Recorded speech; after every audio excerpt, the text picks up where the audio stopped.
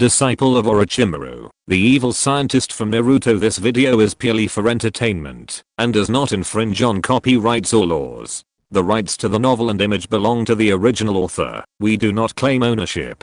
Don't like waiting and want to listen to this fanfic in full now? Subscribe to our Patreon, where you'll find the best fanfics. Chapter 276, Tsunade's little trick. That's not poisoning. Amemiya. Kenichi pinched his nose. He'd just thrown a handful of white phosphorus forward. The smoke produced by burning white phosphorus is toxic, but for those in the ninja world who use cheats, it's not a significant threat, as these ninjas are generally in excellent physical condition. Unless one spends a significant amount of time in the toxic smoke, it's unlikely to cause any problems. This is fundamentally different from people in their previous lives. The main reason white phosphorus bombs were internationally banned in the past was that they were not only dangerous but also inhumane. Once it comes into contact with the skin, it burns continuously, burning through flesh and then to the bone. Combined with the large amounts of toxic gases produced during the process, it can easily cause severe psychological damage and wartime sequelae to soldiers. This is a key reason why it's included in international treaties. Of course, such humanitarian treaties are just pieces of paper, used when needed, but completely useless when desperate. Painful kick. Tsunade shouted furiously, and the next second, Kenichi Amemiya felt the ground beneath his feet instantly crumble. A crack emerged from the flames, and the powerful air current blew a path through Kenichi Amemiya's raging fire. Kenichi Amemiya keenly sensed something was amiss. Tsunade rarely mentioned the names of her jutsu during battle, and now it looked more like she was reminding herself to release a jutsu. At that moment, Tsunade clenched her fist and struck out. Kenichi Amemiya glanced at Tsunade's face. Fortunately, she hadn't used a jutsu like the 100 healings jutsu, proving that she hadn't truly used her full strength. Thinking of this, Kenichi Amemiya realized the root cause of Tsunade's rage. Sister Tsunade, you're not really planning on leaving me in Konoha, are you?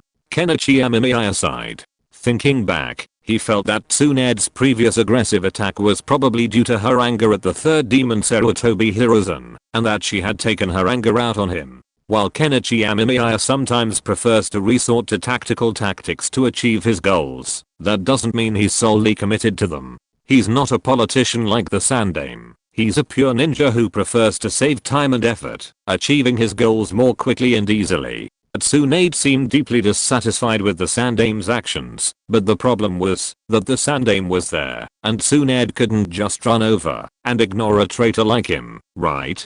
So, he'd become Tsunade's punching bag. After all, if Tsunade was serious about dealing with him, she'd definitely activate the 100 healings technique. Little bastard, let me punch you to vent my anger. Tsunade cursed, striking again. Kenichi Amemiya breathed a sigh of relief. As long as he wasn't serious about a fight, that was fine. Kenichi didn't want any complications with his plan. After all, if the third demon Sarutobi Hiruzen and Danzo saw this, there was no telling what they would think. Then, he might have to replace his teacher and implement the Konoha collapse plan. Fortunately, those gadgets I made earlier aren't going to be useful for now, Amemiya. Kenichi said, abandoning the items he'd crafted as a precautionary measure, saving them for when the real danger struck. After a brief casual fight with Tsunade, Amemiya Kenichi fled using substitution and transformation techniques.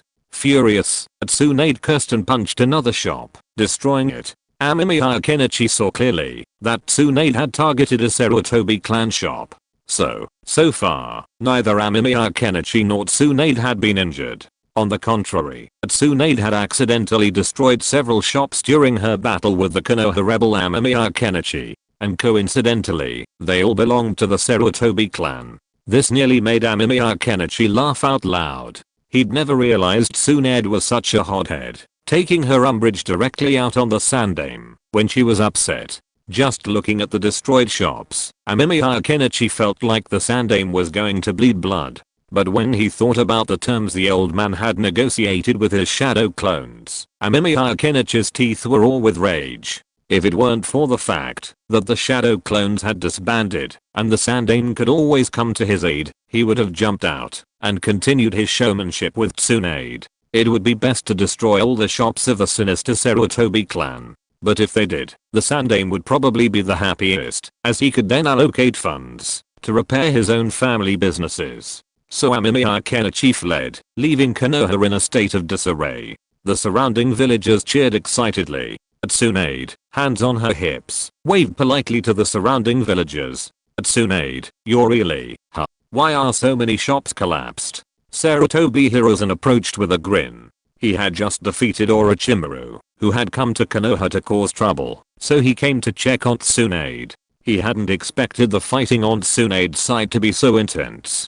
Didn't that brat say it was just a casual performance, that he'd just leave after a quickie? Why was he fighting Tsunade so fierce? And the more Sarutobi Hiruzen looked, the more his expression grew grim. These completely destroyed shops looked like they belonged to the Sarutobi clan, especially the largest hot springs shop. It was the Sarutobi clan's fortune tree, bringing in huge profits every month. Now it was gone, leaving only a ditch. Haha, that little guy, Amemiya Kenichi, is quite capable. I'm taking it a little seriously. Tsunade's mood brightened as she looked at the old man's constipated face. The old man was truly getting younger and younger. Sarutobi Hiruzen took a deep breath. He felt bad for all the property. Building a house was expensive, and Konoha was running low on money these days. Konoha originally had some money, but after Tsunade's return, it was gone. Her creditors came after her, and she withdrew a large sum of money to pay them off. Danzo was very dissatisfied with this, but the Sannin acquiesced. After all, in his opinion, Tsunade was actually a very good candidate for Hokage, at least much better than the old Danzo. Alright, the Sannin sighed. He knew Tsunade was expressing her dissatisfaction, but he had no choice but to accept it. The remaining 8,000 words will be posted tonight. I've been suffering from a stomach ulcer lately, and my digestion hasn't been very good. Chapter 277. It is the wife's duty to collect the remains of her husband. When Kenichi Amemiya found Sasuke, he was crying, and beside him stood a red-eyed Uchiha Mikoto. It was clear that it was Mikoto who had done the violence. Kenichi Amemiya scratched his head. Honestly, he had intended to teach Sasuke a lesson. While Kenichi knew Sasuke was still young and his actions were understandable, Sasuke's actions had, in a way, put him, Sasuke, and Mikoto in a dangerous position. A lesson was necessary. It was unexpected that Mikoto had intervened, but that was understandable. This was Konoha Tsunade's Konoha. Even without Tsunade, the Sannin alone was no easy task, and the current Sannin wasn't the same older Sannin he would be in the future. If Sasuke hadn't called out, Kenichi Amemiya could have taken his time considering whether to save Mikoto and how to do so. But Sasuke shouted, which put Amemiya Kenichi in an awkward situation. However, from this point of view, Uchiha Mikoto obviously knew this, so she beat Sasuke with red eyes. Have you taught him a lesson? Amemiya Kenichi said very politely. This had nothing to do with strength, it was just out of respect for the elders, just like calling grandpa or grandma when you see an older person. I'm sorry, Mr. Amemiya, my son has caused you trouble. But Uchiha Mikoto bowed directly, the kind of 90-degree bow, with a very sincere attitude. Sasuke on the side also wiped his tears, and said vaguely I'm sorry. Seeing this, Amemiya Kenichi felt a little embarrassed to lose his temper. After all, the other party's attitude was indeed very sincere, not to mention Sasuke's age. Naturally, Amemiya Kenichi couldn't compare to Sasuke. When Sasuke was his age, he was just a tearful little kid in kindergarten. Sasuke's current performance owed a lot to Uchiha Mikoto's upbringing. It's okay, it's okay. Sasuke's always been very well behaved. It's just that he wasn't able to see his mother for a long time today, so he was a little emotional, Amemiya Kenichi said politely. Since he had already retrieved Uchiha Mikoto and Fugaku's remains, he had to make good use of this favor. However, looking at the gentlewoman before him, Amemiya Kenichi felt a surge of curiosity. Honestly, he couldn't understand why Uchiha Mikoto was in this place. Uchiha Mikoto's strength was undoubtedly not that great. Amemiya Kenichi had heard Shizu mention that Uchiha Mikoto, the clan leader's wife, had been a jonin of Konoha before becoming a housewife. While jonin might appear impressive, there were actually differences in strength between them, and Uchiha Mikoto was clearly a more average type. Of course, there are also some jonin who are the type who keep a low profile in normal times, but speak loudly when it matters most. A representative example is Akaji. What a pity I didn't get the 8 gates of ninjutsu, sighed Kenichi Amemiya. If he could get the 8 gates of ninjutsu, it would have greatly improved his combat power. However, what puzzled Kenichi Amemiya was that to become a jonin, one should at least have basic intelligence analysis skills. Uchiha Fugaku's body was hung at the gate of Konoha, and everyone knew it was a trap. So a ninja like Uchiha Makoto would know that, if she came to Konoha, not only would she not be able to take her husband's remains away, but she might also end up dying there. If that was the case, why did Uchiha Makoto come? It's my duty as a wife, to help my husband who died in battle rest in peace. After hearing Kenichi Amemiya's doubts, Uchiha Makoto answered his question with a gentle smile. Kenichi Amemiya was stunned for a moment. He hadn't imagined this was the reason. But looking at Makoto Uchiha's eyes, Kenichi Amemiya knew she had truly committed suicide before she even set foot in Konoha. She'd been unlucky enough to run into Tsunade, leaving her without even a chance to commit suicide. She was captured alive, triggering a series of subsequent incidents. What about the Uchiha who escaped Konoha with you? Where are they now? Kenichi Amemiya asked another question. He didn't know if Shisu Uchiha and Itachi had found the escaped Uchiha clan members. If not, the Uchiha clan would owe him an even greater debt. After we left Konoha, Makoto Uchiha started to recount their journey, but before she could finish, Kenichi Amemiya interrupted her. He didn't want to discuss such matters in Konoha's environs. If Konoha's ninja heard them, or if they were caught up, it would be very troublesome. Some of Konoha's ninja were experts in tracking. So, Amemiya Kenichi invited Uchiha Makoto to his airship. I saw this thing last time, when I was home, but I didn't expect it to be so big. Makoto stroked the airship's interior with a touch of wonder. Few within the Uchiha clan knew that Uchiha Shisu was leaving Konoha with some of his clan members to seek survival outside. Uchiha Makoto knew, after all, it was connected to her 2 sons. So, she'd been watching that day, and when she saw the Sannin dashing out, she almost couldn't help but open her eyes and chase him. She knew the Sannin was powerful, and she knew the difference between them, but her 2 sons were there.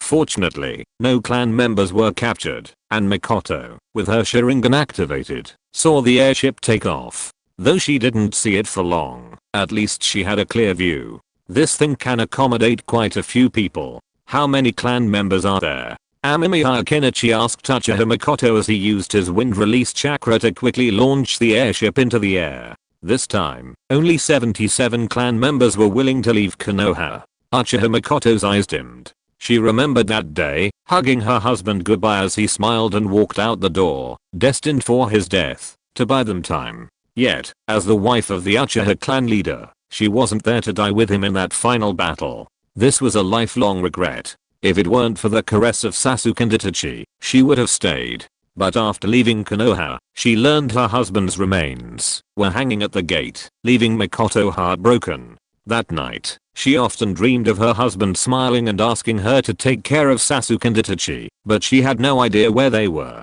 Countless torments, countless searches with no success, finally led Makoto to a decision. To come to Konoha to collect the remains of her husband, Uchiha Fugaku, and lay him to rest in peace. Itachi and Shisu, along with the Uchiha clan members who left Konoha earlier, are all looking for you. Unaware of Makoto's preoccupations, Amemiya Kenichi was currently piloting his airship toward the location Makoto had mentioned. However, Makoto had only given a rough location, so he could only head for it for now. Yes, I heard Sasuke tell me, Makoto smiled. She already knew their location from Sasuke, but she hadn't expected it to be the Land of Rice. It was a truly remarkable difference, considering the Land of Rice was north of Konoha, while their current location was south.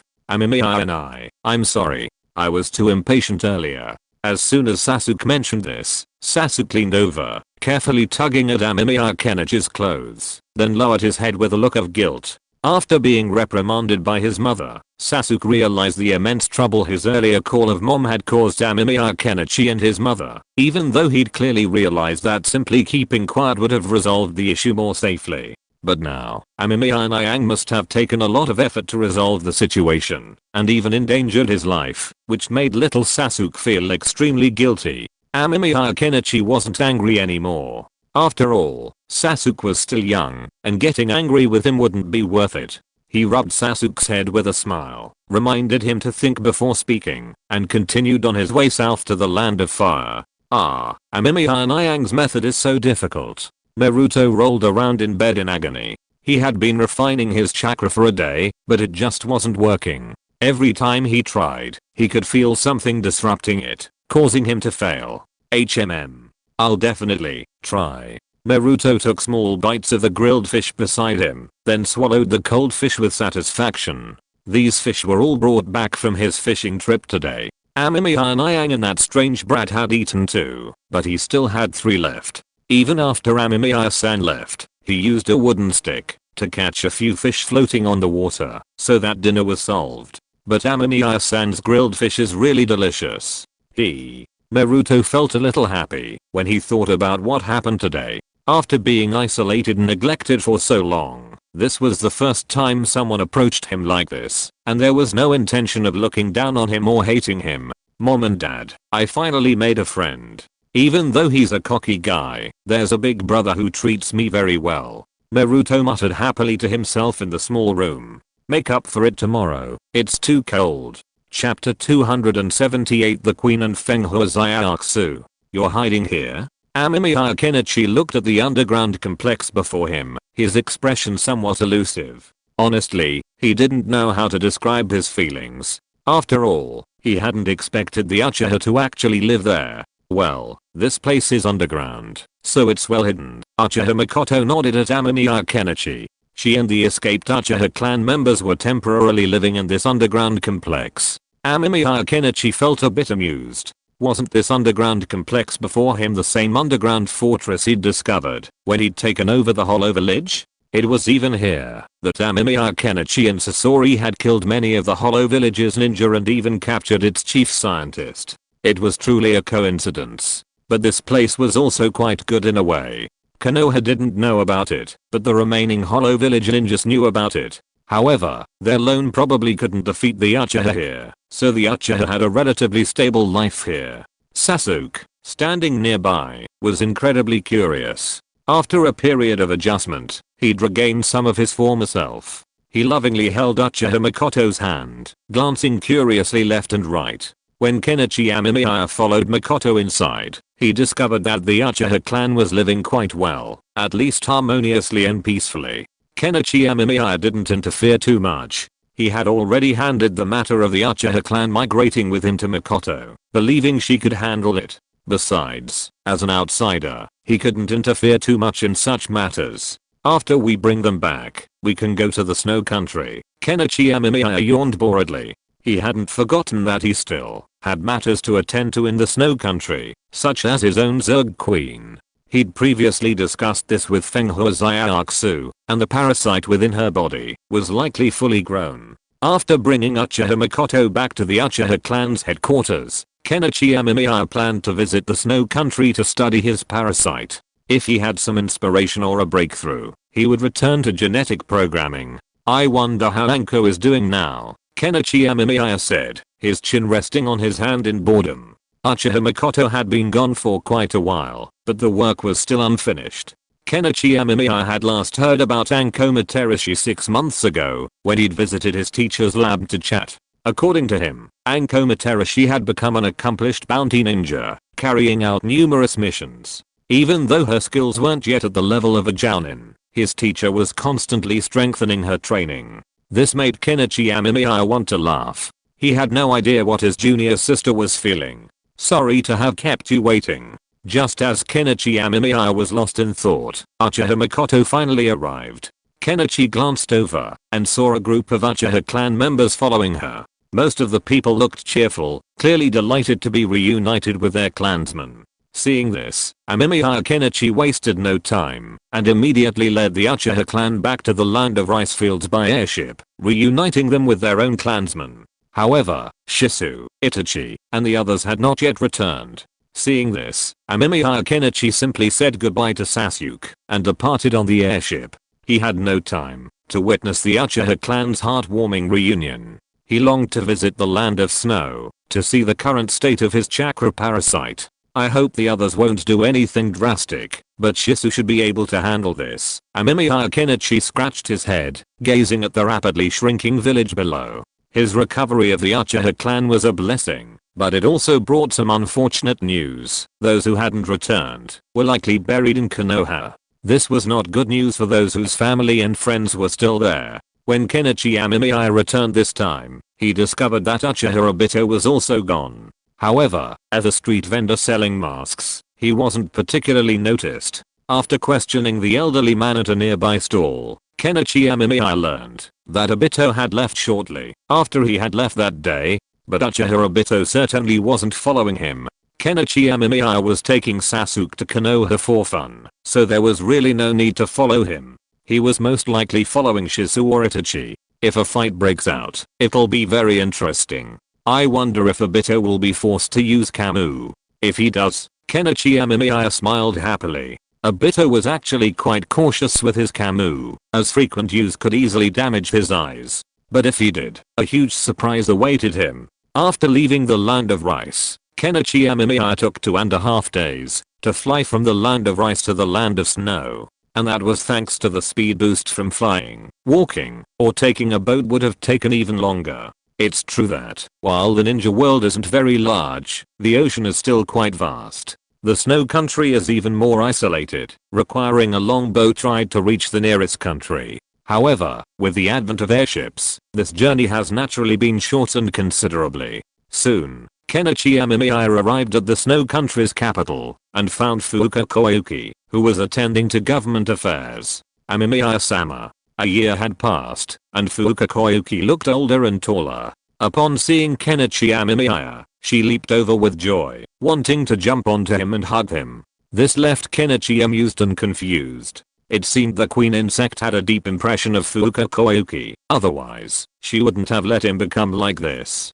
Thank you for your hard work lately. Kenichi Amemiya rubbed her head. He didn't let her hug him, but instead held her down. Fuuka Koyuki's eyes welled up, but she didn't object. It's not hard to serve Master Amemiya.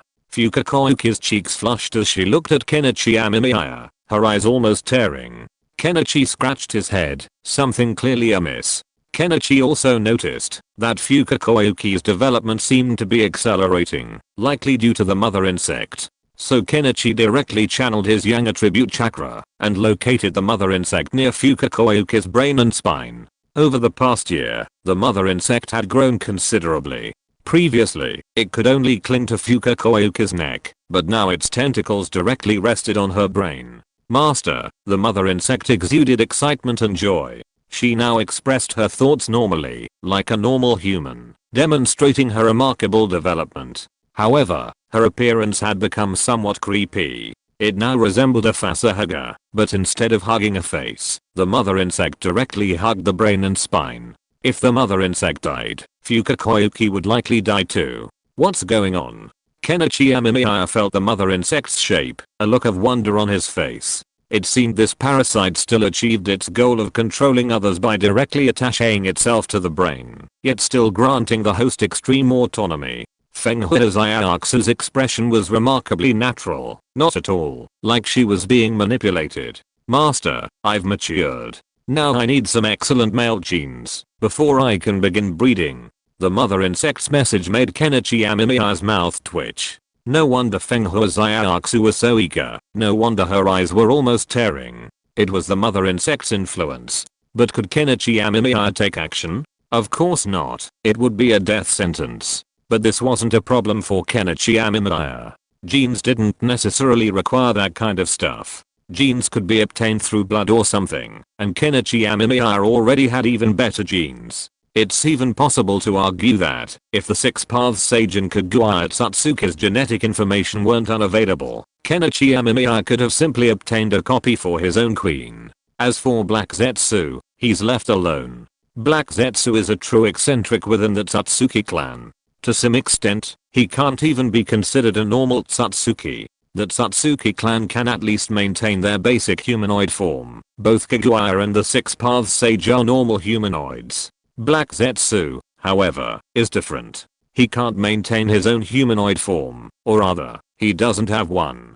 He requires external assistance, such as a Bito or white Zetsu, to maintain his form. Otherwise, he's just a black mass of mud. From this perspective, Kenichi Amemiya suspects that Kaguya Satsuki urgently used chakra or some other means to create a black Zetsu before being sealed. While not a fully formed being, it does grant black Zetsu a relatively long lifespan and unique abilities, likely inherited from the Satsuki clan. But then, Kenichi Amemiya was stunned.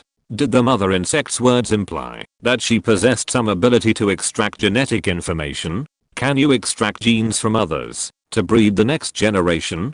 Kenichi Amemiya couldn't help but ask. He was deeply curious about this question. If the mother insect truly possessed such an ability, Master, I can secrete some of my fluid to split and recombine genes, selecting the best from the best, and breeding a more perfect next generation. The mother insect replied quickly, her loyalty to Kenichi Amemiya are unquestionable. Kenichi Amemiya felt a surge of delight. If this were true, wouldn't he be able to use the mother insect's fluid to refine his genetic programming? Then, he could crack the secret of the Sharingan. I've always believed that the Sharingan's greatest secret is related to this gene, but the problem is that it's only at the stage of demonstration, lacking a sufficient experiment to support my theory. Kenichi Amemiya rubbed his hands excitedly. As expected, a break from work was essential. If he had been toiling away in the lab on his genetic programming, it would have been questionable whether he would have achieved any results by now. Now, having arrived in the land of snow, he had originally intended only to see how his parasite was faring, but unexpectedly, he had received a surprising reward. If it truly worked, it would be a significant improvement. Give me some of your fluid, Amemiya Kenichi stated straightforwardly. However, he then inquired whether such an operation would affect the mother insect's health. Fortunately, the mother insect explained that secreting the fluid wouldn't have any negative effects, except that it would consume some energy and require Amemiya Kenichi to replenish it with high quality chakra, which wasn't a problem for Amemiya Kenichi. It was the method of secretion that left Amemiya Kenichi somewhat at a loss for words, even imagining Fenghua Zaiatsu spitting into a test tube. Of course, the mother insect also suggested another method of providing the fluid, but he was immediately dismissed by Amemiya Kenichi. Master, what about this gene supply? The mother insect asked wearily, but then Amemiya Kenichi injected it with Yang attribute chakra to replenish its body, instantly energizing it once more. Wait a minute, let me do some research. Amemiya Kenichi didn't respond immediately. He had originally considered using Sasuke or Naruto's genes as a donor. Perhaps that would be a better option. These two children's genes were more atavistic, closer to the Satsuki clan's bloodline, making them ideal candidates for the queen's genes. However, for now, Amemiya Kenichi decided to experiment first, seeing if the secretions could help him refine his genetically programmed ninjutsu. If possible, Amemiya Kenichi planned to do it himself, then improve his own genes, before offering them to the queen. Master, I can improve it accordingly, the queen said anxiously, wagging her tail. Hearing this, Amemiya Kenichi glanced at the queen. If that was the case, then providing some genetic information wasn't a problem. So, he pricked his hand and squeezed out some blood. The queen's task of extracting genes to breed the next generation was complete. How long will it take? Amemiya Kenichi asked the queen. Chapter 279. Who still plays traditional Zerg? It takes 3 days to hatch the next generation. If you want an excellent next generation, it takes 15 days, the queen replied respectfully. Amemiya Kenichi raised an eyebrow. So, these insects are divided into excellent and ordinary ones? Amemiya Kenichi, always one for asking questions, intrigued. Master, ordinary next generations have no negative impact on the host's body. They only slightly increase their stamina and strength, and suppress their pain threshold, preventing them from feeling pain and fighting, the queen explained carefully. Over the past year, the queen hadn't been idle. Through Fenghua Zaiatsu, she had learned a great deal about humans, and her speech had become much more normal. What about the excellent ones? Amemiya Kenichi looked at Fenghua Zaiatsu before her. Now the queen could speak through her mouth. which was a good thing. Otherwise, he would have had to maintain a connection with the queen. Frankly, this ordinary parasite already pleased Kenichi Amemiya quite well. It had no negative effects on ordinary people, and it could slightly increase their strength and stamina, even suppressing their pain threshold. Isn't that like turning an ordinary person into a zombie? This made Kenichi even more excited about what abilities a superior parasite could bestow upon its inhabitants. If the effects were good, perhaps promoting the parasite himself would become much easier. After all, there were no fewer people in this world pursuing the art of parasitism than in his previous life. The next generation of excellent parasites can help these ninjas refine chakra faster, store some within them, and completely suppress their host's pain. They can even replace the injured part of the host when it's injured, the mother parasite said proudly, and Kenichi Amemiya's eyes lit up with satisfaction. Beyond anything else, simply helping ninjas refine chakra faster and store some chakra was impressive. Add to that the complete pain suppression, and you have no problem fighting, even if someone chopped off their hand. This would increase the parasite's appeal to ninjas, extending beyond the realm of ordinary people. After all, the ninja world ultimately rests on the ninja.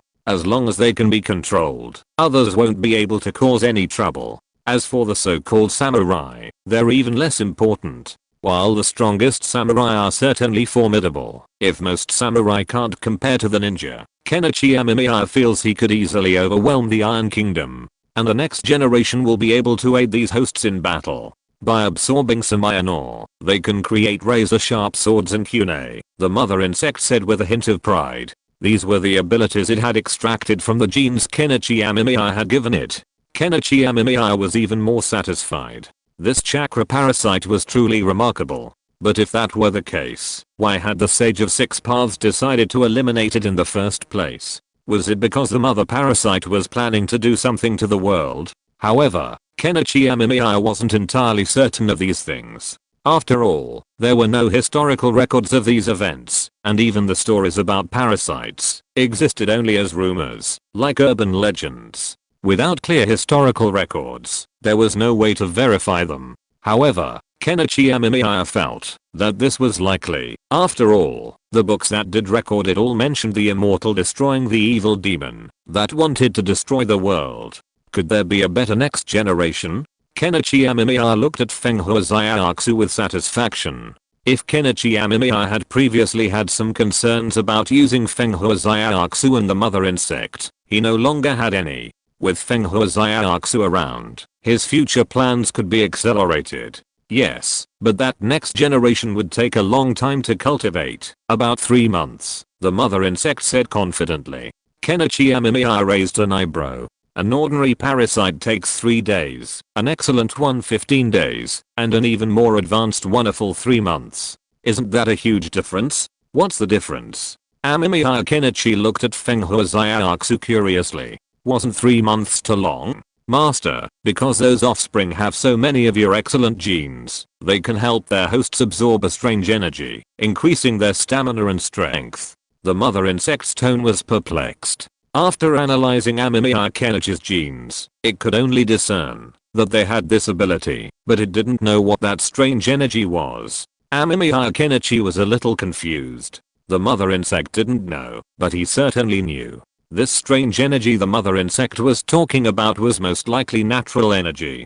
Didn't that mean that the offspring, bearing their own genes, could help their hosts cultivate sage mode? That didn't make sense. How could these next generations, bearing their own genes, be like their own children? Then wouldn't those who were parasitized by the parasite be their own children? Amemiya Kenichi's expression instantly turned into the emoji of an elderly person on the subway looking at their phone. He didn't know how to describe his current mood.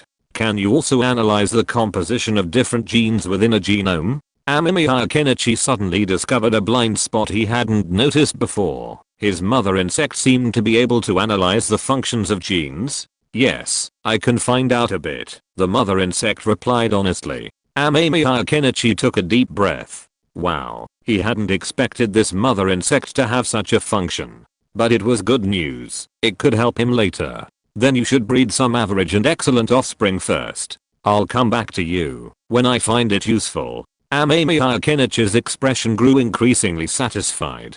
The mother insect's ability was truly powerful. With the mother insect's help, Amemiya Kenichi felt his plan's success rate had increased significantly. He was also beginning to question the true origins of this lineage of mother insect parasites. After all, their abilities and forms didn't seem like something found in the ninja world.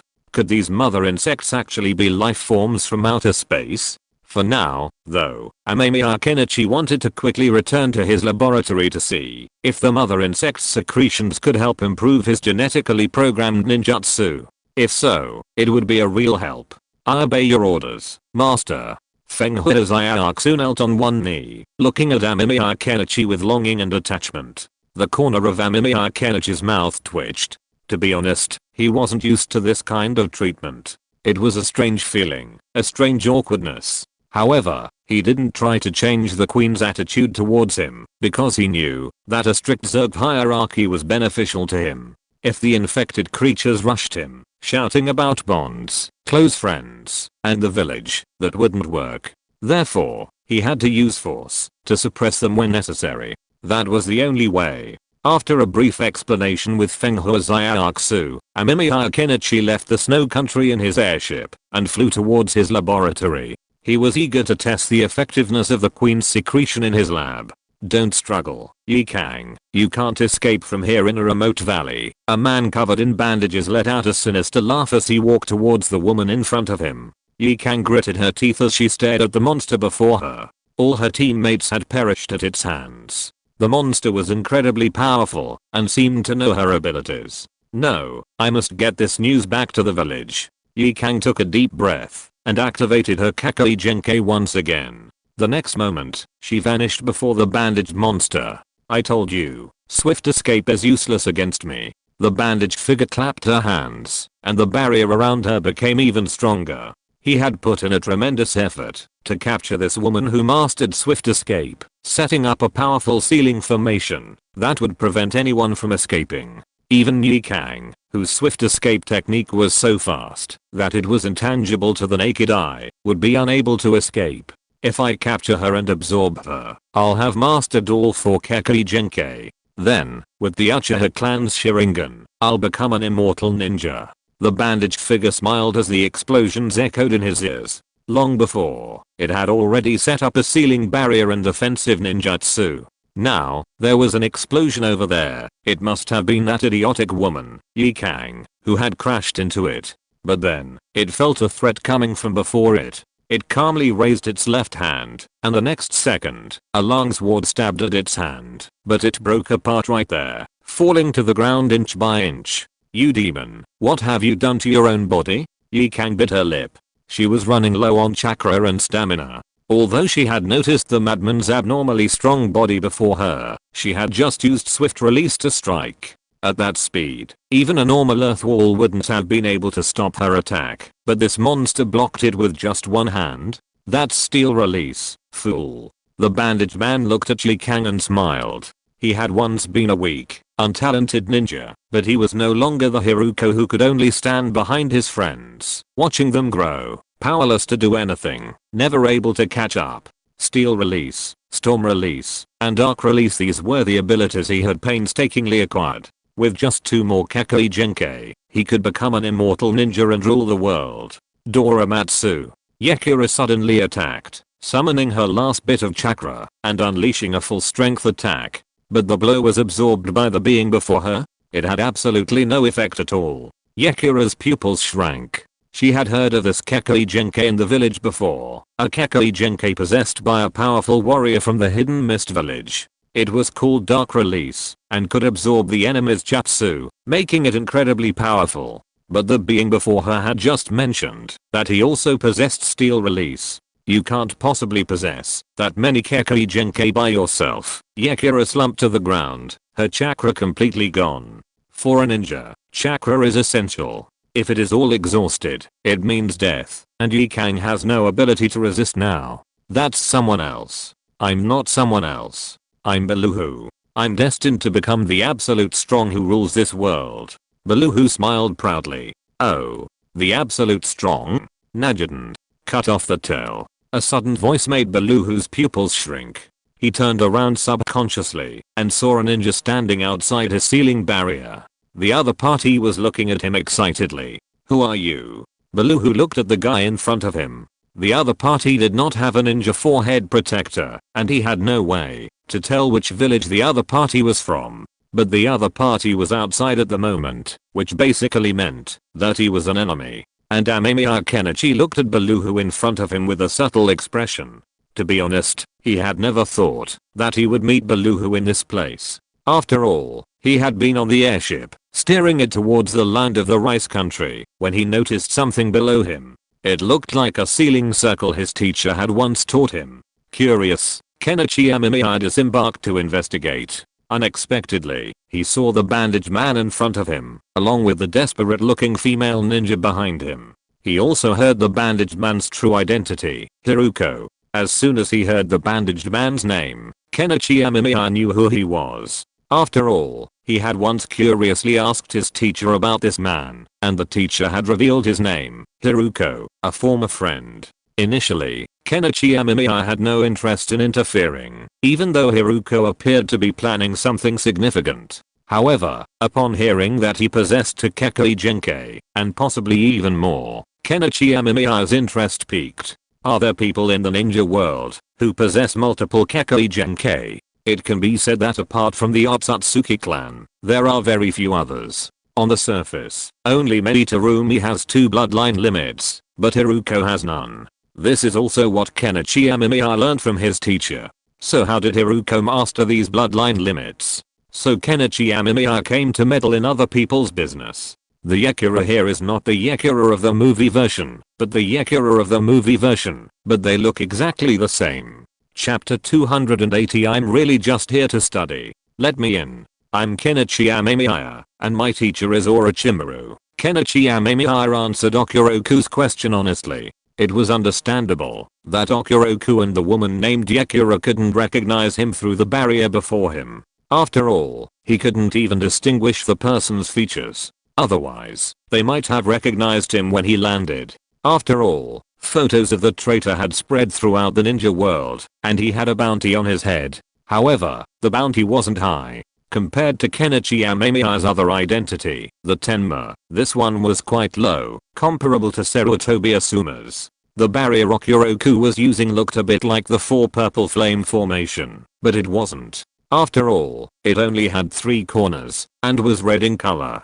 Seeing through it was like looking through frosted glass, making it difficult to see clearly. Orochimaru? Are you Orochimaru's student? Okuroku was stunned by this, staring at Kenichi Amemiya outside with some surprise, while Yakura closed her eyes in despair. She knew of Amemiya Kenichi, a Konoha renegade ninja. He had previously been an A-rank renegade, but after attacking Konoha, he was demoted to an S-rank renegade ninja, a rank typically reserved for jonin. Yakura had given up hope of surviving.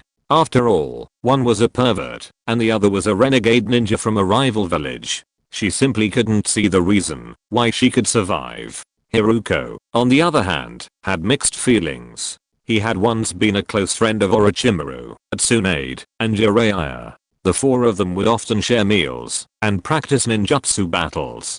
But he soon found himself falling behind his friends. He had tried hard, but the harder he tried, the more desperate he became. No matter how hard he tried, he couldn't catch up.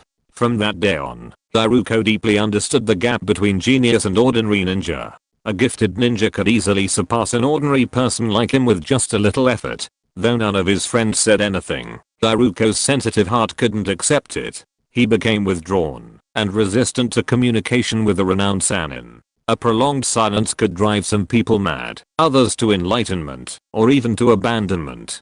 Hiruko clearly chose the former. He then chose to study ninjutsu, only to be discovered by the Sandaime and eventually defect from Konoha. Orochimaru, did your teacher mention me? Hiruko knocked Hikari unconscious with a palm strike. He then dragged Hikari aside, pulled out a scroll, and casually chatted with Amemiya Kenichi. He also kept a vigilant eye on Kenichi, ready to retaliate if he attempted anything like attacking the barrier. Although Kenichi was a disciple of his former friend Orochimaru, Hiruko wouldn't let his guard down, especially since he'd been hunted down by his friends when he defected from Konoha. I mentioned that the teacher said you are a very talented and thoughtful ninja, and some of the teacher's ideas were inspired by you. Amemiya Kenichi naturally knew what Higuchi was worried about, but he was not in a hurry. Amemiya Kenichi had seen the defensive barrier in front of him before in the defensive barrier encyclopedia given by the teacher, and it was not very difficult to break through. What he was more interested in was how Higuchi absorbed so many bloodline limits. He was very interested in this. After all, Higuchi had obviously mastered the method of fusing bloodline limits. Amemiya Kenichi also wanted to think about it. When he merged the rare bloodline limits in the world, what kind of person would he become? Oh, that guy Orochimaru has always been very arrogant. How could he say such a thing? Higuchi sneered. What's more, he was talking to a waste like me. Higuchi added in his heart. I can't help it if you don't believe me, but Uncle Hiruko, can I ask how you achieved your Kekkei Genkei? Amemiya Kenichi shrugged. His teacher had indeed said so, but there was nothing he could do if others didn't believe him. He was more interested in Hiruko's method of achieving his Kekkei Genkei. He remembered no such person appearing in the anime, which proved that Hiruko was likely from the theatrical version. The theatrical version's worldview and plot were sometimes independent of the anime, like the Sky Ninja Village and the Snow Country. Such convenient flying gadgets and chakra armor that amplified ninja power, yet they didn't appear in the main series. Must be fools not to see the purpose of these things. Flying ninjas could make a fool of Iwagakure's proud mountain defenses, and chakra armor could amplify the power of Genin, Chunin, and Jonin. While not much, it was better than nothing. Even so, Konoha hadn't intervened, as if they hadn't noticed. Therefore, Kenichi Amemiya believed that the theatrical version could be independent of the main game, so that any plot changes in the theatrical version would not affect the main game's plot. This is Kisara, a jutsu I developed that will allow me to become the ultimate ninja. Speaking of his own jutsu, Daruho's expression grew prouder. He was the one who developed Kisara. And what about Orochimaru? What about Tsunade? What about Jiraiya? In the entire ninja world, no one had developed a jutsu as effective as his, not even the renowned second Hokage. In this respect, he could be said to be the undisputed leader of all ninjas. With such talent, why couldn't he become the man at the pinnacle of the ninja world? Furthermore, he already had 3 Kekkei Genkei. With the fusion of Hagura, he would have 4. With just one more, he would become the ultimate ninja. Kisara. Kenichi Amemiya was stunned. He seemed to have heard the name of this jutsu in a Naruto review video before, and it was ranked relatively high. Although Kenichi Amemiya couldn't remember the specific effects, he now knew that the Kisara jutsu was used to fuse Kekkei Genkei. He had to obtain this jutsu. Meanwhile, Kenichi Amemiya also saw that within the barrier, Hiruko was transferring the female ninja from earlier to a scroll. Kenichi Amemiya scratched his chin. Could Hiruko be planning to demonstrate the Kisara jutsu to him live? Uncle Hiruko? Kenichi Amemiya knocked on the defensive barrier before him, only to be instantly blasted. However, this small amount of damage was no problem for Kenichi Amemiya, so he remained firm in his message. Hiruko glanced at Kenichi Amemiya. This brat was quite capable, and he was still okay with this? What are you doing, brat? Hiruko glared at Kenichi Amemiya with a stern expression. While the other party was quite capable and a student of Orochimaru's, if he dared to disturb him, Hiruko would not sit idly by. He'd run away enough before, and this time, he swore he would never run away again. He would climb step by step to the pinnacle of the ninja world, and become its strongest ninja. I don't mean to interrupt you from completing your Kijira no Jutsu. I'm just asking if I can watch from the sidelines for a bit. Amemiya Kenichi said with a chuckle. He planned not only to watch, but also record the entire process. Hiruko stared at Amemiya Kenichi in astonishment. Was this guy a pervert? How could he even ask such a thing? Hiruko said he had never seen anything like it. But before Hiruko could refuse, he saw Amemiya Kenichi whip out a sword gleaming with lightning, and thrust it in with a swift, unblinking motion. He then stepped in. As soon as Amemiya Kenichi entered, he saw a ball of fire rapidly hurtling towards his face. But that wasn't the end of it. At the same time, behind him, he heard a sharp sound piercing the air. I really do. Amemiya Kenichi was speechless. How could the truth be so unbelievable these days? Amemiya Kenichi really only came here to observe and learn. Easily dodging the attack with a flash of body movement, Amemiya Kenichi couldn't explain anything before he sensed something was amiss. He could actually hear thunder in the desert. Turning his head, he saw that Li Kang was gone. Meanwhile, a small figure stood on a sand dune not far away, rapidly forming hand seals. Are you really a cumulonimbus cloud? Wouldn't it be better to use this power for the benefit of the world? Amemiya Kenichi looked at the shadow clones pursuing him, then at the dark clouds overhead. In a split second, the clear sky had transformed into a rainy one. This was a desert, a place with extremely harsh climate conditions, yet Bilu had somehow managed to conjure a thundercloud from the very place. This kind of power, in his previous life, would have easily made him a wealthy man, free from the daily grind of work, simply bringing down rain wherever it was needed. He could even become a humanoid weather weapon. Let me show you the power of storm release. Hiruhu looked down at Kenichi Amemiya, who was entangled by his own shadow clones. He completed his final hand seal, and, immediately from the cumulonimbus cloud, countless tiny lightning spears erupted. They continuously rained down from the sky, shooting towards Kenichi Amemiya on the ground. This is truly fascinating. Controlling lightning is so convenient. Kenichi Amemiya repeatedly dodged the rapidly approaching lightning spears, which formed small glass pits in the ground. Is lightning release powerful? Of course it is. Its destructive power is even among the highest in ninjutsu. Uchiha Madara previously used the lightning of Senjutsu storm release to disrupt the yin-yang release black rod, demonstrating its astonishing destructive power. However, the biggest problem with lightning release is that it is difficult to control. While ninjutsu like Kakashi's Chidori require the Sharingan to use, storm release is different. These lightning bolts continuously pierced Kenichi Amemiya's body. Without human control, this would be impossible. Kenichi Amemiya could only manage the approximate location of the Thunder Dragon's descent, unable to precisely control it. But this storm release could do just that. But if this continues, there's no point in discussing this ninjutsu. Kenichi Amemiya dodged the lightning bolt once again. The lightning spear grazed his face and struck the sand behind him, creating a glass crater. Kenichi Amemiya also entered Sage mode. Although this is a cumulonimbus cloud created by your ninjutsu, how much energy can you control? Kenichi Amemiya glanced in the direction of Hiruko, stomped his foot, and rushed over.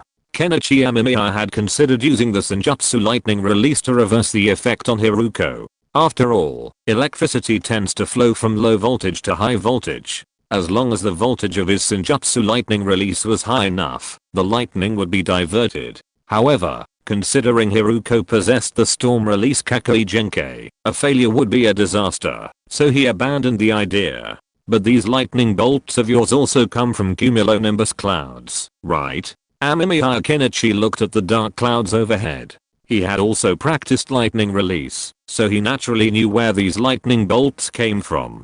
The average ninja didn't have that much chakra to waste. Hiruko wasn't from the Uzumaki clan, nor did he possess a Jinkriki within him. It would be difficult for him to handle so much continuous lightning on his own, so natural conditions were crucial. So, the question was, how do cumulonimbus clouds usually form? Amemiya Kenichi knew the answer, but what he needed now was to make them disappear. Generally speaking, cumulonimbus clouds dissipate easily when the temperature rises and the humidity drops. However, there were also simpler solutions. Strong enough winds to blow away the clouds, quickly dispersing them. Even a powerful enough explosion could dissipate them. However, Amemiya Kenichi wasn't well versed in wind jutsu, so this time he opted for fire jutsu to dissipate the cumulonimbus clouds. As long as the temperature continued to rise, allowing the heat to evaporate the moisture within, the clouds would naturally dissipate. Then, a towering wall of flame erupted from Amemiya Kenichi's mouth, rapidly gushing towards Hiruhu. Before the flames even reached Hiruhu, he felt his hair curl, his eyes widening in horror. How could this brat possess such a vast chakra capacity? And what kind of ninjutsu was this? Why was the temperature so high? Hiruhu felt a twinge of regret. If he had known this brat was so formidable, he should have used his masterpiece, the powerful ninjutsu known as Storm Demon Dragon. With that ninjutsu working, the brat would surely be dead. But now, He could only contend with a wall of fire that practically obscured the sky. Chapter 281 Negotiation Methods. The intense heat instantly evaporated all nearby moisture. Even before the searing flames reached Hiruko, his mouth felt dry. Could this kid really perform a fire jutsu of this caliber? Hiruko suddenly felt like he'd been living a fool's life. How old was Kenichi Amemiya? He could already perform a jutsu of this caliber? Hiruko thought about what he'd been doing when Kenichi Amemiya was his age, but then realized he was still accompanying his captain on supply missions. Such talent would be considered a true genius in Konoha. So, how idiotic must Sarutobi Hiruzen be to force such a talented ninja to betray the village? This talent reminded Hiruko of his 3 former friends, the ones who smiled and walked, easily outpacing him even if he ran. That's why I hate you geniuses. Hiruko roared angrily, then tried his best to use Storm Release, hoping to shatter the flames with thunder from the sky. But the lightning fell, like a drop in the ocean, completely ineffective. This left Hiruko's stomach aching, and he could only grit his teeth as he stared at the wall of fire that was coming at him. He had nowhere to run now. He hadn't yet mastered the swift release technique, otherwise he wouldn't be in this predicament. Damn brat. Hiruko gritted his teeth, looking at the unconscious Yikang beside him and sighing. If the swift release technique hadn't been so rare and so perfectly aligned with Hiruko's plans, Hiruko would have ignored the woman. But facing the surging wall of fire, Hiruko could only defend himself, doing his utmost to defend himself, and he had to take care of Yikang, the burden. After all, a fire jutsu of this magnitude was impossible to dodge, and even countering it with water jutsu was difficult. Even after unleashing the strongest defensive jutsu he knew, Hiruko felt a suffocating sensation, a burning sensation in his trachea and lungs. The blazing flames completely drained the surrounding oxygen, creating an oxygen-free zone. This was due to the lack of combustible materials nearby. Otherwise, the smoke from the burning combustibles would have severely damaged Hiruko and Yakira. In most fires, the majority of deaths are attributed to toxic gases, not the fire itself. Instantly, the raging flames engulfed the sandy slope ahead, swallowing Hiruko's form. He won't die, will he? Amemiya Kenichi rubbed his chin, watching the flame-enshrouded sandy slope from a distance. He wasn't sure if Hiruko would die. After all, he had expended a tremendous amount of chakra this time, specifically to perform this massive fire-style jutsu. The sky-blackening flames looked striking and impressive, perfect for a disaster film. However, this jutsu wasn't particularly lethal. Against a formidable force like Uchiha Madara or the Third Hokage, a jutsu of this magnitude would only be considered a waste of chakra. Uchiha Madara probably didn't even feel like looking at him. At most, he'd comment on how ninjas were becoming increasingly clueless and wasting chakra recklessly. Ninjutsu in the ninja world isn't about who uses the most chakra being superior. If it were a true chakra forward comparison, many people wouldn't be able to match the tailed beasts, yet they were still easily defeated by powerful ninjas. The Uchiha clan even made the tailed beasts into giant figurines. Obito even used his manger ki to control the Nine Tails. While it was a trick, it was still a success. This shows that having a large amount of chakra doesn't necessarily mean it can withstand ninjutsu. Kenichi Amemiya's lavish use of chakra was to dispel the cumulonimbus clouds in the sky, and the effect was already evident. Thanks to his deliberate manipulation, the clouds had dissipated somewhat. "Kid, are you going to die with me?" Obito shouted angrily, though his voice sounded a bit weak. Amemiya Kenichi glanced over. The flames had already passed. Of course, this was also because Amemiya Kenichi had manipulated them to collide with the cumulonimbus clouds. This single step alone had drained a significant amount of Amemiya Kenichi's chakra. However, it certainly had an effect. Sunlight once again shone upon the desert. Meanwhile, Hiruko was still alive, though he looked rather utterly dejected. A bulge had appeared in the dark desert, like a tortoise shell, and Hiruko's head poked out from within, looking quite comical. Even Hiruko's hair looked curly from the intense heat. How could that be? "Uncle Hiruko, I simply wish to learn your Kidai no Kisara technique," Amemiya Kenichi said calmly. Hiruko had also noticed something unusual in the sky. The dark clouds had dissipated. How had this brat managed to do that?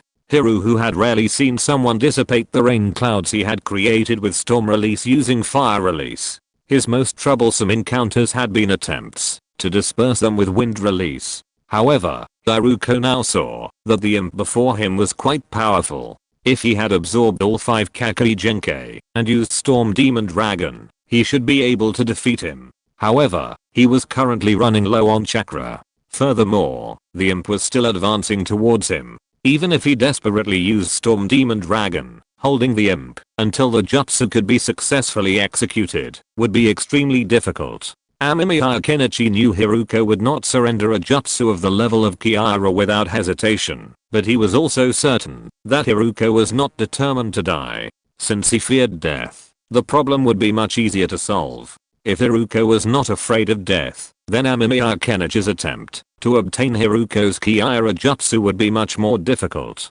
After all, Haruko was not afraid of death, so how could he be frightened by it? You want to learn Kiara? When Amemiya Kenichi approached Haruko, Haruko was fiddling with Yakira. Yakira's breath was a little weak, but he was still alive. Yes, I want to learn every ninjutsu in the world. Amemiya Kenichi nodded, then crouched beside him, his chin in his hand, watching Haruko's movements. You're just like your teacher, Orochimaru. Haruko paused, glancing at Amemiya Kenichi beside him. Amemiya Kenichi's words brought back memories of the past. During their conversation, Orochimaru had also expressed his desire to learn every ninjutsu in the world. Back then, Jiraiya had said his dream was to master the transcendent release technique and travel to the hot springs of every world. After all, Jiraiya was sent flying by a furious Tsunade's punch. Orochimaru had even secretly told him that Jiraiya should never be with Tsunade. After all, he loved her, but he was also a playboy. How could he possibly be with her?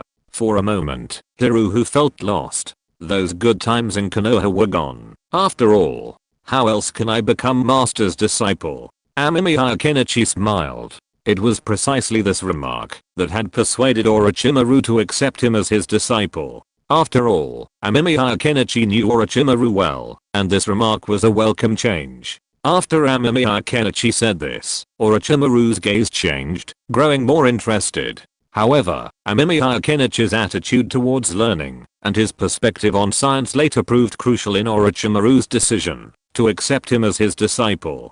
So, do you think I'll teach you Kisara? Haruko looked at Amemiya Kenichi with a playful look. You definitely won't, but I'll make you agree. Amemiya Kenichi smiled at Haruko. He knew Haruko wouldn't voluntarily hand over Kisara's jutsu, but he had plenty of ways to deal with Haruko.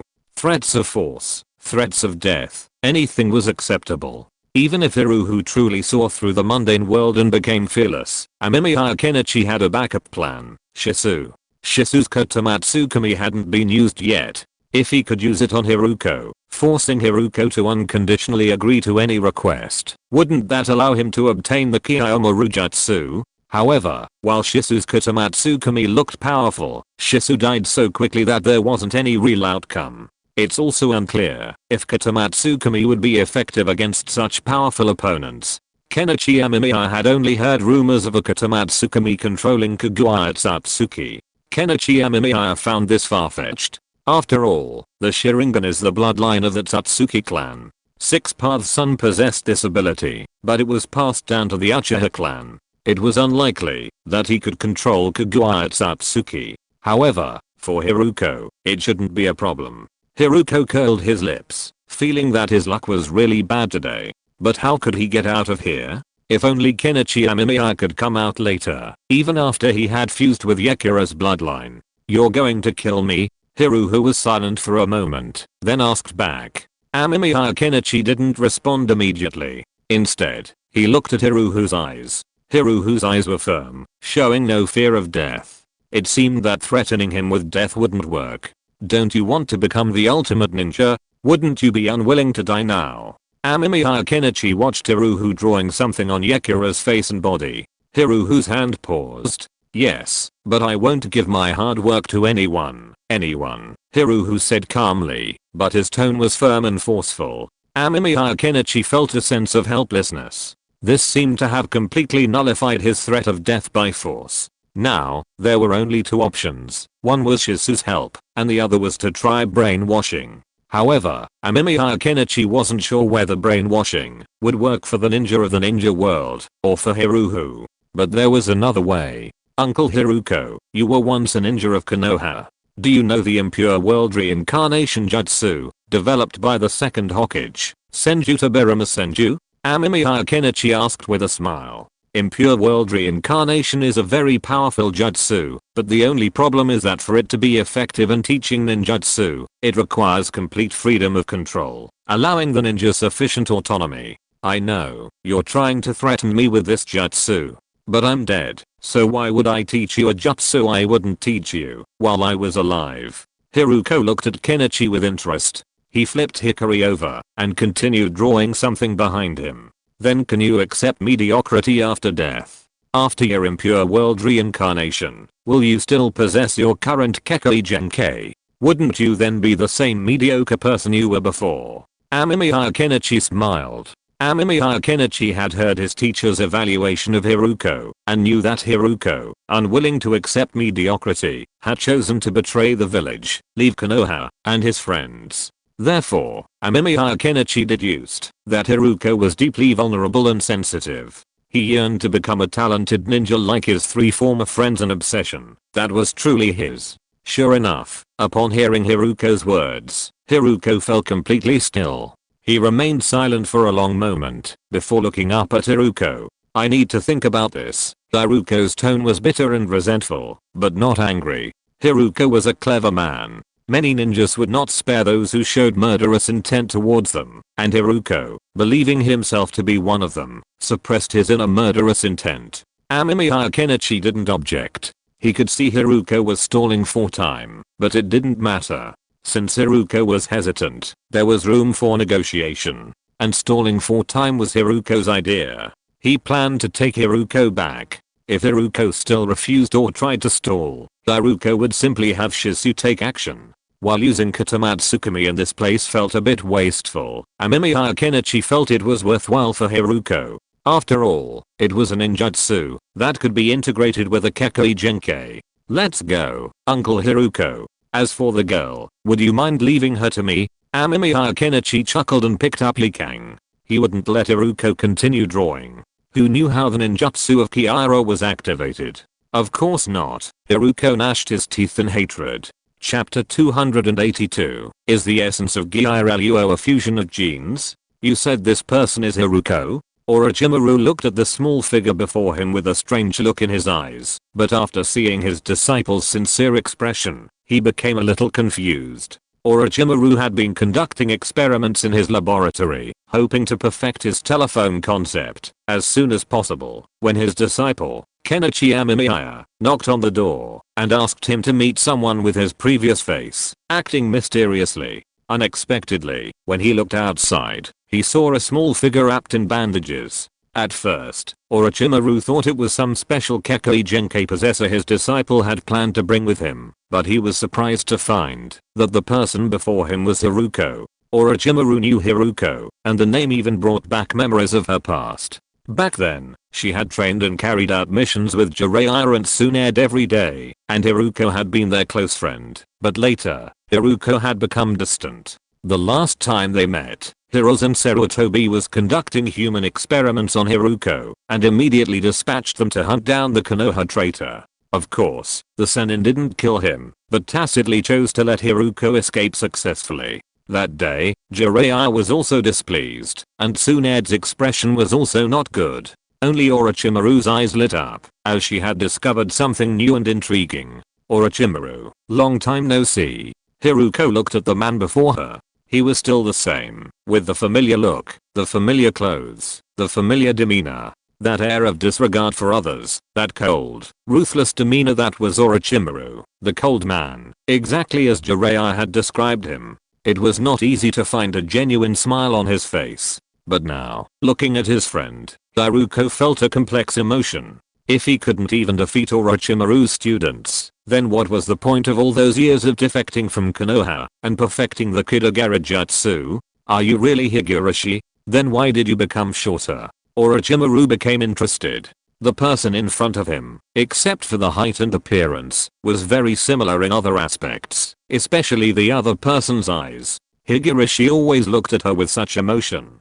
But what made Orochimaru even more curious was why Higurashi suddenly became smaller. She looked almost the same as when she was a child, except that she had more bandages on her body. It felt like an adult's soul was stuffed into a child's body. It's just a side effect of the ninjutsu.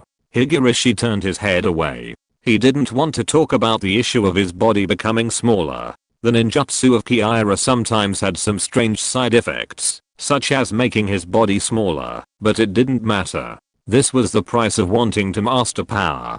Kenichi Amemiya crouched nearby, his chin resting on his hand as he watched. Initially, he'd hesitated whether to bring Haruko to see his teacher. After all, this jutsu that could fuse Kekkei Genkai was incredibly powerful. Combined with his teacher's talent, its power could be incredibly powerful. But eventually, Kenichi Amemiya brought Haruko to see his teacher anyway. He planned to study the Kiraira jutsu with his teacher. After all, he had a unique idea. Kiraira was a powerful jutsu, but it seemed to have side effects. With his teacher's refinement, it should become more practical. Furthermore, Kenichi Amemiya could also try to get his teacher to fuse with more female Kekkei Genkai ninjas. It was unclear if that would lead to more subtle changes in his teacher. After all, his teacher's soul was already experiencing some issues. If he absorbed too much, wouldn't it be devastating? Teacher, Haruko has mastered a very powerful jutsu that can absorb the Kekkei Genkai of other ninjas for his own use. He's already absorbed Storm Release, Steel Release, and Arc Release, Kenichi Amemiya reminded him. He could tell his teacher wasn't particularly interested in learning more about Haruko. But Kenichi Amemiya knew that, if he said so, Haruko would surely be thoroughly studied by his teacher. The only problem was how to get Haruko to hand over the Kajira jutsu. He'd see if his teacher had a solution. If he did, it would save him a lot of trouble. If not, Kenichi Amemiya would ask Shisu for help. Shisu, who owed him such a big favor, wouldn't refuse. Oh. As expected, the teacher's interest was instantly piqued. She looked at Haruko, the excitement in her eyes making Haruko feel a little uncomfortable. After all, that was the look he'd used to give his test subjects, but he hadn't expected to be looked at that way now. But Haruko isn't very willing to reveal his Kajira jutsu. You'll probably interrogate him, right? Kenichi Amemiya said with a smile. The teacher glanced at him, instantly understanding what his student meant. Don't worry, I'll make him spill his guts, Orochimaru sneered. She had been debating whether to rekindle old feelings. After all, as people age, it's easy to yearn for the past. While she could change her body, she couldn't change her mental age. So, upon first learning that this person was Haruko, Orochimaru was genuinely delighted. But when Amemiya Kenichi revealed the jutsu Haruko had developed, Orochimaru's eyes grew possessive. And when his disciple revealed Haruko's unwillingness to cooperate, his gaze turned cold. She wanted to learn every ninjutsu in the world. This was Orochimaru's self-imposed goal, and she had been working towards it. But now, it seemed, someone was preventing her from learning every jutsu. How could she possibly accept this? It was like they were working against her. So, even if it was Haruko, his former friend, Orochimaru was determined to acquire this jutsu first. Amemiya Kenichi happily left Haruko to his teacher, Orochimaru, and hurried back to his laboratory. His primary research goal had been accomplished, but this time the reward was somewhat unique. On the fusion of chakra and explosives? It's actually a chemistry tome? No, chakra isn't even known to be the exact element, so it must be a physics tome. Amemiya Kenichi looked at the book before him, a complex expression on his face.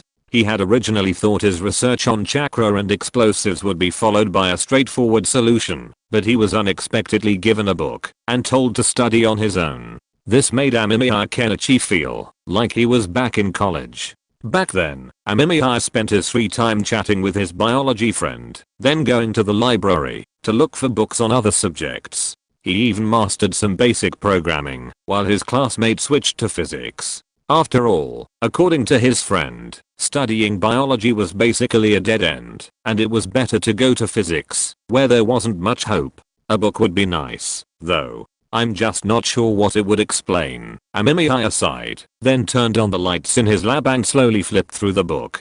After a brief look, he found it quite interesting. It detailed experimental demonstrations of the fusion of explosives and chakra, along with some ingenious explanations. This immediately clarified why his previous attempts to fuse explosives and chakra had failed. Simply put, it was the inadequate mixing of chakra and explosive particles that caused the explosion. To fuse chakra and explosives of different properties, they needed to be combined in a specific way to create a relatively stable chakra explosive. Here, Amemiya saw the same patterns he'd observed in previous experiments, the same patterns that appeared on the explosives. Those mysterious patterns were actually a reaction between chakra and explosives. This instantly captivated Amemiya, and he felt like he was back to staying up late reading novels. Is this really a book, or a textbook? Could we develop a discipline called chakraology? Kenichi Amemiya finished reading it unnoticed. Only after he finished did he feel a pang of hunger. He checked the time and realized 2 days had already passed. But the gains were immense. At least now he understood how to fuse chakra and explosives. With that solved, he could try to create bombs with other properties, even thermobaric bombs with all properties. Maybe we can even extrapolate this to try to deduce how to fuse chakra and nuclear weapons. Then, a chakra-based nuclear bomb. Kenichi Amemiya took out a pill and tossed it into his mouth. His hunger soon vanished. Kenichi Amemiya stood up and stretched. He had already learned enough about how to fuse explosives and chakra. The next step was to master the method through experimentation, so he could create explosives with chakra properties. Putting down his book, Kenichi Amemiya took out the secretions he'd extracted from the mother insect and began his second experiment. Although the chakra explosive had already been analyzed, that step could be left to his shadow clones. Kenichi Amemiya still planned to study genetics. The main reason for this was that the previous incident with Haruko had given Kenichi some new inspiration. According to current research, Kekkei Genkai is actually a genetic mutation and atavism. Haruko can inherit a Kekkei Genkai through the Kijuren and Jutsu, mastering the Kekkei Genkai of others. Kenichi Amemiya took out a notebook and wrote down his thoughts. This was a little habit of his. After all, sometimes what he said could be almost forgotten shortly after it was spoken, but if he wrote it down, there was no chance of forgetting it. So, Kijuren ninjutsu is essentially a ninjutsu that extracts the Kekkei Genkai genes of others and integrates them into his own. Kenichi Amemiya pondered. This was the only way to prove what kind of ninjutsu Haruko's Kijuren ninjutsu was. But is this jutsu truly without drawbacks? Amemiya Kenichi didn't think so. After all, Haruko's current appearance was quite different from that of a normal person. But what if this fusion technique involves simply copying the other person's entire genome? Then, by removing the identical genes and retaining the different ones, Haruko's current situation is understandable. Amemiya Kenichi rubbed his chin. He felt this hypothesis was plausible. Kekkei Genkai, bloodline limits, are simply genetic differences, which explains why Kaguya Satsuki could use Kekkei grab while others could only possess 2 different escape techniques at most. Haruko was undoubtedly a genius, a true genius. If he weren't restricted to theatrical releases, Amemiya Kenichi felt he would have the makings of a supervillain in the original series. After all, he had already absorbed 3 Kekkei Genkai, and with Yakira's swift release, that would give him 4. The only problem was the uncertainty about the maximum Kekkei Genkai that Haruko could absorb. It seemed they'd have to find time to have Haruko perform a test. But first, they still needed to obtain the Kiira Jutsu and analyze whether Kiira performed a detailed search and testing of separated genes before fusing them, or whether it simply integrated them completely. This jutsu was bound to have some flaws, otherwise Haruko would have been incredibly powerful. Even Kiira, to a certain extent, has the effect of programming genes. Amemiya Kenichi licked his lips. Haruko was truly a treasure. It was unclear whether the teacher had actually obtained the Kiira he had developed from Haruko. However, Amemiya Kenichi decided to calm down and try using the queen insect's secretions to improve the genetic programming jutsu. A 2-pronged approach was always better. So, Amemiya Kenichi took out 2 more mice and began experimenting. According to the queen, it's best to let the mice drink some of its secretions. Direct injection into the spinal cord is also an option. Amemiya Kenichi decided to conduct a controlled experiment, one with drinking the secretions and the other with direct injection, to see which was more effective. But before that, Amemiya Kenichi wanted to see how the queen's secretions affected their genes, so he began this research experiment. Chapter 283. Insects are truly amazing creatures. Under observation, the fluid secreted by the queen bee, number 1, appears to dissolve genes, but then reorganizes them in a specific pattern, forming a completely new set of genes. Could this be genetic programming? The first in vivo experiment was conducted on mice. After oral administration, the genetic programming ninjutsu still failed, and the mouse's genetic chain collapsed. The next control experiment began. Mouse number 2 was injected with the queen bee's fluid. After the injection, mouse no 2's struggles and resistance completely ceased. Observation revealed that the mouse seemed unconscious and unresponsive to any external stimuli. Is this due to damage to the spinal cord nerves? Or is it the influence of the queen bee's secretions? The experiment on mouse number 2 began. This time, the genetic programming process was a remarkably successful success. Mouse no 2's heart under observation showed unusual changes, enlargement, accelerated heartbeat, and thickening of the myocardium. This wasn't right. Genetic programming typically takes a while for the body to adapt before changes begin to appear. However, the mother insect's secretions seemed to have induced the manifestation of the gene insertion. Kenichi Amemiya frowned as he looked at the mouse before him. The mouse was in excellent physical condition, even somewhat overly active, as if on stimulants. This was perfectly normal, given that its heart was significantly larger than that of a typical mouse. However, this couldn't last. A small body couldn't accommodate a large heart. Logically, the mouse would have died, simply because its body couldn't accommodate the heart's size. Yet, the mouse remained lively and energetic. Curious, Kenichi Amemiya examined it and discovered that its heart had grown to twice the size of a normal mouse before stopping, though its heartbeat remained brisk.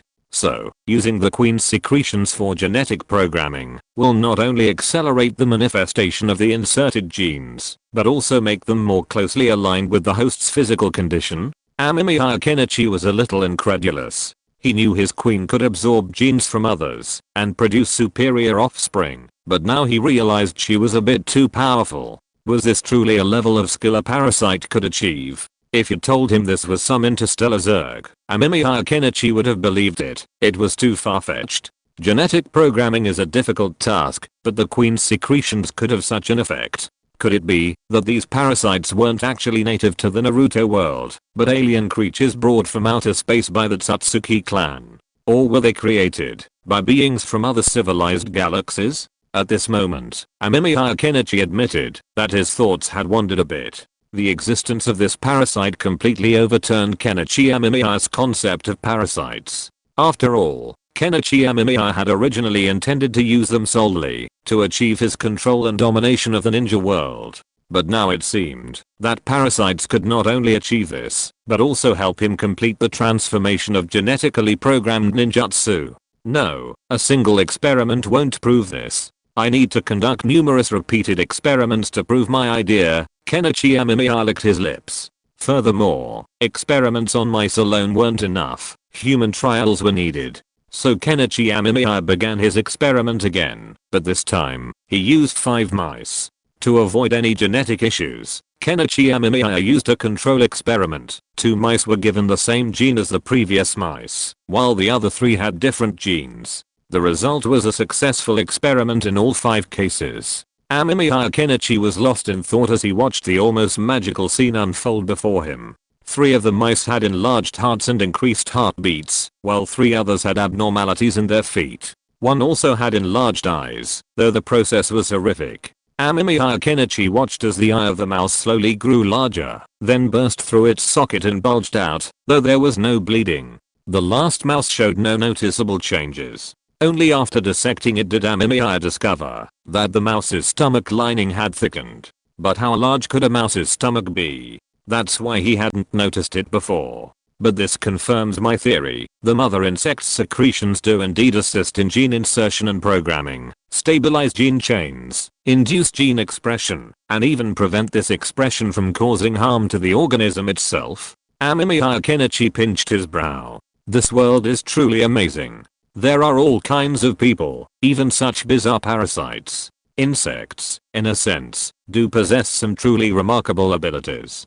Just like a butterfly, the transformation from caterpillar to butterfly is a dramatic one, which is why the caterpillar to butterfly transformation is called metamorphosis. After all, it's difficult for normal people to imagine how a caterpillar would become a butterfly. However, through scientific observation and research, scientists have discovered that caterpillar development is actually quite remarkable. First, during the caterpillar stage, some underdeveloped butterfly organs remain within their bodies. After chrysalis, most of the caterpillar's body dissolves, becoming liquid. Then, these underdeveloped butterfly organs begin to develop, and the dissolved tissue becomes a nutrient solution, allowing a new body to fully develop, ultimately becoming a butterfly. Even when Kenichi Amemiya visited the professor to discuss butterfly metamorphosis, he witnessed a discussion. Are caterpillars and butterflies two completely different organisms? The ultimate conclusion is that, while caterpillars and butterflies are completely different, they are still the same organism.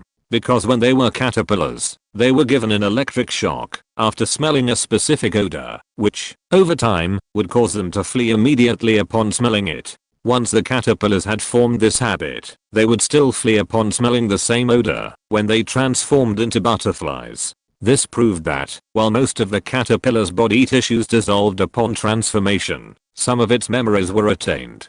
Insects are truly amazing creatures. Amemiya Kenichi licked his lips. He didn't know why his queen insect possessed this strange ability, but it didn't matter. After all, the queen insect was now under his control. All he needed to do was expand his experiments and see if her secretions could have the same effect on humans.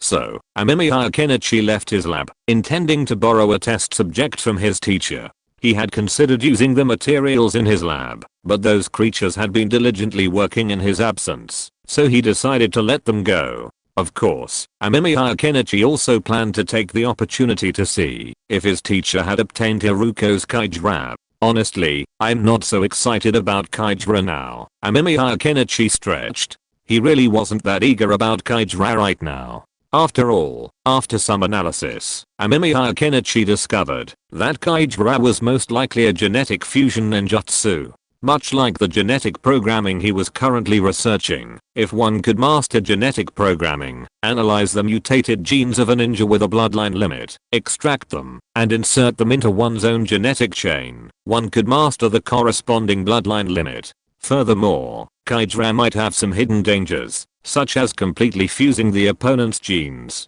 causing physical problems. Just looking at Hiruko right now, it was clear that Kaijra's jutsu was likely flawed. Otherwise, Hiruko wouldn't have become such a horrible person. Teacher, you, huh? Amemiya Kenichi walked into the laboratory, but upon entering, he saw his teacher playing Go with Hiruko. The corners of Amemiya Kenichi's mouth twitched. He looked at Hiruko. He didn't look like a prisoner, but more like a guest being entertained by the teacher. So, what exactly happened during the time he was conducting his experiments? The teacher glanced at him, then casually tossed him a notebook. Amemiya Kenichi took it and flipped it open. It recorded the Kaijra ninjutsu and some of the teacher's own thoughts. The essence of Kaijra ninjutsu is the fusion of genes, but in order to ensure the success rate, Kaijra ninjutsu requires the fusion of all the recipient's genes. This will cause a disorder in the gene chain and requires improvement. Amemiya Kenichi understood. It seemed that the teacher had obtained the Kaijra ninjutsu from Hiruko, but he didn't know how. However, looking at the teacher's arguments and conclusions above, Amemiya Kenichi felt that the teacher must have pointed out some problems with Hiruko and asked Hiruko to contribute it voluntarily. There are some problems with this ninjutsu. I've discussed it with Hiruko, and it needs improvement. He can now absorb up to the 4th bloodline limit. If he wants to absorb more, the gene chain will most likely collapse, and he will die. The teacher put down the black piece in his hand, and slayed Hiruko's dragon. Hiruko sighed and put down the chess piece in his hand. He still couldn't beat Orochimaru. Whether it was in terms of talent, chess skills, or even in creating ninjutsu, he couldn't compare to Orochimaru. Orochimaru easily saw what the problem was with his Kaijra. Of course, Hiruko was not convinced at first. After all, in his opinion, his Kiira ninjutsu was the strongest ninjutsu in the world. Seeing that he couldn't convince him, Orochimaru simply resorted to force to persuade Haruko and made him understand the fact that he was a weakling. In reality, the ninja world is full of this method of first fighting and then persuading others with words. Orochimaru, at least, successfully employed this method, leading Haruko to spontaneously contribute the Kiira. After studying it, Orochimaru discovered Kiira's flaws. To observe firsthand, Orochimaru even had Haruko devour the very woman he had painstakingly captured, Yakira. The swift release ninja he devoured reminds me of the hero of the Sand Village, Orochimaru added, sharing the same name and appearance. As for the results of the devouring, Kenichi Amemiya had also seen in the experimental report, Haruko's genes had merged with Yakira's, granting him the ability to master swift release. However, those gene chains were like a balloon dancing under countless sharp knives, treading on thin ice. With a few more genes, Haruko's gene chains would likely have been pierced by the knives, exploding and ultimately killing him. So Haruko should be thankful that he hasn't yet begun fusing his 5th Kakei Genkei. That wouldn't make him an invincible ninja, but rather a balloon, a giant balloon. After all, with so many genes, he manages to maintain a delicate balance that's truly miraculous. Anymore, and Haruko would have been utterly undone. Teacher, I agree. The Jutsu Kimura is most likely genetic engulfment and assimilation. And, Uncle Haruko. Amemiya Kenichi glanced at Haruko. Haruko had changed his clothes and looked very small, considering his current appearance. He looked like a brat about to attend ninja school, not someone around the same age as the teacher. No matter how you look at him, there's something wrong with this look. Amemiya Kenichi nearly burst out laughing, but he suppressed his emotion. After all, he was the teacher's friend, so he ought to be polite. Apparently, Amemiya Kenichi had forgotten how rude he'd been when he'd invited Haruko here. What are you doing here? The teacher asked. She could hear the smile on her disciple's lips, but she didn't say anything. Although Below was her friend in the past, that was in the past. After so many years of no contact, the relationship had long faded. Whether it was friends, family, or lovers, they all needed to maintain their relationship, just like her and her disciple, who also maintained their relationship frequently. Is there something wrong? Teacher, do you have that kind of physical material here? Amemiya Kenichi rubbed his hands and asked with a smile. Yes, there is also a jonin. The teacher smiled. Her smile made Amemiya Kenichi a little confused. So what's wrong with having a jonin experimental subject? If you're listening to this novel on a channel other than Fanfic World, it means they downloaded and uploaded it without effort. We cordially invite you to visit our channel, Mundo Fanfic Novelos. There you'll find the original version of this story and you can explore many other novels of various genres. We're waiting for you to immerse yourself in a world of incredible novels. Chapter 284, The Captured Red Sunset. Do I know that jonin? Amemiya Kenichi couldn't help but ask, looking at his beaming teacher. After all, he figured the only way his teacher could look at him with such a smile was if he knew the jonin himself. Otherwise, his teacher wouldn't have such an expression. But when it came to jonin, he knew Kakashi was the only one he could think of. He had no particular connection with most of the other jonin. I kind of know him, but not really, the teacher said, not wanting to keep the suspense any longer. Instead, he casually tossed a document to Amemiya Kenichi. Baruhu, standing nearby, watched the scene silently. He didn't really have a particularly good impression of Amemiya Kenichi. After all, the brat had captured him and brought him here. But he could see that his old friend seemed to be deeply concerned about this disciple. This intrigued Baruhu. After all, since his friend's last disciple died, Orochimaru had rarely accepted any disciples. And the sight of Orochimaru reminded Baruhu of the popular hardcover edition of the story of Me and Princess Orochi, which he had also purchased, and was a devoted reader. Yes, Haruko had also read that novel, and from the moment he started reading it, he had a rough idea of the book's author. After all, Jiraiya was the only one who knew the Sannin so well. But that wasn't the main point. The main point was Haruko's discovery that in the book, Orochimaru was actually a woman, disguised as a man. This intrigued Hiruko so much that he even thought about Orochimaru's habits when they first met him, and he realized that it was indeed possible that Orochimaru was actually a woman. After all, when people have suspicions and view others through tinted glasses, it's natural to find some doubts in their minds. So, Hiruko looked at his old friend with a subtle expression. He was curious, was this old friend really a beautiful girl in private? And was she even an icy beauty? If so, then Orochimaru was quite good at hiding things and disguising himself. Orochimaru noticed Hiruko's look, but she didn't care. Instead, she smiled at Amemiya Kenichi, observing his expression and eyes. Amemiya Kenichi didn't know what Hiruko was thinking. He was currently looking through the folder his teacher had given him. It contained information about several ninjas, 3 genin and 1 jonin. It was a very standard ninja team. However, what caught Amemiya Kenichi's attention was that the jonin was named Kurenoi Yuhi. Amemiya Kenichi knew Kurenoi Yuhi. She was Konoha's female jonin and the leader of Hinata, Kiba, and Shino. She was a ninja proficient in illusion and quite capable, otherwise she wouldn't have been a jonin. Amemiya Kenichi had met Kurenoi Yuhi before. After all, he had met her before, when he was friends with Kakashi at the request of the 4th Hokage. Back then, Kurenoi would occasionally come to the 4th Hokage to report on work or something, her eyes filled with admiration. This was perfectly normal, given Minato Namikaze's immense popularity within Konoha, and his personality and appearance made him a favorite among female ninja. Perhaps for this reason, Kurenoi treated Kenichi Amemiya quite well, treating him and Kakashi to barbecue several times. This was also witnessed by their teacher, likely contributing to his smile. Kenichi Amemiya, however, was perplexed by the fact that Kurenoi, a female jonin, had never been captured by Orochimaru.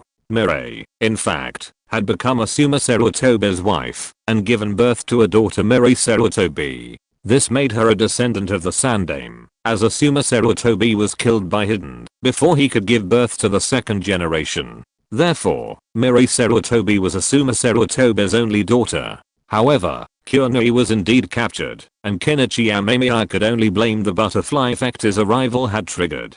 The ninja world was already in ruins, and if Obito had been killed in the explosion, the situation would have been shattered even more completely. I have indeed met Yuhi Kurenoi jonin a few times. Amemiya Ken nodded. He had indeed met this jonin, and had dinner with him, so there was nothing to hide. How about I leave her to you? The teacher asked casually, and then glanced at Hiruko across from him. Orochimaru didn't care about Hiruko's attitude. It was just that the other party was more or less a former friend, so there was still some affection between them, but that was it. If Hiruko hadn't handed over the Kisara technique obediently, Orochimaru would definitely have been rude to him. However, after handing over the Kisara technique, Orochimaru also keenly discovered some drawbacks of the Kisara ninjutsu.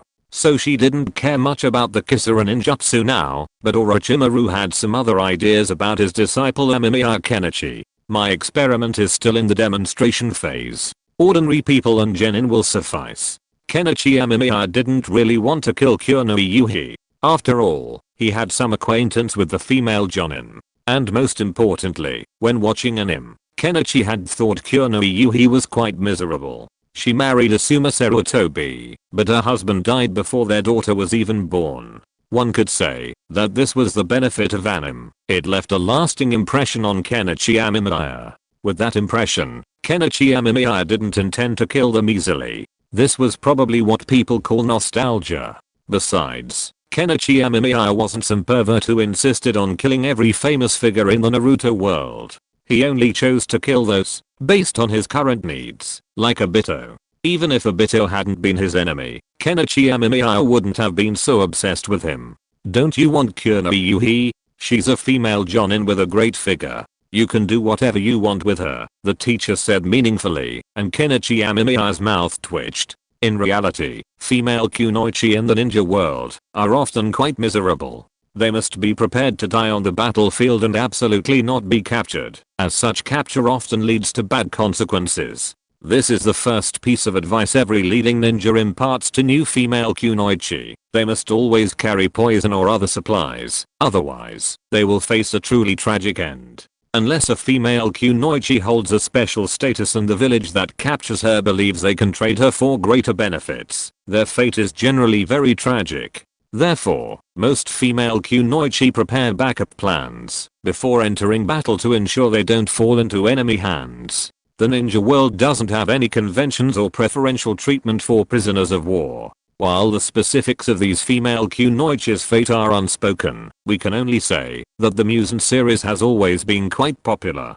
Teacher, I'm not a pervert, and even Uncle Jiraiya wouldn't do that, would he? Amemiya Kenichi said helplessly. Ultimately, the treatment of such female kunoichi depends entirely on the character of their captor. Even Jiraiya, considered by many to be the most LSP in the ninja world, was actually a very principled ninja. Although Jiraiya committed many evil deeds and was beaten daily by women emerging from the women's bathhouse, Jiraiya never forced any of his defeated female ninja to do anything.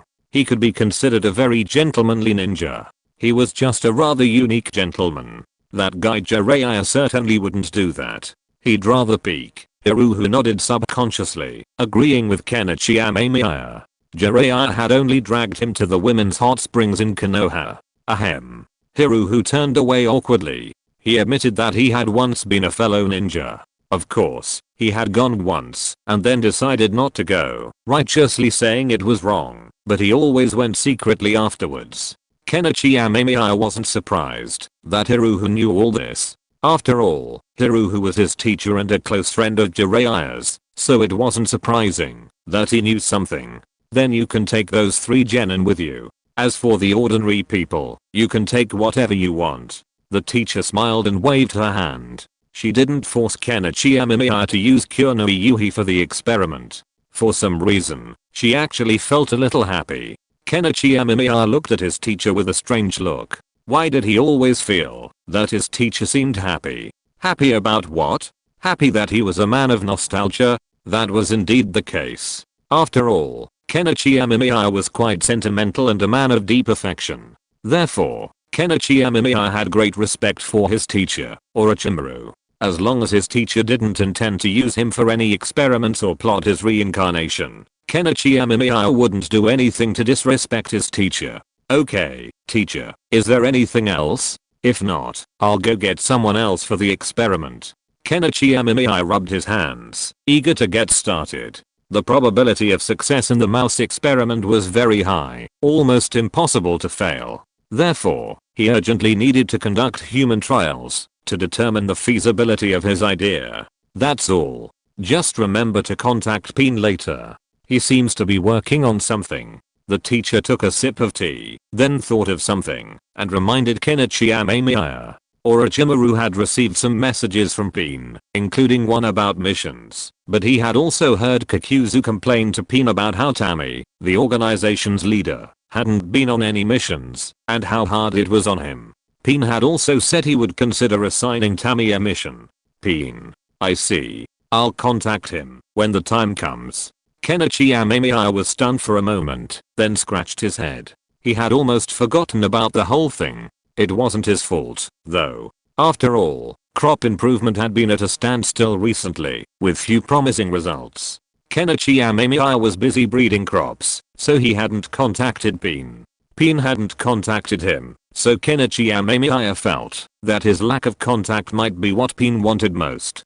Come to think of it, I wonder how fast Sasori and Deidara's research has progressed. Amemiya Kenichi walked into the dimly lit tunnel where his teacher's test subjects were held. These subjects were treated poorly, barely enough to eat. Here, Amemiya Kenichi also spotted the 4 Konoha ninjas captured by his teacher. The 3 genin were restrained in ordinary ways, but Kurenoi Yuhi was held in a specially constructed cell, complete with chakra-disrupting shackles developed by his teacher and Sanzu Amado, effectively trapping jonin. Of course, this required the capture of a jonin. Otherwise, achieving the desired effect would be extremely difficult. Furthermore, the device was cumbersome and required specialized equipment powered by the Zero Tails. In a way, the Zero Tails was quite unlucky, having been plucked out for work before it had even fully grown. Meanwhile, Tadakoro Koji, who was researching the Zero Tails, was employed by Sanzu Amado,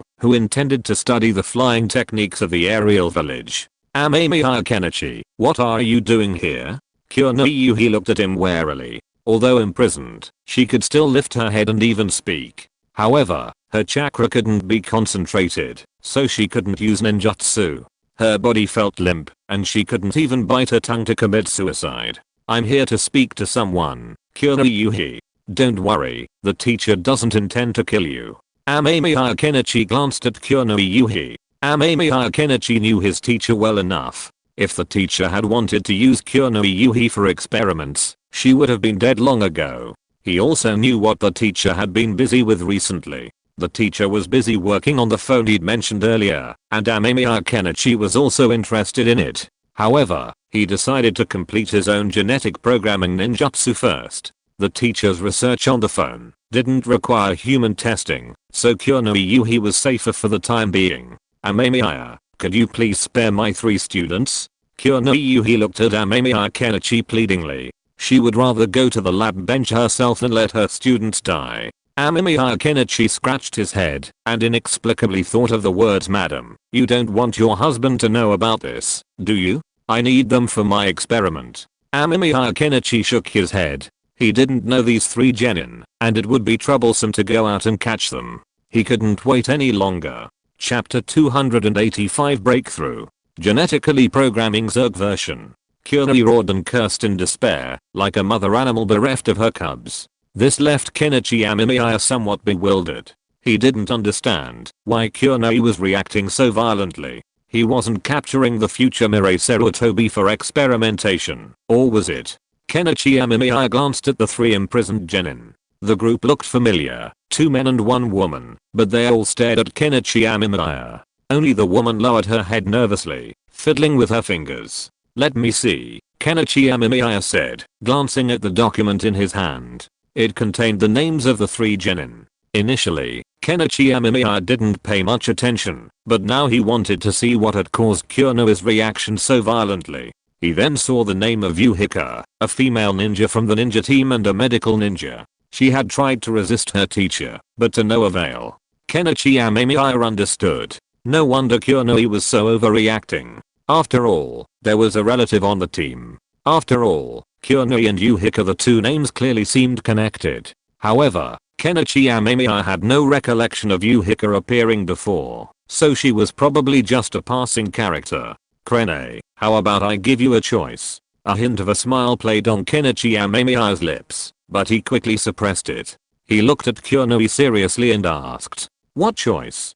Kunoe glared at Kenichi Amemiya with bloodshot eyes. If she could come out, Kenichi Amemiya felt she would pounce on him and kill him. But if she did, Asuma would probably have to find a new wife. Either I leave Uchiha behind and take the other 2 ninjas to the test bench, or I take Uchiha and leave the other ninjas to the test bench. If you don't choose, I'll take all 3 of them.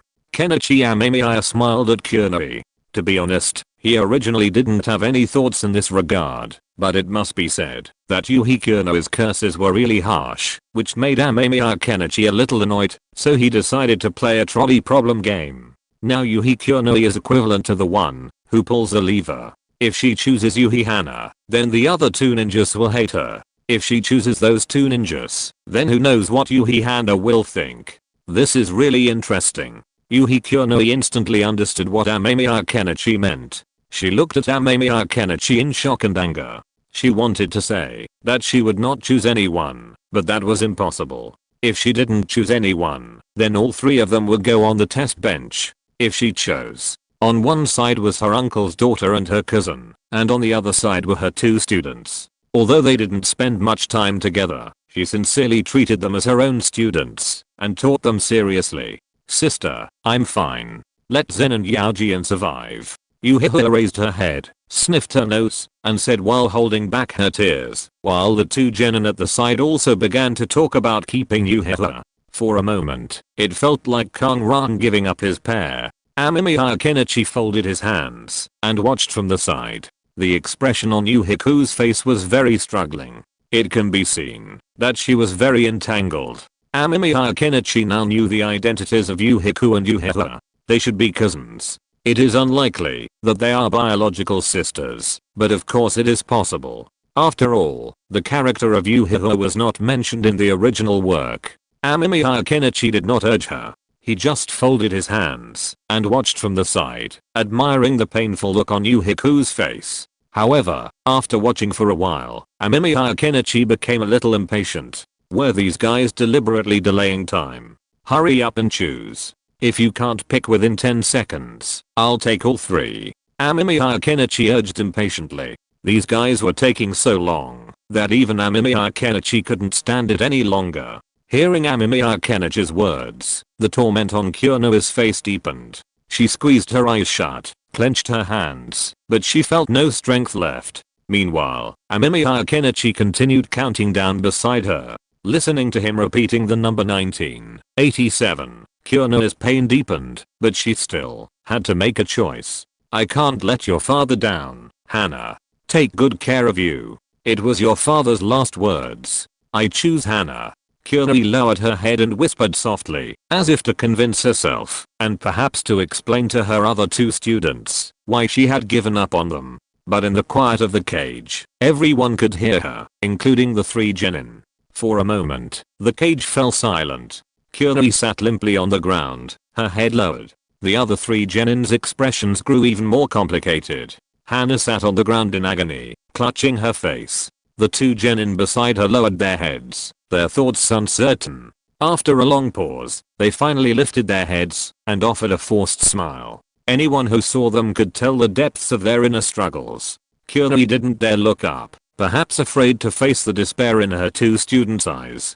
After all, she had personally sacrificed the lives of 2 students for the lives of her own relatives. Teacher, watching the 2 brats about to say something, Kenichi Amemiya walked in, knocking each one unconscious with a single blow, then dragged them out of the cell. Before leaving, Kenichi Amemiya smiled at Hana's tears and Kunoi, who lowered her head in despair. A very good choice, Kunoi teacher. Your 2 students will surely be very grateful to you, Kenichi Amemiya added with a smirk. Kunoi's entire body trembled, and she looked up at Kenichi Amemiya with the eyes of someone who had murdered her father. Don't look at me like that, or I don't mind dragging your relatives away with you. Kenichi Amemiya frowned and interrupted the curse words that Kunoi hadn't blurted out yet. He knew too well what these people would say in this situation. Kenichi Amemiya didn't have any strange habits, and he couldn't accept others insulting him. Kenichi Amemiya dragged the 2 genin's legs out of the basement. Before he left, he looked back. There was a lot of silence between Kunoi and Hana Yuhi. Neither of them looked up to speak. He didn't know how these 2 people would reconcile with him in the future. This is a question of moral sense. If there is no moral sense, then Kenichi Amemiya's tricks would be useless. You are having fun down there. After Kenichi Amemiya walked out of the basement, he saw the teacher lying on the sofa looking at him, but Hiruhu was gone at this moment, and no one knew where he had gone. Yuhi Kunoi's insults were so harsh, I couldn't resist, and had a little fun. Amemiya Kenichi shrugged. He hadn't intended to resort to such torture, but there was nothing he could do. Yuhi Kunoi's insults were so harsh, a swell of insults emanating from her lips. Initially, Amemiya Kenichi planned to kill her outright, but then he thought it would be better to resort to a more visceral act. That would likely leave a deeper psychological scar on her. Furthermore, a life of guilt and regret is the most painful form of torture. Go do the experiment, and remember to give me a report when you're done. The teacher waved her hand disinterestedly. At first, she'd thought Amemiya Kenichi hadn't been able to resist attacking Yuhi Kunoi, given her current beauty and figure. But after a quick look, he realized that wasn't the case. His disciple was merely torturing Yuhi Kunoi, and Orochimaru felt relieved. Although she herself didn't understand why she had such a strange idea, and even thought about going down to take a peek, she did it. Okay, teacher. Amemiya Kenichi didn't think too much about it. Instead, he brought the 2 unconscious genin into his laboratory and began the first genetic programming ninjutsu experiment using the queen insect's secretions. This time, Amemiya Kenichi used the genes of an ordinary Uchiha clan member. In other words, if the experiment was successful, then after a specific stimulation method, this genin would most likely master the Sharingan, and his research would be declared a success. Now, the first experiment of the insect version of the genetic programming ninjutsu begins. Amemiya Kenichi put on gloves. The first experiment began. In order to control the possible variables this time, all the genetic information that was different between the Uchiha clan and ordinary people was extracted and separated and purified. Although this may have some disadvantages, it is the best solution at present. This experiment used a spinal injection method, injecting the mother worm's secretions into the test subject. There were some minor issues. After the injection, the test subject showed no reaction. Initial assessments suggest this may be due to the subject's physique. The dosage for humans and mice differs. Based on a weight conversion between mice and humans, a portion of the secretions was injected. The test subject experienced minor adverse reactions, including severe stomach and intestinal cramps, but this did not pose a threat to the subject's life. The genetic programming was successful. The subject's genetic information was intact, and the inserted Uchiha clan genes were integrated normally. This remains to be seen. Kenichi Amemiya rested his chin on his hand as he looked at the test subject. The experiment had actually succeeded on the first try. Honestly, he was a little surprised. He had to admit that the mother worm's secretions were truly amazing, but their effectiveness remained to be verified. Kenichi Amemiya patiently waited for the test subject to regain consciousness. He showed no signs of any problems, and the medical monitors indicated everything was normal, save for a brief period of rapid heartbeat and increased brain activity. Kenichi Amemiya knocked the subject unconscious and repeated the same experiment with another subject, even following the same procedures and inserting the same genes. Interesting, the success rate for both subjects is 100%, with no failures so far. Kenichi Amemiya licked his lips. He hadn't expected the queen insect's secretions to be so effective. While the genetic programming ninjutsu had been successful with the queen insect's secretions, whether this inserted gene could allow ordinary people to possess the Uchiha clan's genetic information remained a question. So Kenichi Amemiya planned to conduct a second experiment overnight. He planned to stimulate the subject using the same method as before and see if he could activate his Sharingan. If so, the experiment would be a success, and the bloodline limit would no longer be a gift reserved for a select few. It would become a gift for everyone in Kenichi Amemiya's unified empire. I remember this subject's name is Yumi. Yay or Yumi.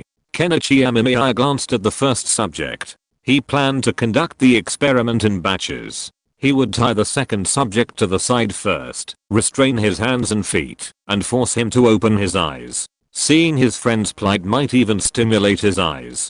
So, Kenichi Amemiya used an electric current to stimulate the unfortunate subject. After he opened his eyes, before he could recover from his disorientation, he heard a cutting sound, followed by a strange, burning smell. What? This is confusing. Yaoyumi looked around in confusion.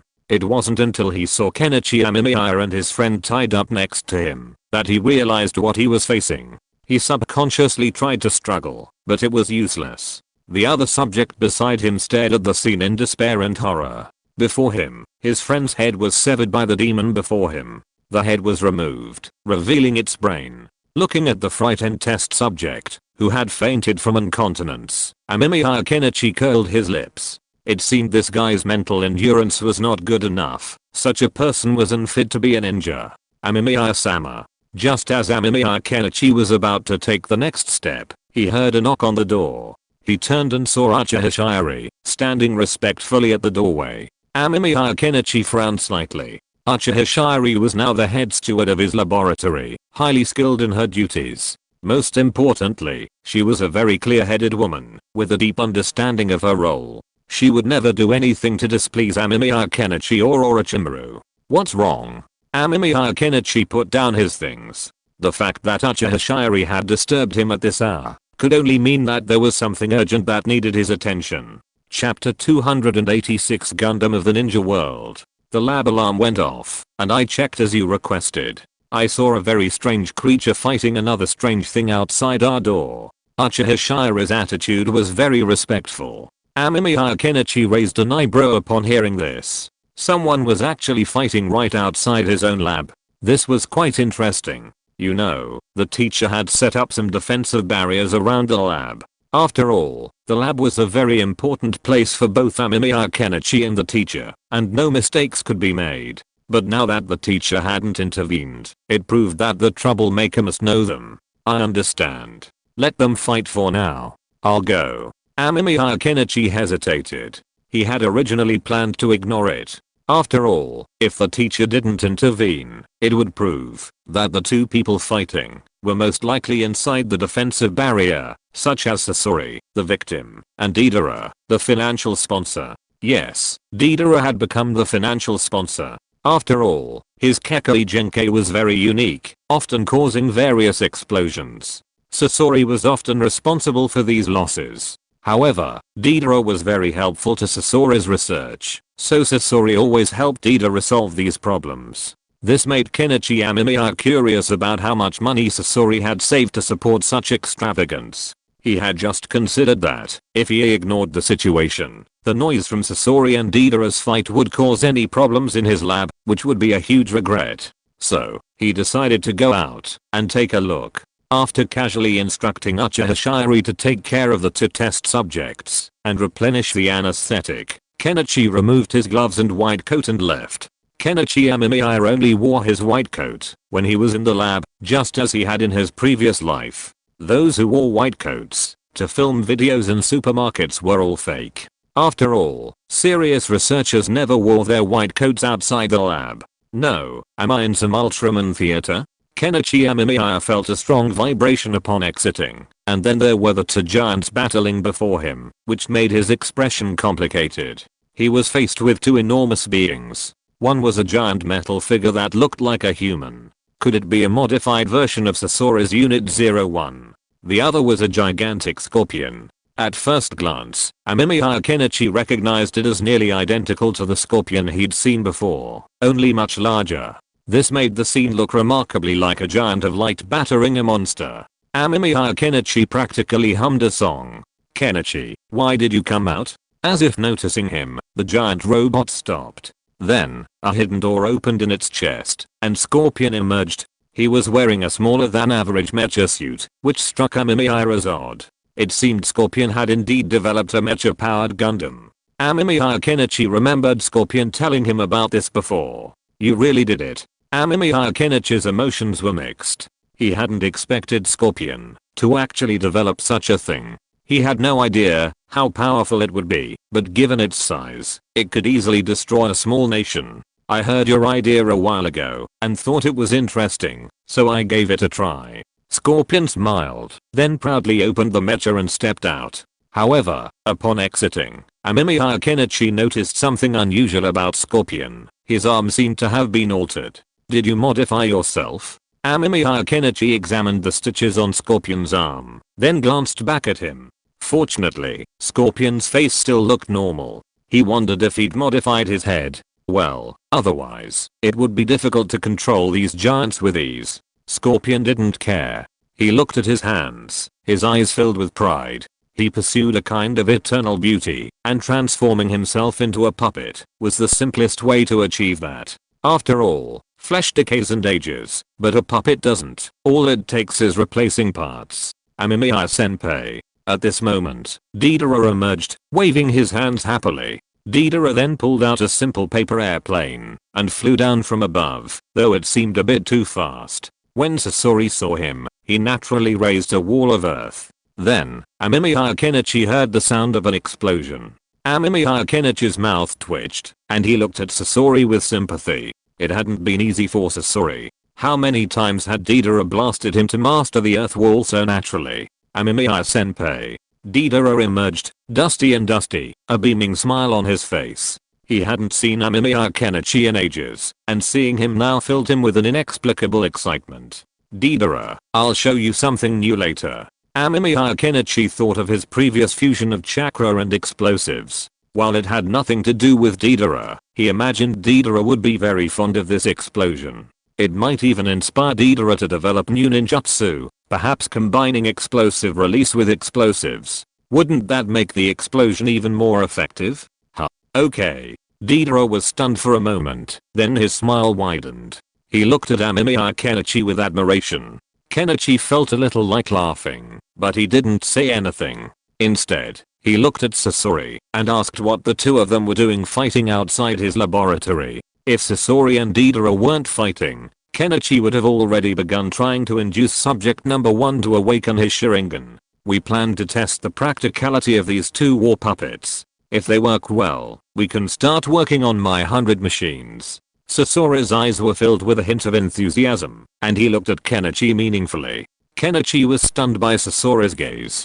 He remembered that he had once told Sasori about his intention to establish a unified nation. However, it had been a casual remark at the time, as ruling the entire ninja world was quite a challenge. With sufficient military force, suppressing the entire ninja world wouldn't be a problem. However, as always, the problem often lies in how to govern and maintain stability after the ninja world becomes a nation, not how to subjugate all nations. Naruto and Uchiha Madara both had the chance to achieve this.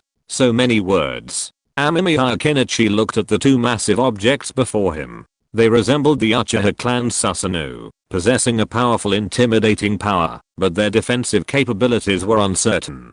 By the way, Scorpion, do you remember that metal I told you about last time? Amemiya Kenichi asked, looking at Scorpion as a thought occurred to him. Amemiya Kenichi had previously told Scorpion about his discovery in the Land of Snow. After all, that metal was quite interesting, capable of absorbing a certain amount of ninjutsu. While it couldn't absorb powerful ninjutsu, it was at least much better than ordinary metal. Don't you think my Unit 1 looks a little different? Scorpion asked. Amemiya Kenichi squinted and took a closer look, noticing something off about the Gundam's coloring. It seemed Scorpion bought a lot of that chakra metal from me. A captivating voice rang out. Amemiya Kenichi turned and glanced. It was Sanzu Amado, sipping tea from a cup. He smiled and greeted Amemiya Kenichi. Beside Sanzu Amado stood a familiar looking girl. Kenichi Amemiya remembered her. She was Sanzu Amado's daughter. However, he also noticed that she seemed more alert. How should one put it? If Sanzu Amado's daughter had always looked like she wanted to die each time she was resurrected through the impure world reincarnation, now she seemed better. While still in the impure world reincarnation realm, she was at least no longer in that state. It seemed Sanzu Amado had made some new advances in his research on the impure world reincarnation, which made Kenichi Amemiya hesitate to warn him. Further research might lead to something far-reaching, such as the Pure Land and the old man within it, the Six Paths Sage. Kenichi Amemiya himself harbored some doubts. He suspected the Six Paths Sage's death wasn't inevitable. He even believed he had deliberately killed himself to reach the Pure Land, where only the Pure Land could control the cycle of reincarnation. When Kenichi Amemiya was doing experiments before, he had a guess. He thought that the death of the Six Paths Sage was intentional by the Six Paths Sage, and his purpose was to control things like reincarnation and the souls of ninjas in the Pure Land. The reason is that there are so many ninjas in the ninja world, but the only ones who clearly mentioned reincarnation were the two sons of the Six Paths Sage. If this is the uniqueness of the Otsutsuki clan, then the question arises. The Six Paths Sage is not without brothers.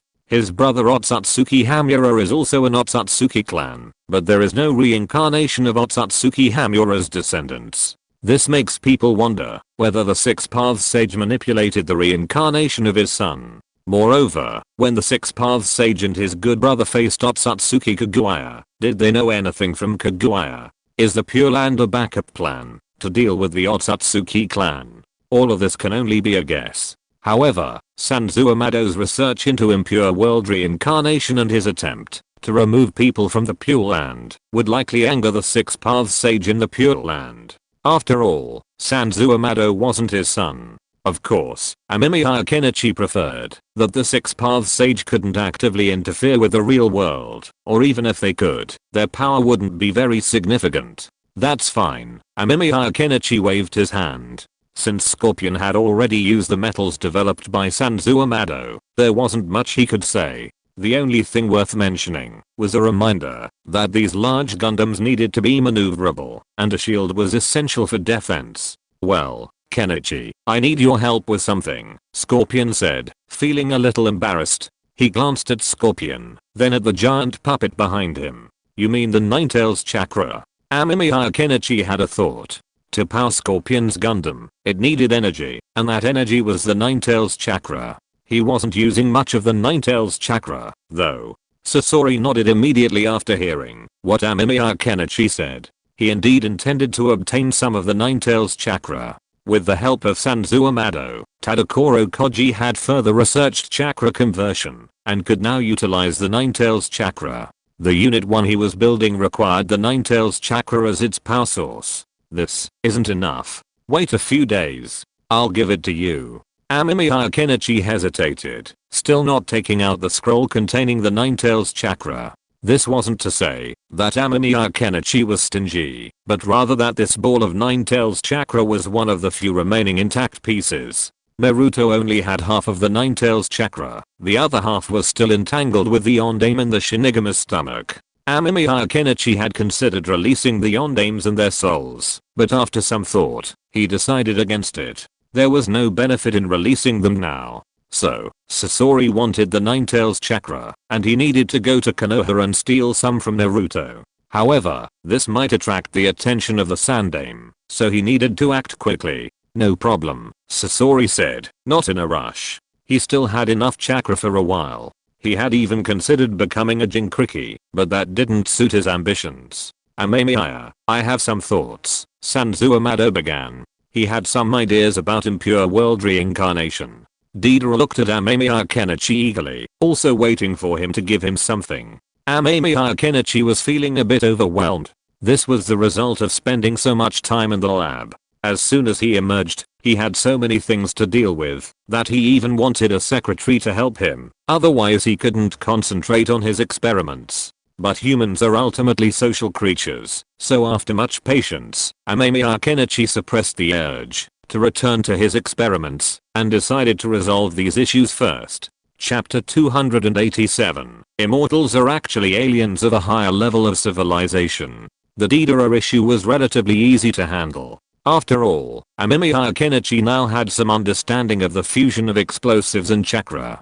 To put it bluntly, it was a problem that became easy once one had mastered the basics. However, if one failed to master the basics, a long time would be wasted experimenting and figuring out how to solve the problem. This was the main reason Amemiya Kenichi had been struggling for so long. Of course, this was also related to Amemiya Kenichi's limited understanding of explosives in his previous life. After all, Amemiya Kenichi wasn't omniscient. He'd worked in genetics in his previous life, so he naturally had some understanding of genetics, but explosives were a completely different discipline, and each field was like a different world.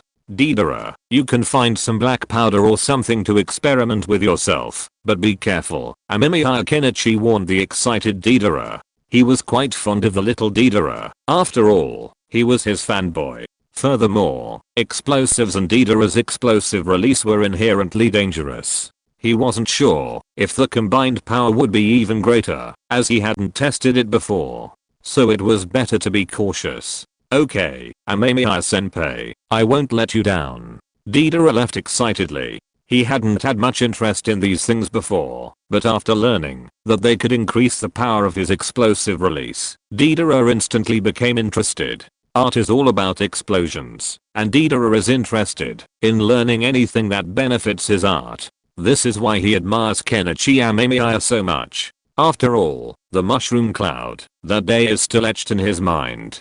Deidara's dream is to create a bomb with a power comparable to that of Kenichi Amemiya-senpai, or even greater. Uncle Sanzu, what do you want to talk to me about? Kenichi Amemiya saw Deidara off, and then went to the adjacent reception room to meet with Sanzu Amado. Speaking of which, this reception room was built at the teacher's request. At first, Kenichi Amemiya thought it was a bit unnecessary, but now it's surprisingly useful. Amemiya, here's the thing, do you have any research on the soul? Sanzu Amado was talking to his daughter. When he saw Kenichi Amemiya emerge, he put down his teacup and looked at Kenichi Amemiya and asked, soul? Amemiya Kenichi frowned slightly. To be honest, he hadn't done much research on the soul, or rather, in his previous life, he hadn't done much research on it. The most famous experiment was the soul's weight test. However, that experiment itself was fraught with problems and had never been successfully replicated. Furthermore, no scientific instrument had ever detected the existence of the so-called soul. Therefore, the concept of the soul, in previous lives, was a rather metaphysical concept. Like the 18 levels of hell, it was a folktale, not something based on scientific theory. However, in the world of Naruto, it was indeed real. Souls didn't age in the Pure Land, could retain their deceased appearance, and could even freely change their appearances from one stage of life to another. Of course, this was based on Obito's death, when he transformed into Little Obito, and departed with Nohararin. Whether this was true or not still needed to be proven. There hasn't been much research, but the soul definitely exists, Amemiya Kenichi said, looking at Sanzu Amado. Did he say that? He did, but it didn't seem to be said. Sanzu Amado could certainly hear it. It's like this. When I was researching the ninjutsu of impure world reincarnation, I found some minor problems. Sanzu Amado cursed the little fox in his heart. This little fox just wouldn't give up until he saw the rabbit. He had to come up with something himself. Amemiya Kenichi listened very seriously, because this guy Sanzu Amado really had strong scientific research capabilities. There was no doubt about that. Amemiya Kenichi himself was very clear about it. But after listening to it, Amemiya Kenichi couldn't help but reveal a hint of surprise, because he really didn't expect Sanzu Amado to not only have research in science and technology, but even have some research in ninjutsu. This guy actually created such a thing. Point this soul binding device. I tried it, after I successfully made it, and you saw the result. Sanzu Amado pursed his lips. Amemiya Kenichi of course knew he was talking about his daughter. Kenichi Amemiya glanced at Sanzu Akabane. This quiet delicate girl indeed wore a delicate hair ornament. At first, Kenichi Amemiya thought it was a small trinket given to her by Sanzu Amado, but now he realized it was a soul binding device crafted by Sanzu Amado. The soul binding device, crafted by Sanzu Amado, effectively prevents souls from returning to the Pure Land. It also works with impure world reincarnation, specifically extending the impure world reincarnation's time in the living world. Previous impure world reincarnations, even if successful, could only last for a short time. This was partly due to the need for a replacement of the living sacrifice, and partly because the Pure Land held a captivating attraction for the souls of the deceased. This attraction made them desperate to leave their imprisoned bodies and return to the peaceful Pure Land. This device could block the unspeakable discomfort, allowing the impure world reincarnation to live a more stable life. With the soul less resistant to the living sacrifice, it could naturally last longer. If this continued, it might even offer a chance for resurrection. But now a new problem has arisen. Sanzu Amado continued to discuss his affairs. Amemiya Kenichi shook his head, no longer thinking about it, but listening intently. Soon, Amemiya Kenichi understood. Sanzu Amado's biggest problem was that his daughter's soul, though bound by a restraint device and unable to desire to return to the Pure Land, would return directly to the Pure Land after each month. He initially thought the restraint device was malfunctioning, but the same device worked flawlessly the next time. This time, he observed from the side, but his daughter's soul still suddenly vanished after a month, and her impure world reincarnation was automatically terminated. He had conducted numerous experiments, but to no avail. This time, he had intended to come to Orochimaru to discuss this issue, but he happened to see the two giant robots, and came here first, where he ran into Amemiya Kenichi. Is that so? Amemiya Kenichi stroked his chin thoughtfully. Honestly, even he and his teacher, Orochimaru, weren't sure how long the impure world reincarnation could last. The reason was simple. Ninjas resurrected from the impure world reincarnation develop an attachment to the Pure Land. It's like a biological clock, a habit. Just as most people feel sleepy and want to sleep at night, the same is true for souls in the Pure Land. In the real world, they're like constantly staying up late, their sleepiness steadily increasing. The soul restraint device acts like a stimulant, like coffee or tea, preventing the soul from feeling the discomfort of fatigue. Of course, with the intervention of the Six Paths Sage, a ninja can also remain in the real world for extended periods. So, could Sanzu Amado's problem be related to the Six Paths Sage? After all, since the restraint device hasn't broken down and can continue to restrain the soul, it wouldn't make sense for the soul to suddenly disintegrate and return to the Pure Land after a month. This leaves only two possibilities. First, the restraint device needs improvement. It has a limit of 1 month. Beyond that, the device fails, forcing the soul back to the Pure Land. The second possibility is more troubling. It's that the Six Paths Sage noticed something was wrong and took Sanzuamado's daughter. This shouldn't be a problem for the Six Paths Sage, considering he's in the Pure Land and possesses considerable power. However, this raises a question. Why did the Six Paths Sage simply take Sanzuamado's daughter without warning him? Whether impure world reincarnation would trigger a warning from the Six Paths Sage remains unproven. Kenichi Amemiya believes a warning is possible. After all, this is the Six Paths Sage's Pure Land. Sanzuamado's current behavior is equivalent to taking someone from the Six Paths Sage's home daily for a month, often without notifying the Six Paths Sage. Kenichi Amemiya himself isn't entirely sure what that person's intentions are. These people are inherently difficult to predict. Mr. Sanzu, do you have any research on the Pure Land? Kenichi Amemiya asked, looking at Sanzuamado. There's no way around it. Currently, when it comes to the Pure Land and the soul, Sanzuamado is likely the most in-depth researcher.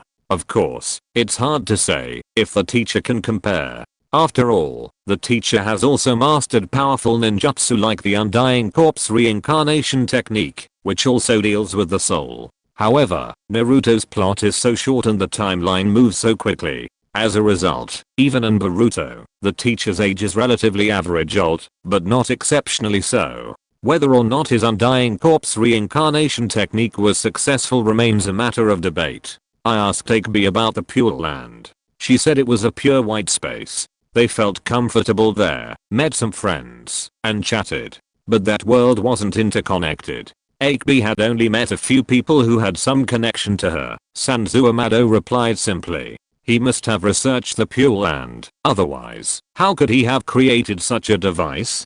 His original goal was to preserve his daughter and resurrect her. Upon hearing this, Amemiya Kenichi nodded.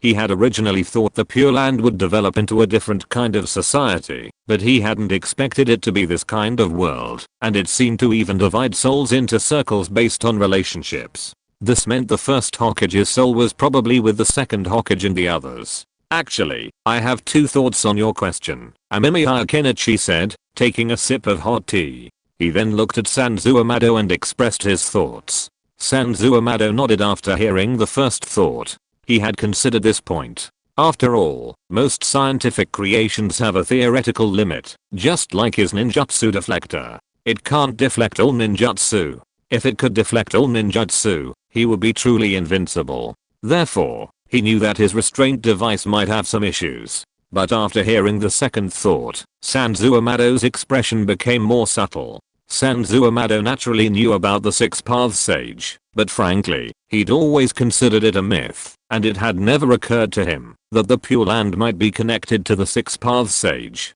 Mr. Sanzu, I need to remind you here. I'm 90% certain about the Six Paths Sage. Amemiya Kenichi could see the doubt in Sanzuamado's eyes. It was understandable, for a scientist suddenly trying to understand something on the level of a sage was a bit difficult. I know, Sanzuamado nodded. He knew Amemiya Kenichi was serious. After all, if he wasn't serious, he wouldn't have told him so. It was just too unbelievable. Actually, Mr. Sanzu, there's no need to make such a mythical assumption. You know the creation myth, right? It says that the ninja world was originally created by beings from outer space, and that the Six Paths Sage founded the Shinobi clan. Amemiya Kenichi explained. Whether or not they were immortals wasn't a particularly important matter, it was just a matter of changing one's perspective. So-called gods are actually beings of a higher level of civilization. In other words, if a ninja were to return to their past lives, they could be considered cultivators.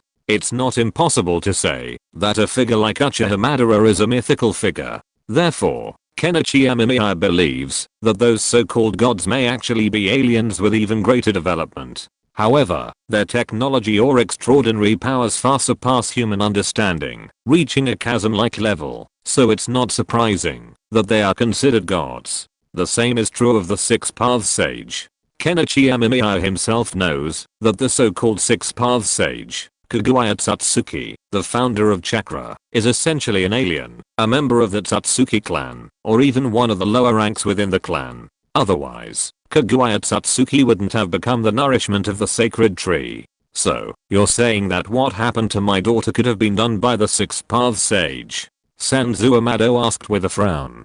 Chapter 288 Nuclear Physics. It's possible. Amemiya Kenichi remained non-committal. He personally thought it was possible, but he couldn't be sure. After hearing this, Sanzu Amado fell into deep thought. Amemiya Kenichi didn't say anything, but instead looked at Sanzu Akabe curiously. Sanzu Akabe was calmly sipping his tea, seemingly unconcerned about his own death. This made Amemiya Kenichi look at him a few more times. After all, not everyone could remain indifferent when hearing someone discuss matters related to themselves, let alone matters concerning life and death. Miss Akabe, do you remember what happened after you returned to the Pure Land? Amemiya Kenichi asked Akabe. He remembered that Sanzu Amado hadn't mentioned what his daughter had seen since returning. Perhaps he had forgotten to ask. I just went back and lived the same life in the Pure Land as before. There was nothing special about it. Sanzu Akabe's voice was pleasant and gentle. I've inquired about Akabe's situation, but she hasn't seen anyone since returning, nor has she been warned. It seems the Six Paths Sage is completely oblivious to her situation. Sanzu Amado sighed helplessly. He'd just realized he'd forgotten to mention this. Akabe hadn't discovered anything since returning to the Pure Land, which was why he hadn't considered the Six Paths Sage in the first place. Mr. Amado, have you done any control experiments? Amemiya Kenichi asked, or thought coming to his mind. Control experiments? I forgot. Amado slapped his head, then hurriedly dragged Sanzu Amado out. Amemiya Kenichi's mouth twitched when he saw this, but he wasn't surprised. What could be said about Sanzu Amado? When it came to other matters, he was usually quite indifferent, with a slow pace of approach. But when it came to his daughter, that indifference vanished instantly. After all, she is my own daughter. Amemiya Kenichi yawned, but he was actually still very interested in Sanzu Amado's research. After all, even if he could keep the soul alive for about a month, it would be a huge improvement. Think about it, as long as he could revive the first generation, and others through the impure world reincarnation and let them maintain their combat power for a month, then conquering the 5 major countries would not be a particularly difficult problem. Of course, the premise is that the first generation will perfectly execute Amemiya Kenichi's orders. After solving the problem of Sanzu Amado, Amemiya Kenichi returned to the laboratory and continued his experiments. Soon, subject number 1 was sent to the operating table. Then let's start the experiment. Amemiya Kenichi looked at the subject, twisted his neck, and created a shadow clone to record the experimental log. Then he began to stimulate the subject according to his previous experience. The experiment on subject number 1 began. The main body used the previously developed Sharingan stimulation method, applying both mental and physical stimulation to subject number 1. Subject no one's body temperature rose sharply, his heart rate accelerated, reaching 163 beats per minute, and his blood pressure also climbed. The temperature in his amygdala began to rise. And even from a distance, he could smell the aroma of roasting meat. The main body slowed down the stimulation of subject number 1. After 78 seconds, the experiment concluded, and a new Sharingan particle had successfully grown in subject no one's amygdala. Amemiya Kenichi joyfully released his hand. Honestly, he hadn't expected this experiment to be so smooth and easy. Even this success was a little surprising. But upon closer reflection, it made sense. After all, the most difficult and arduous step of this process was actually how to integrate the Uchiha clan's genes into the bodies of ordinary people, thereby altering their genetic information. As long as the alteration and genetic programming were successful, then the problem wouldn't be too great. Just look at Uchiha Shiori. After inheriting Obito's genes, she successfully opened her Sharingan. However, at the time, Amemiya Kenichi was troubled by the extremely high mortality rate, making this method unlikely to be used. Now, by chance, Amemiya Kenichi has used the secretions of a chakra parasite queen. to help him refine his genetic information editing jutsu, and this modification has essentially been successful. The probability of failure is very low. To date, Amemiya Kenichi has never seen a failure. You completed groundbreaking research on the Sharingan, and received a book on nuclear physics and atomic bombs. Amemiya Kenichi was stunned. To be honest, he had almost forgotten about this side quest, but he didn't expect to receive the same reward for completing it this time. At the same time, Amemiya Kenichi noticed several large boxes in his laboratory. Are these all nuclear physics books? Amemiya Kenichi's mouth twitched, but he couldn't think of any other possibility for these sudden appearances other than the rewards he had just received. After opening them, Kenichi Amemiya confirmed this. He also discovered a vast array of books, ranging from basic nuclear physics theory to atomic fission related to atomic bombs, and even a book titled Simplified Design of an Atomic Bomb. Almost every book related to atomic bombs was here, the only difference being that they lacked authors or publishers. So, you're letting me learn on my own. Kenichi Amemiya took a deep breath. This reward was a bit disappointing. He had originally expected to be told how to build an atomic bomb. But looking at the sheer number of books, he decided it was better to give them books. After all, books on nuclear physics and atomic bombs contained a lot of new knowledge, and with shadow clones, studying wouldn't interfere with his work. Furthermore, trying to absorb all that knowledge into his mind was a real challenge. Memory transfer, even now, is a difficult task. The human brain is a fascinating place. Even the smallest error could lead to significant problems. Once I figure it out, can I start making mushroom eggs by hand? Kenichi Amemiya licked his lips excitedly. That was the pinnacle of human technology in his previous life. Neither the destructive power nor the range of damage was impeccable. While there were more powerful hydrogen bombs, understanding the atomic bomb made understanding the hydrogen bomb relatively straightforward. Furthermore, Kenichi Amemiya hadn't majored in nuclear physics in his previous life, so he wasn't very familiar with the subject. Learning about it now would be a good idea. Kenichi Amemiya did know of a currently theoretical weapon called the Cobalt Bomb, a nuclear weapon capable of penetrating the atmosphere. It must be said that humanity was truly adept at self-destruction. But these two test subjects do have some value. Kenichi Amemiya glanced at the still unconscious test subjects. He had other uses for them. For example, he could take them to the snow country to see how effective the queen's parasites were, a sort of recycling. If they were successfully parasitized, these two genin would become members of the new nation, though given their strength, they would likely be cannon fodder. Although we now know how to activate the Sharingan, what about the Manger Key? How do you activate it? Kenichi Amemiya solved one problem, but now faced a second. The Sharingan doesn't actually offer any absolute power above and beyond the Manger Key. Only when it evolves from the 3 Megatama to the Manger Key does it truly represent a significant increase in combat power. After all, Manger Key techniques are often quite outlandish. While Amaterasu may seem a bit underwhelming, it's actually a very powerful ninjutsu. Used properly, it can inflict severe damage to an enemy and even achieve other purposes. For example, what does it mean that Amaterasu never extinguishes until it has completely consumed its target? It's like a perpetual motion machine. Theoretically, if someone could find something that Amaterasu couldn't completely consume, it would burn forever, generating a constant stream of heat, creating the equivalent of a perpetual fire. While this fire might not seem very capable, a battery that never runs out of energy could revolutionize human technology. This is why so many people continue to pursue perpetual motion machines, despite scientists knowing they are impossible. Let's do another experiment later. Amemiya Kenichi rubbed his hands. The standard Sharingan gene fusion had been successful. These people possessed the Uchiha clan's genes and could activate their Sharingan. But what if they were to fuse the genes of Obito, Itachi, and Shizu? Could they then awaken their Manger Key? When the Fourth Shinobi War began, he would wave his hand, and countless Manger Key burst forth, a vast array of Susanus towering over the scene. This scenario would be difficult for the current ninja world to handle. He didn't need to confront the 5 great nations head-on. He could adopt a gradual approach, perhaps using a parasite to infect everyone, and then confront them later, leaving the cage helpless. Though these ideas are good, they still need some testing. Amemiya Kenichi shook his head.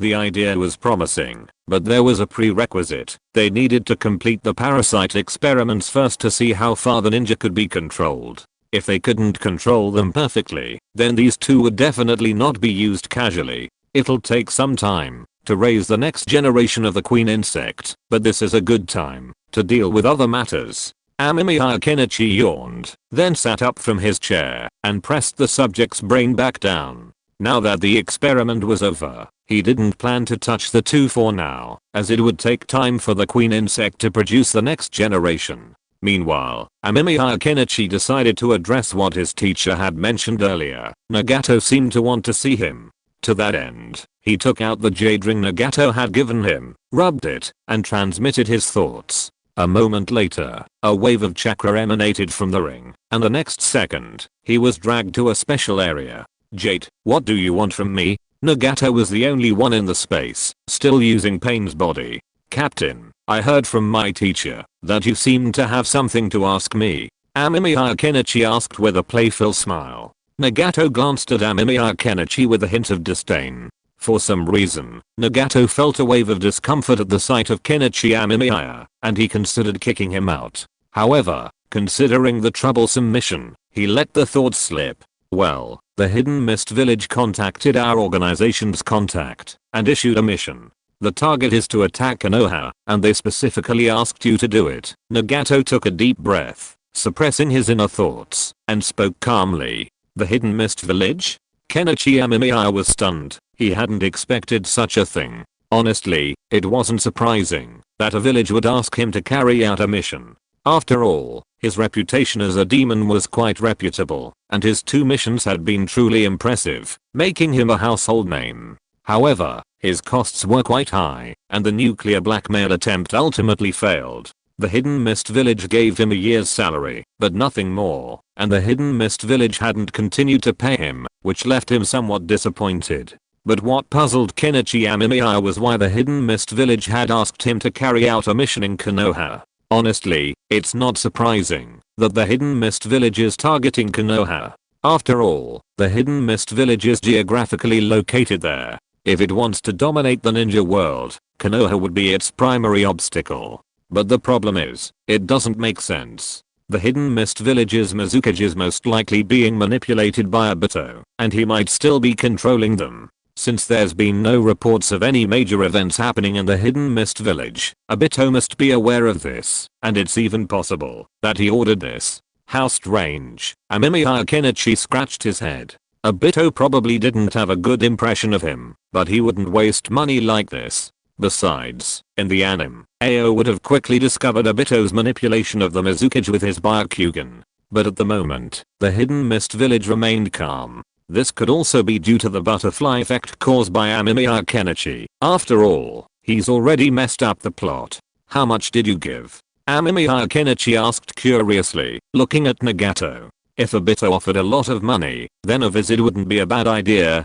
It would also be a chance to see what Obito is up to. Chapter 289 The first step to convincing Nagato. 400 million Ryo, Nagato offered, and upon hearing it, Kenichi Amemiya couldn't help but curl his lips. He had to admit, Obito was truly stingy, offering only 400 million Ryo. Is 400 million Ryo a lot? It seems like a lot, but not really. After all, the cost of making a thermobaric bomb is already there, and after deducting the costs, the profit is just that much. And that's assuming he has blueprints for the bomb. What if he doesn't have blueprints? Without them, he'd have to develop it himself, and the R&D costs would have to be spread out among the costs. This is why many high-tech gadgets are initially so expensive, because of the need to spread the costs. For example, if Kenichi Amemiya wanted to make a thermobaric bomb in the ninja world, the cost of the thermobaric explosive alone would be unbelievable.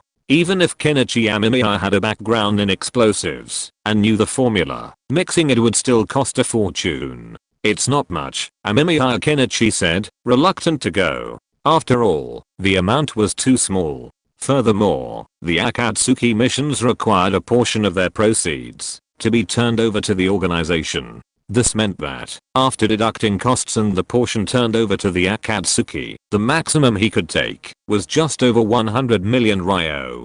If you don't want to go, then I refuse. Nagato didn't mind. While a little over 100 million ryo was a significant income, with Kakuzu, a dedicated tool, Akatsuki's current financial situation had been significantly improved. Of course, what Nagato didn't want to admit was that Akatsuki also derived some of its revenue from Sasori. Sasori had previously blown up numerous objects within Akatsuki, and the compensation alone constituted a significant portion of their revenue. Nagato still remembered Kakuzu, after calculating all this, excitedly telling him to come back more often. Nagato sullenly refused. What a joke. How could Sasori be allowed to return? Wasn't he afraid he'd blow up the entire Rain Village? While bombing the Rain Village would certainly net them more money, it would also draw the attention of other ninja villages, and the Akatsuki didn't want to be exposed to the public eye so soon. No, I'll just go. Kenichi Amemiya licked his lips, then decided to take the mission. After all, while the reward wasn't very high, it was related to Obito. Obito had suddenly come to the Akatsuki to assign him a mission, specifically for him. Kenichi Amemiya felt there was definitely something fishy going on. The only question was whether Nagato was involved. If he was, he'd undoubtedly know that the Hidden Mist Village was under Obito's control, and the sudden assignment would undoubtedly raise his suspicions. However, Nagato's expression and tone were perfectly normal, which made Kenichi Amemiya doubt whether Nagato had actually participated in Obito's battle against the Mizukage of the Hidden Mist Village. If one wanted to expose someone's intentions, the best way was to fall into their trap and see what they were up to. The only problem was being well prepared to escape. A trap designed to catch rabbits might work, but not tigers. Oh, then I accept. The Hidden Mist Village has paid in full. Nagato beamed. Over 100 million in revenue was a good sum. At least it could help them solve some problems. In this world, without money, it was truly difficult to get anywhere. By the way, Pain, I'd like to ask, what methods do you think can achieve peace? Amemiya Kenichi was about to leave, but before he did, something struck him. Nagato was stunned by this. Honestly, while he had inherited his friend's legacy and continued to run the Akatsuki, he hadn't yet articulated Akatsuki's ultimate goal. That was to gather all the tailed beasts and achieve peace in the ninja world. Of course, he had already hinted at some of this, but he couldn't understand why Amemiya Kenichi would suddenly ask him such a question. This reminded Nagato of his previous research on Kenichi Amemiya. Nagato didn't actually investigate every Akatsuki member, he only investigated those he was interested in. Naturally, this investigation was handed over to the individual within the organization. The information he provided was incredibly detailed. Kenichi Amemiya was a war orphan from Konoha.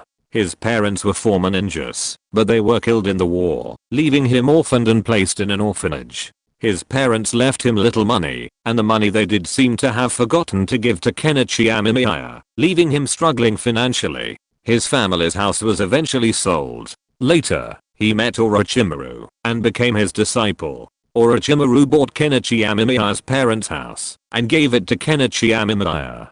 From then on, Kenichi Amemiya followed Orochimaru in his shady dealings and seemed to have had ambiguous connections with Konoha's higher-ups. Then came his defection and the subsequent friendships he made within Konoha. Why do you suddenly want to ask this? Nagato gave Kenichi Amemiya a deep look. He didn't think Kenichi Amemiya was asking this question for no reason, but judging by Kenichi Amemiya's current resume, while his life had been somewhat tragic, it was only before he met Orochimaru. After meeting Orochimaru, Kenichi Amemiya's life took a different direction, becoming someone who others considered to be living a comfortable life. Logically, people with this kind of life wouldn't have such questions. They hadn't witnessed the cruelty of war, hadn't experienced its pain firsthand, and at most, had lost their parents to it. While this might seem tragic, the ninja world is full of war orphans. Kenichi Amemiya could still live in an orphanage, while he and Konan Yahiko were forced to wander the streets, fighting stray dogs for food.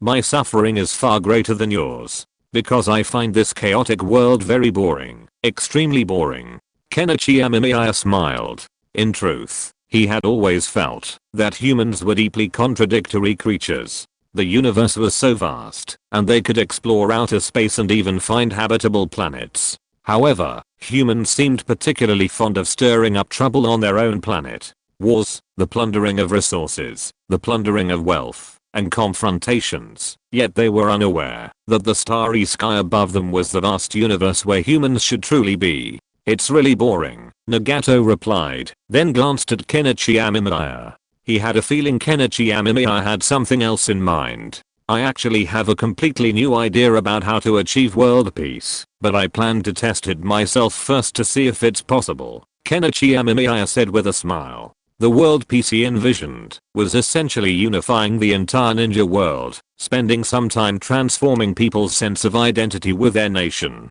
After a period of time, the older generation, still clinging to the memories of the 5 great nations and the various smaller ones, would die off, and a new era would begin. Oh, what is it? Nagato became interested. If it were about discussing other issues, he certainly wouldn't be interested, but peace in the ninja world, that was something he was extremely interested in. After all, his friend had once wanted to create a world where people could understand each other. Although his friend failed and died, he inherited his friend's legacy. Unify all the countries in the ninja world and establish a complete country so that people have only one identity. They are no longer people of the land of fire, the land of rain, and the land of rain. They are people of the same country, and naturally there will be no war. Amemiya Kenichi simply explained his idea. He originally didn't intend to say it, but since Nagato asked, he could say it. And the most important thing is that this is still Nagato's space. No matter how powerful Black Zetsu is, he can't sneak in to eavesdrop on information, so maybe he can try to win over Nagato from here and make Nagato gradually lean towards him. Nagato was stunned for a moment after hearing this, then subconsciously compared this idea with his own. He quickly realized that the two seemed to have some similarities, such as the possibility of relying on the tailed beasts to unify all. Although this method has its drawbacks, it's more effective than those who rely on the temporary threat of force to achieve peace. After all, the temporary threat of force requires the presence of that force. If the force dies, then there's nothing left to discuss, Amemiya Kenichi added. Nagato's face darkened, and he looked at Amemiya Kenichi with suspicion. Why did he feel that Amemiya Kenichi was referring to him? After all, his idea was to use force to make the ninja world feel pain, understand suffering, and ultimately achieve peace. But looking at his body, even Nagato had to admit that he didn't seem to have much time left. In this case, even if he truly tamed all the tailed beasts and achieved his goal, he would be dead. Then who would be responsible for the peace of the ninja world? Konan? Konan couldn't do it. Without those sage eyes, she couldn't suppress the rebellious ninjas within the Akatsuki, nor could she control the exceptionally gifted ninja prodigies. It seemed like a dead end. Seeing Nagato silent, Kenichi Amemiya knew he was brooding over the matter. He wasn't in a rush. These things weren't going to be resolved overnight. He wasn't Naruto, and he didn't have the persuasive power to convince Nagato to change his mind. Anyone who has ever tried to persuade someone knows how difficult it is. Kenichi Amemiya once tried to persuade a friend to stop being unfaithful after marriage and to live a good life with his wife. But after 6 or 7 years of persuasion, there was no change. It was what it was, so Kenichi gradually gave up. After all, persuasion was pointless, wasn't it? Especially when it came to such a crucial matter, such as a friend's legacy and a lifelong commitment. How could he convince someone to give up their previous beliefs with just words? Perhaps he had indeed activated the hypnosis app. Captain, it's nothing else, so I'll be leaving now. After waiting for a while, Kenichi Amemiya grew impatient. He knew this sort of thing would require Nagato to ponder for a long time, and only then would Nagato figure it out. If he spoke, Nagato would suspect him and speculate. That would be counterproductive. Therefore, the best approach was to remain silent, simply carry out the mission, and wait for Nagato to figure it out. Nagato uttered a duh and let Kenichi Amemiya leave. He then returned to the real world, feeling the objects piercing his body, and letting out a deep breath. He stared blankly at the dim surroundings. There was no light anywhere, only the candlelight. This was to maintain Pain's secrecy, to prevent anyone from reaching him. The only person in the Akatsuki organization who could reach him was Konan. Peace. Nagato took a deep breath. He hadn't previously considered what would happen after his death. It was too far off. After all, he hadn't even begun collecting the tailed beasts yet. But now, after hearing Kenichi Amemiya's words, Nagato suddenly felt that this question was indeed crucial. When he was alive, relying on the sage's eye and his own strength, he was confident he could suppress the ninja world and force them into peace. If they didn't want peace, he would personally intervene to force them to make peace. But the question was, what if he died? Could Konan inherit his vision?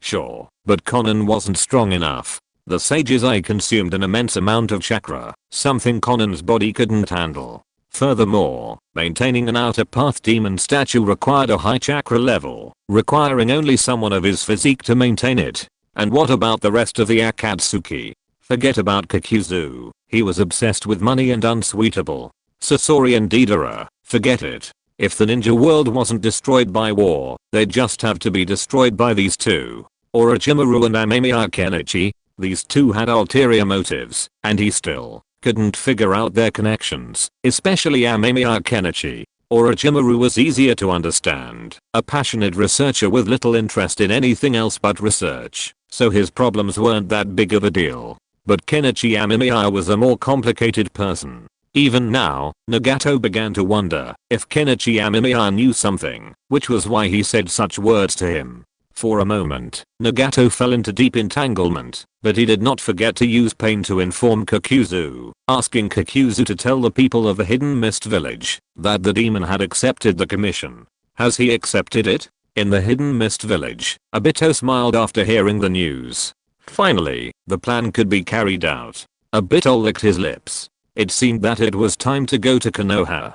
Chapter 290 War is one of the driving forces of human progress. What the hell is Obito thinking? This was the question that troubled Kenichi most recently. After all, even after careful consideration, he still couldn't figure out why Obito wanted to carry out this mission himself. But Kenichi didn't care. Since Obito wanted him to carry out the mission, then he would do it. He would just deal with it as the situation escalated. Of course, Kenichi couldn't possibly not prepare for anything. It would be foolish not to do so. After all, he knew Obito had some ulterior motive. So, preparing some things was essential. First and foremost, of course, was Kenichi's most powerful weapon to date. Its power could even be further increased. After all, Kenichi had mastered how to fuse chakra and explosives, creating even more powerful thermobaric bombs. If he weren't worried about blowing up the lab while conducting experiments now, and if he didn't need to test whether multiple chakra properties could be combined simultaneously in a single explosive, he would have wanted to fuse all the different chakra properties and create a chakra thermobaric bomb of unknown nature. So, to facilitate this mission, Kenichi Amemiya employed the God-slaying bomb, a weapon he had successfully used before, infused with fire attribute chakra. Thermobaric bombs are incredibly powerful, but they won't be very effective against me in the center of the blast zone, so 2 will suffice. As for Obito, Kenichi Amemiya stroked his chin. Kenichi Amemiya had other solutions for Obito. The impure world reincarnation technique was designed for such situations. After all, against an opponent who might engage in close combat, or who couldn't reach a safe distance to use heavy weapons, impure world reincarnation offered a far superior cost-effectiveness to thermobaric bombs. Teacher, you're being too conservative. If I were facing Sarutobi Hiruzen, I'd summon Biwako Sarutobi in addition to the first and second generations, dealing a double blow both mentally and psychologically. Kenichi Amemiya licked his lips. The teacher was being too conventional, not even considering using Sarutobi Hiruzen's lava to attack him. Although such an operation wouldn't have much of an effect given Sarutobi Hiruzen's temperament, Amemiya Kenichi felt he'd be stunned for a moment upon seeing it. A moment of days enough for him to accomplish many things. It's just that Obito seems very cautious with his Kamu. Amemiya Kenichi scratched his head. The previous time he'd seen Obito, he'd been perfectly normal, seemingly unsuspecting. If he'd been hit by the God-slaying bomb, he'd be somewhat suspicious. After all, that attack method was identical to his own, though other Kekkei Genkai, such as explosive release, weren't out of the question. He didn't know why Obito hadn't used Kambu in a while, but if he hadn't, he could force him to. As long as he got Obito to use it, he could see the results. Amemiya Kenichi was still waiting for Obito to trigger his thermobaric bomb. He couldn't be sure, though, as the manger key containing the Kambu was still soaking in a test tube. Obito, if you don't cause trouble, that's fine. But if you do, I'll have no choice but to try and deal with you first. Amemiya Kenichi pulled out a test tube with a female ninja's name on it. Nohara. This was dug up from Konoha's cemetery. While this operation was somewhat unethical, Amemiya Kenichi felt that the greatest obstacle standing in his way was Obito. Therefore, preparing Nohararin's tissue was essential. After all, for Obito, Nohararin was a truly powerful weapon. Amemiya Kenichi originally wanted this item simply for a search and as a precaution, but he didn't expect it to come in handy so soon. As for Black Zetsu, while his strength was somewhat uncanny, he was certainly not as formidable as Obito and Uchiha Madara. He relied more on sneak attacks, and in the original story, Black Zetsu himself wasn't shown to be very powerful. Against Uchiha Madara, he relied more on sneak attacks. Black Zetsu was like the fox in the story of the tiger who trusted him, which was why the sneak attack succeeded. Otherwise, Black Zetsu would have been no match for him. Of course, using Nohara and using her to fight Obito through the impure world reincarnation would present a thorny issue. That would essentially expose Obito's true identity, leaving Obito bewildered. After all, Nohara wasn't a prominent figure in Konoha's history, nor was her combat prowess high. What was the point of using her impure world reincarnation? It could only be that they knew her true identity and were using her specifically to deal with her. While Nohara would certainly cause Obito to lose his composure, that would also mean facing his wrath. After all, playing on someone's inner turmoil could easily provoke anger. Therefore, if they didn't want to antagonize Obito right away, the best approach would be to use a large-scale ninjutsu to resolve the situation and simultaneously weaken Obito's morale. Kenichi Amemiya immediately thought of the spirit summoning jutsu he'd tried before. While that technique wasn't as effective as the impure world reincarnation technique, it had the advantage of a larger area. He could then strike at the cemetery. Hey, Nohara has crawled out of her grave. Are you happy, Obito? Obito wasn't sure, but Kenichi Amemiya was quite pleased. After preparing some basic supplies, Kenichi Amemiya took his things and left the lab. He had already prepared everything he needed, and there was nothing else he needed. He had a god-slaying bomb to use against Konoha, an improved version as a backup, and some materials for the impure world reincarnation. He'd just need to prepare the necessary sacrifices in advance when he arrived in Konoha. When he needed them, he could just learn from his teacher, Orochimaru, and make them. Kenichi, you. Just as he left the lab, Kenichi Amemiya saw Sasori standing before him, his face flushed with excitement. Seeing Kenichi's attire, Sasori froze for a moment, then realized he was about to go on a mission. Otherwise, there was no reason for his friend to be wearing a Katsuki uniform. Sasori felt like he hadn't worn them in a while. Scorpio, I'm going on a mission. Are you coming?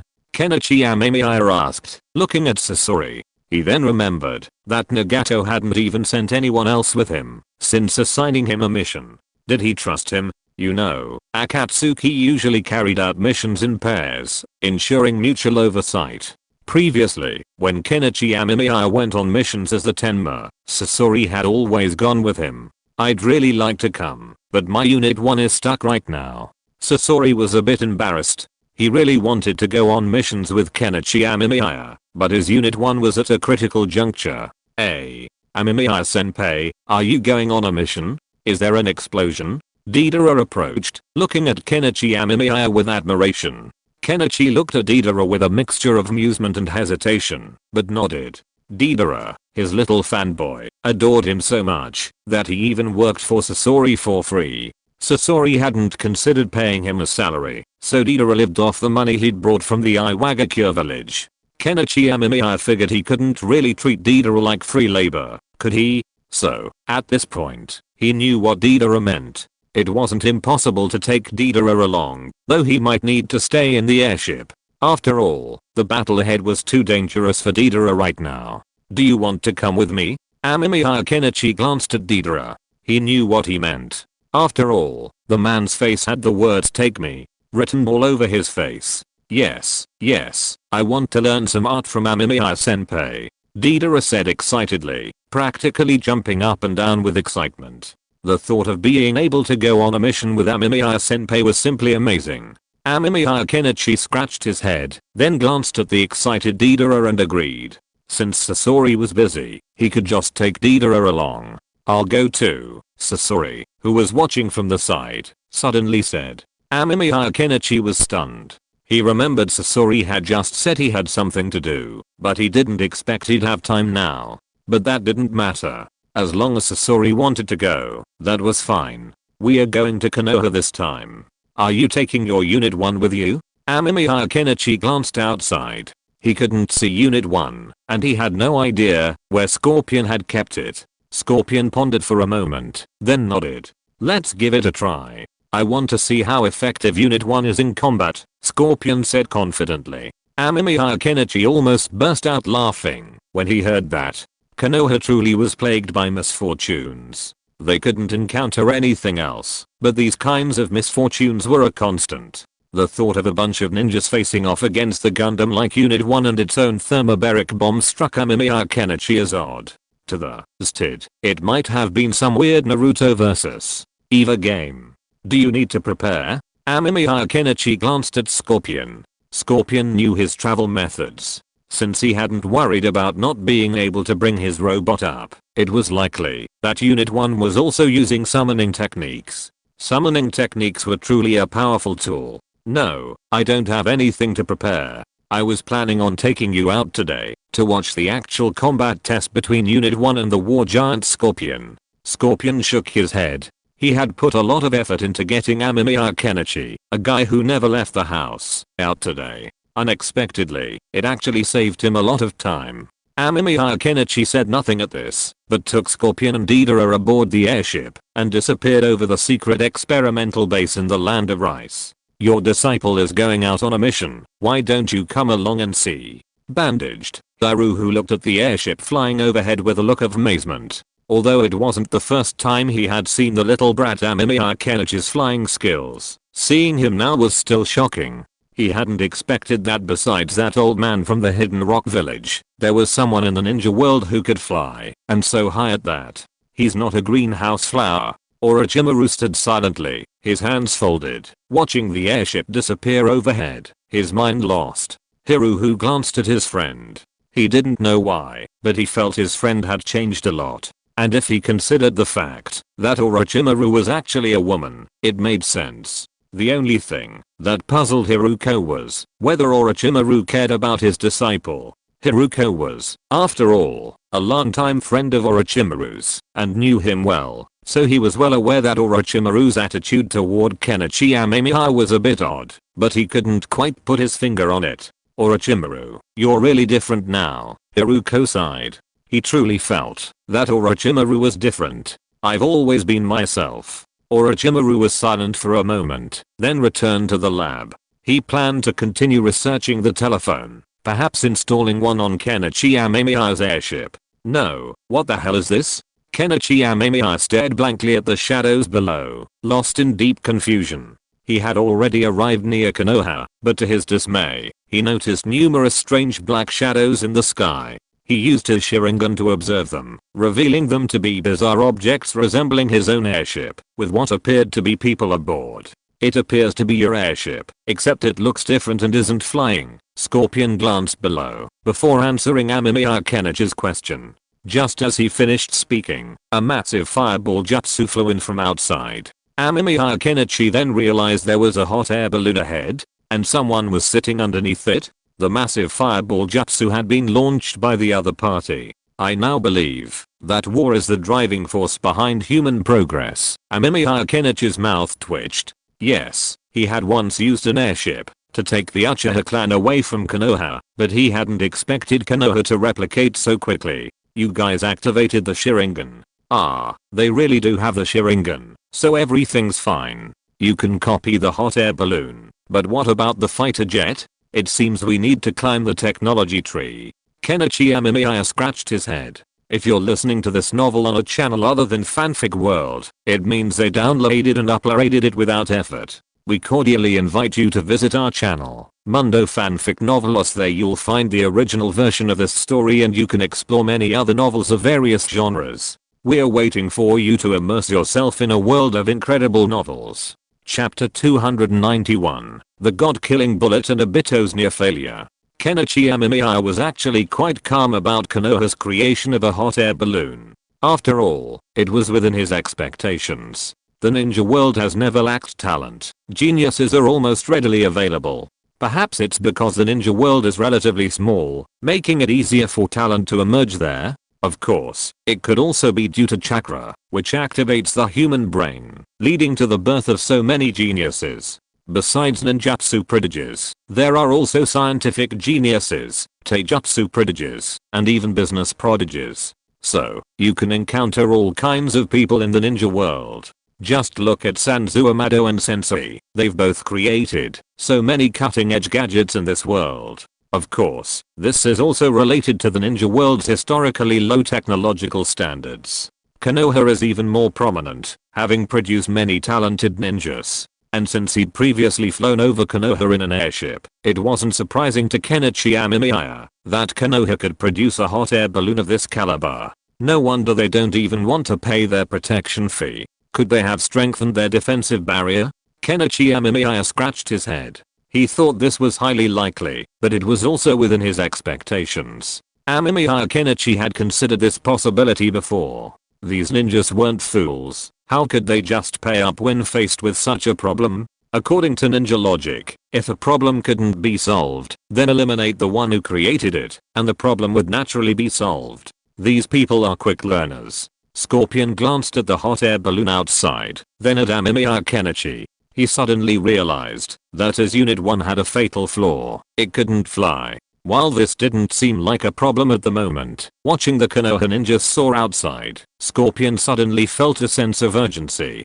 If all enemies could fly in the future, wouldn't his puppets be just sitting ducks? I never underestimated them. Amemiya Kenichi observed the Konoha ninjas silently. They attacked again, dropping something down below. It looked like a bamboo tube. Although he didn't know what it was, Amemiya Kenichi knew it was a Konoha ninja alerting the village of an intruder, and it was him. Looks like a sneak attack isn't possible, so let's attack head on. I'd also like to see the immense power of combining ninjutsu with technology. Amemiya Kenichi licked his lips, then asked Sasori to help him deal with the next enemy. Deidara stood nearby. He had just used explosive clay to create a few birds that flew over to attack the hot air balloon. He'd expected a good outcome thanks to the unexpectedness, but the opposing ninja was also incredibly talented and dispatched his birds almost instantly. That's a Jonin from Konoha. I remember him. He's exchanging gold for his own bounty. Sasori took action. Unit 1 wasn't well suited for this location, but that didn't matter. He still had plenty of human puppets. While he couldn't use the Kazukages, the others would be just as good. Go help Kenichi. I'm enough here. Sasori glanced at Deidara, then took action. 3 puppets instantly burst out of the airship and charged towards the hot air balloon. Deidara was stunned. He had been thinking about showing off in front of Amemiya Kenichi, but he hadn't expected to be assigned to Amemiya Kenichi's aid the next moment. Amemiya Kenichi stood by, a little tempted to laugh, but he pulled out his sealing scroll. Scorpion, this guy may not be very polite with his words, but he's a very soft-hearted person at heart, Amemiya Kenichi muttered as he chewed a piece of gum. He could see what Scorpion was saying. Scorpion knew that Deidara admired him, and Scorpion also knew that Deidara loved explosions, his fame stemming from the thermobaric bomb. That's why he had invited Deidara to watch. After all, witnessing this scene would surely be a delight for Deidara. Deidara quickly reacted and ran to Amemiya Kenichi's side, looking at him with a hint of embarrassment, but his eyes were also filled with enthusiasm. Ever since he saw that mushroom cloud that day, Deidara vowed to reach the level of his predecessors. However, he had never seen Amemiya Kenichi wield that massive mushroom cloud since then. Now, finally, his chance had arrived.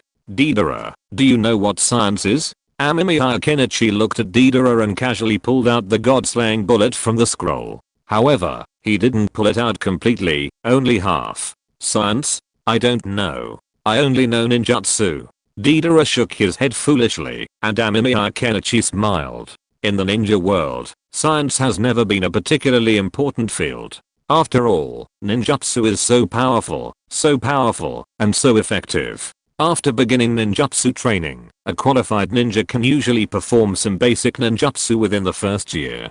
Just like the student ninjas at Ninja Academy, they master superhuman powers upon graduation. Even Naruto, known as the last in the class, would have no problem dealing with an ordinary person after graduating from Ninja Academy. But what about science? Scientific research is a tedious undertaking, potentially taking years, decades, or even decades to produce results. At Naruto's age, most people were still studying. It's a profound subject. What I'm demonstrating to you is the power of science, Amemiya Kenichi said with a chuckle. Just then, a roar echoed from outside the airship, and Scorpion retracted his puppets. 3 puppets, besieging a hot air balloon, a simple task. Scorpion saw clearly that he didn't need to fight them to the death. He simply needed to defeat them, rendering them powerless to threaten the airship. That Konoha Jonin was quite capable, otherwise he wouldn't have been a figurehead at the Kankinso. However, he wasn't a capable ninja, so once he defeated the hot air balloon, he would be doomed.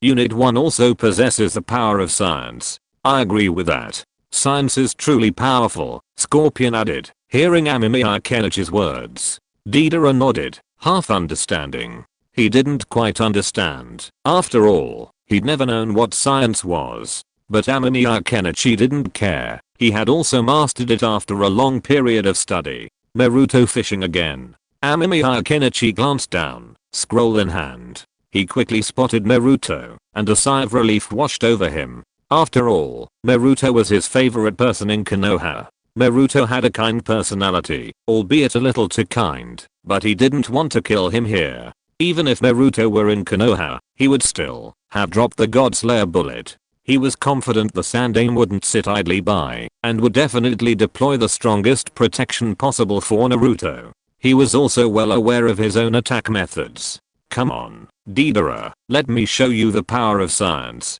Amemiya Kenichi chuckled as he dropped the Godslayer bullet into the calculated position. He didn't act too arrogantly, but jumped after him, carrying a safety rope for easier return to the airship.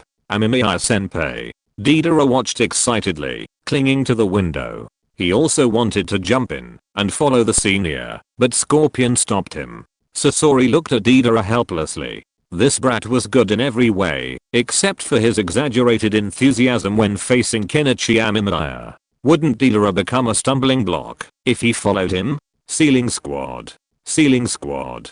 Raise the defensive barrier to maximum. Activate the anti-sky barrier. At this moment, Konoha was in chaos. Just as Kenichi Amemiya had predicted, Konoha had received intelligence of the incoming demonic attack. This instantly sent the vast machinery of Konoha into rapid motion. The streets were filled with shinobi running around, and others were also working to maintain order and guide the civilians. Although Sarutobi Hiruzen was extremely confident in the anti-sky barrier developed by the village, putting the villagers in danger was too risky to gamble on his own predictions. So, Sarutobi Hiruzen decided to have the civilians take shelter in a designated safe house. Hokage-sama, the chicks have arrived at the nest. At that moment, a ninja wearing an ANBU mask appeared beside Sarutobi Hiruzen and spoke respectfully. Yes, we must protect the chicks. Sarutobi Hiruzen nodded, feeling much more at ease. Konoha could be in trouble, even if some people were blown up like last time, but Uzumaki Naruto must not be harmed. Konoha could not lose the Ninetales. Tenma. But you've come to the wrong place this time. Sarutobi Hiruzen looked up at the sky, his eyes dark. The sky defending barrier was the culmination of Konoha's recent research. Sarutobi Hiruzen even put aside all other ninjutsu research, and had Konoha's research institute focus solely on this problem. He was 70% sure he could intercept Tenma's attack. However, looking at the note in his hand, Sarutobi Hiruzen's hand unconsciously tightened. The note had been attached to a kune and flown to Konoha's gate an hour ago. After reading it, an ANBU ninja quickly handed it to him. Tenma is about to attack Konoha, and the Hidden Mist village has issued a bounty. This was the content of the note. Sarutobi Hiruzen didn't know who had sent this message, nor whether it was true or not, but he became even more cautious. Now that the news was confirmed, the question arose, who had passed this message to Konoha, and to himself? Whoever it is, if you want to use Konoha as a weapon, you've got the wrong person. Sarutobi Hiruzen looked up at the sky above, his pupils shrinking as he saw it. That familiar black figure. This one seemed larger, but still metallic. Simultaneously, countless ninjutsu were launched from all directions, attacking the object in the sky. This was Konoha's first defensive measure. Although Sarutobi Hiruzen didn't know what it was, he knew it was always a good idea to intercept it. And the ones taking action were Konoha's Inoshikacho clan and other elite jonin. This was Sarutobi Hiruzen's instruction to them. Upon receiving a red alert, they must be prepared to attack any suspicious object in the sky. Not even a bird was allowed to fly overhead. The attack was effective, directly impacting the strange object, instantly engulfing it in flames. This success made Sarutobi Hiruzen feel a little uneasy. Could the demon be truly so weak? Had the previous attacks relied on that strange flying device? Or was the demon just... Before Sarutobi Hiruzen could process it, a roar erupted from the center of the flames. Is that all that brat is capable of? In the nearby forest, Obito stood in the treetops, his arms folded, gazing at the flames above Konoha, his brows furrowed slightly. He still hadn't seen what he'd hoped to see, like his own Kamu or some similar ability. After a lengthy investigation, Obito finally circled back to Amemiya Kenichi. Since Amemiya Kenichi was the only person who could possibly contact Kakashi and give him his eyes, he decided to test him. He's not that simple, Black Zetsu added, crouching nearby. Why don't you let White Zetsu attach himself to him to gather intelligence? Obito glanced at Black Zetsu. I wouldn't dare. This guy's acumen is terrifying, and his attack range is vast. I don't stand a chance. Black Zetsu gave an awkward laugh. He'd been nearly killed by that bastard Amemiya Kenichi before, and ever since that day, he'd been reluctant to get close to him. He was too dangerous, and it was easy to accidentally injure him. With your talent, I wouldn't. Obito curled his lips. But before Obito could finish his words, he saw a massive fireball soaring into the sky above Konoha, and Konoha's defensive barrier nearly shattered in an instant, cracks in it even spreading rapidly. Obito's words were cut short as a gust of hot air blew from Konoha's side, instantly blowing Obito away and sending him spinning several times in the sky. Damn it, I just forgot I was still maintaining my shady persona. Looking at the strange look in Black Zetsu's eyes, Obito's face flushed for a rare moment, and he immediately began to argue. Black Zetsu chuckled. Obito scratched his face. The brat's strange weapon seemed even more powerful. From where he was standing, it would have been impossible to affect him, based on his previous scale, yet now it possessed such immense power. We can't keep this brat around. Obito narrowed his eyes. He felt threatened. If he continued to grow, there was no telling what impact it would have on the plan. He wouldn't accept it, and he wouldn't allow anyone to disrupt it. A world without Rin had no reason to exist. Yesterday, my mother wasn't feeling well, so I took her to the hospital. Sorry for the lack of updates. Chapter 292 Obito, my Kamu cannot fail. Sure enough, the addition of fire attribute chakra boosts the explosive power of the thermobaric bomb significantly. But is Konoha's defense really that strong? Kenichi Amemiya clung to the rope, squinting his eyes in Konoha's direction. The previous explosion had created a powerful shockwave, blowing the airship away. But this was precisely what Kenichi Amemiya had intended.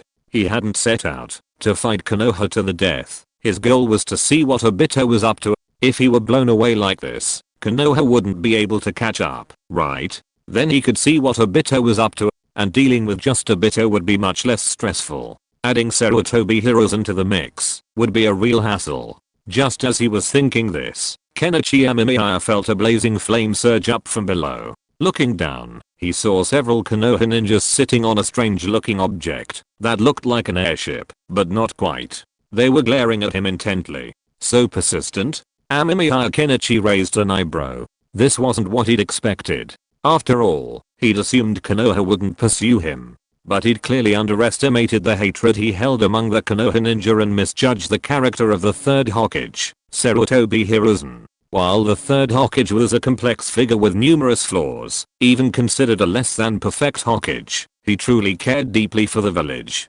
Under these circumstances, Konoha was repeatedly threatened and attacked by a ninja of unknown origin. If they didn't retaliate, the third Hokage's position would be in jeopardy. Furthermore, this was a huge blow to Konoha. They were causing trouble in front of you, the leader. If you didn't show some attitude, it would be hard to convince your subordinates. You guys are really screwed. Just as Amemiya Kenichi was about to tease the Konoha ninja in front of him, he heard a familiar bird song. The moment he heard the bird song, Amemiya Kenichi untied the rope on his body and fell to the ground. At the same time, Amemiya Kenichi adjusted his posture, turned his head to look at the top of his head, and then saw the lightning that was very conspicuous even in the daytime. Kakashi? Why is Kakashi here too? Amemiya Kenichi frowned slightly, but now was not the time to talk about this. Amemiya Kenichi did not intend to reminisce with Kakashi in this place. If he did, his identity would be exposed, and that was not good. He glanced at the sky, which was cloudless. It was a rare good day today, but this weather was not so friendly to Amemiya Kenichi, because if he wanted to perform the fairy art Thunder Dragon, he would not have enough conditions. But this distance is just enough for the next step of the mission. Amemiya Kenichi glanced down, adjusted his stance, and then unleashed a wind release technique, using the recoil of the jutsu to propel him forward. Don't let that guy go. The Konoha ninjas in the sky were terrified. Meanwhile, a ninja wearing an ANBU mask, who had just performed a strange jutsu and nearly pierced the demon, silently leaped down, continuing his pursuit of Amemiya Kenichi. The nearby ninjas looked at each other in bewilderment. They were all Konoha's Chunin, led by a Jonin. But even a Jonin wouldn't dare leap like that, would they? So, were all the ANBU ninjas going all out like that? When Amemiya Kenichi landed on the ground, he saw a devastating mess, littered with fallen and broken trees and rocks. This place was. Amemiya Kenichi nodded. He'd jumped there specifically, but he hadn't expected it to be so devastated.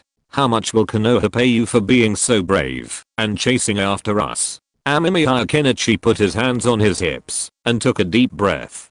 He then frowned slightly as he looked at the pursuer coming out from behind him. This person couldn't be Kakashi. When Amemiya Kenichi saw Chidori before, he had thought it was Kakashi. After all, Chidori was almost always associated with Kakashi. But now, this person didn't have Kakashi's characteristic hair color. You have to remember that, even though Kakashi was an ANBU ninja, he didn't have the habit of disguising his hair color, so Amemiya Kenichi could recognize Kakashi at a glance. But now, this person's hair wasn't silver white. So, this person couldn't be Kakashi. So, who else in Konoha could possibly have mastered this? However, when he remembered that Kakashi's jutsu was also included in the jutsu scroll, he wasn't surprised. It wasn't surprising that someone in Konoha could have mastered Chidori. After all, Konoha was known as the premier ninja village because of this heritage. Most of the jutsu that were invented and considered good were catalogued, and Konoha would offer corresponding rewards as an incentive.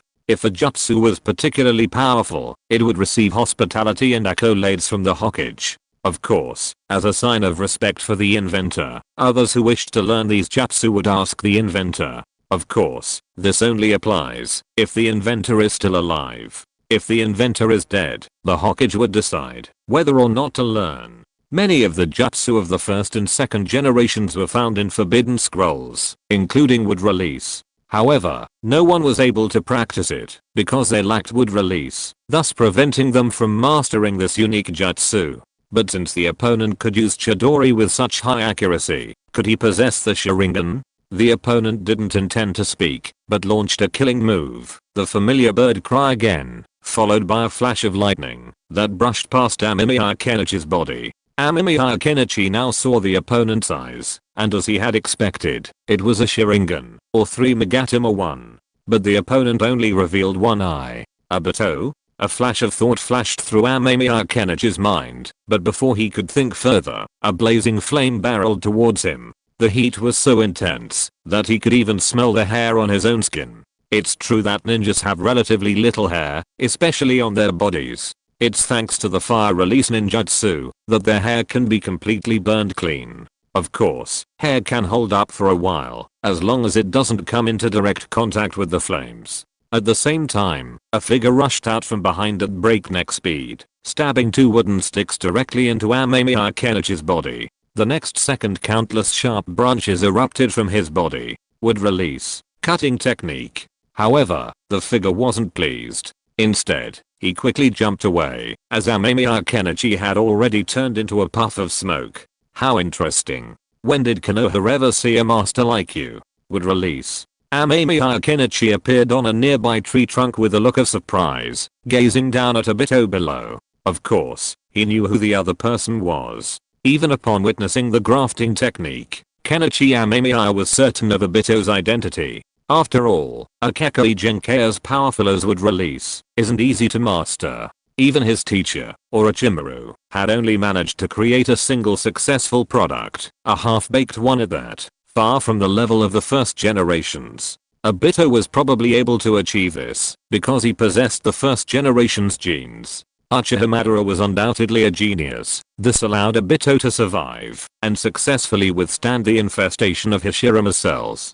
So, to resist the infestation of Hashirama cells, one needed the genes of the Uchiha clan, right? The fusion of Ashura and Indra's genes, when combined, brought him closer to the Tatsuki clan, thus acquiring the Rinnegan. Obito remained silent, simply slamming his hands to the ground. Immediately, the branches beneath Kenichi Amemiya's feet sprouted numerous spikes, attempting to pierce his feet, but he dodged them. You think you're the only one who knows ninjutsu? Amemiya Kenichi was also amused. Was Obito still playing it safe? If he hadn't been reluctant to reveal what he knew before Obito's death, he would have just called out Obito's identity. But now he had no choice but to go along with it. He had to fight quickly, or else Konoha would be in trouble. Ninjutsu. Resurrection of the dead. Amemiya Kenichi shouted loudly. Chakra gathered around him, then twisted in a different direction. Just as it was about to take shape, a natural energy flowed into it. Senjutsu. Resurrection of the dead. Resurrection of the dead. Obito's pupils shrank, and he instinctively glanced out of the corner of his eye at the place he had been dreaming about. Amemiya Kenichi naturally caught this moment and sneered. Now he was certain that the bastard before him was Obito. He truly was a man of the sun and the beach. He'd done nothing else but launch a sneak attack on me. Huh. Playing it safe. Huh. Kenichi Amemiya deliberately chose the Konoha cemetery as his location, intending to provoke Obito, but he didn't expect Obito to jump out so quickly. I'll summon your old lover right now and give you a taste of my husband's power. Kenichi Amemiya shook his head. No, Noharain had been dead for so long. This was too strong a dish. Dare you still distracted? Kenichi Amemiya shouted, and a surge of lightning shot out. Obito had no choice but to avert his gaze, frowning slightly at the lightning before him. This jutsu was incredibly powerful and swift. Dodging it now would be problematic. So, Obito sneered. Let me show you the power of the Mangekyou Sharingan. He subconsciously activated Kamu. At that moment, time seemed to stand still. Kenichi Amemiya could only watch his own lightning flash pass through Obito's body, as if piercing a phantom. Then, Obito's phantom form suddenly shattered. Then it quickly disintegrated, dissipating into the air, leaving only a blazing glow. Obito's eyes flashed with disbelief, and he spat out a mouthful of blood in shock. Then, his head fell directly onto his calf. Amemiya Kenichi was stunned for a moment. He quickly understood what had happened. Obito had undoubtedly just used Kamu, and then, what the hell? If I don't finish off the enemy now, I'd be a complete idiot. Amemiya Kenichi excitedly declared. A raging flame erupted, a blazing fire of concentrated heat and range. The flames instantly swept over, turning the fallen branches to charcoal. But in the shambles left by the flames, he could see nothing. No blackhead, only bare ground. Amemiya Kenichi warily leaped onto a tree trunk and peered down. Obito had undoubtedly died just like that, but he hadn't. This proved something was amiss. Either Black Zetsu had carried Obito away, or Izanagi. But after a long time, no one emerged. Instead, Konoha's ninja arrived. All Amemiya could do was undo the resurrection of the dead, sending them crawling back down. It was a shame. Although he'd dealt a devastating blow to Obito, he hadn't succeeded in killing him, leaving Amemiya somewhat disappointed. But it was time to go. "Where are you going, Tenma?" a voice brimmed with suppressed anger demanded, and Amemiya frowned slightly. "What happened today? Didn't you check the almanac before leaving? Are you still alive, Obito?" Black Zetsu called anxiously, looking at Obito beside him. He had just been watching the show from below, but he hadn't expected Obito to be struck so suddenly by the devastating blow after using Kamu. His vital signs vanished almost instantly, a far more egregious outcome than that of Uchiha Madara. Even when Obito's head fell onto his lap, Black Zetsu didn't react. Then, realizing Amemiya Kenichi was still intent on silencing him, he couldn't care less. He leaped out, carrying Obito with him, and fled. Black Zetsu was completely bewildered. How had Obito used Kamu to destroy his body? Even as he held Obito's head, Black Zetsu felt he might die. He had no choice but to temporarily use White Zetsu in his body to give Obito a temporary hope of survival. At this moment, Black Zetsu suddenly felt his body relax. Turning around, he saw Obito standing over him with a gloomy face, but Obito's left eye was completely blind. "I must kill Kenichi Amemiya." Obito was filled with rage. He had just used Kamu and hidden in his Kamu space, which was very safe and stable. But he didn't expect to be attacked. Attacked in the Kamu space. In that instant, he felt a shocking shockwave, and before he could react, his body was completely shattered. If it weren't for the ninjutsu of Izanagi in his left eye, he would probably be in the Pure Land right now. Chapter 293 Obito, you are dead. Even the Six Paths Sage can't stop you. I said it. You mean it was Amemiya Kenichi who attacked you just now? Black Zetsu frowned as he looked at Obito. He'd expected Obito to be alive. After all, Black Zetsu knew exactly what was in Obito's eyes. However, Black Zetsu had been watching the previous battle. While Amemiya Kenichi's eyes were pulsing with his 3 Megatama Sharingan, they lacked his Mangeki. This meant that Amemiya Kenichi hadn't used Kamu to attack Obito. But if Amemiya Kenichi hadn't used Kamu to attack Obito, how could he have such a profound effect on him? Black Zetsu was familiar with Kamu. It was a powerful space-based ninjutsu that could instantly transport Obito's body from this world to another, effectively rendering it inaccessible to any other ninjutsu. Obito had relied on this ability to successfully evade countless attacks and defeat numerous powerful enemies, never once failing. But today, Obito was defeated. He had never imagined that even within the safety of his Kamu dimension, a rival could exist. At that moment, the powerful shockwave and blazing flames reminded Obito of the thing Amemiya Kenichi had just dropped. I feel so, Obito continued, taking deep breaths, calming his inner emotions, and allowing his uncontrollable rage to find a moment's peace. But I've been observing, and he doesn't have the Mangeki Sharingan. Black Zetsu was still a little confused by the situation. If Amemiya Kenichi wanted to attack Obito in the Kamu dimension, how did he do it? I suspect he threw that strange looking weapon into my Kamu dimension. Obito let out a long breath, then struggled to regain his composure, pressing his hands to his head, thinking. To avoid Amemiya Kenichi's attack, he had teleported only his body into the Kamu dimension, leaving only his feet and head outside, thus confusing his enemy. But what he didn't expect was that after hiding inside, he was attacked by something. Although he hadn't entered the Kamu dimension and couldn't see what it was, the familiar attack pattern immediately reminded him of the bizarre weapon Amemiya Kenichi had developed. Furthermore, since that object wasn't a ninjutsu, it could be stored. If so, it could have waited until he entered to attack him. The only thing that puzzled him was how the attack was carried out. How could he tell he had entered? Obito didn't feel any contact with threads or anything else, yet he was attacked. He immediately suspected Amemiya Kenichi, as he had been fighting him. But he couldn't confirm it was him.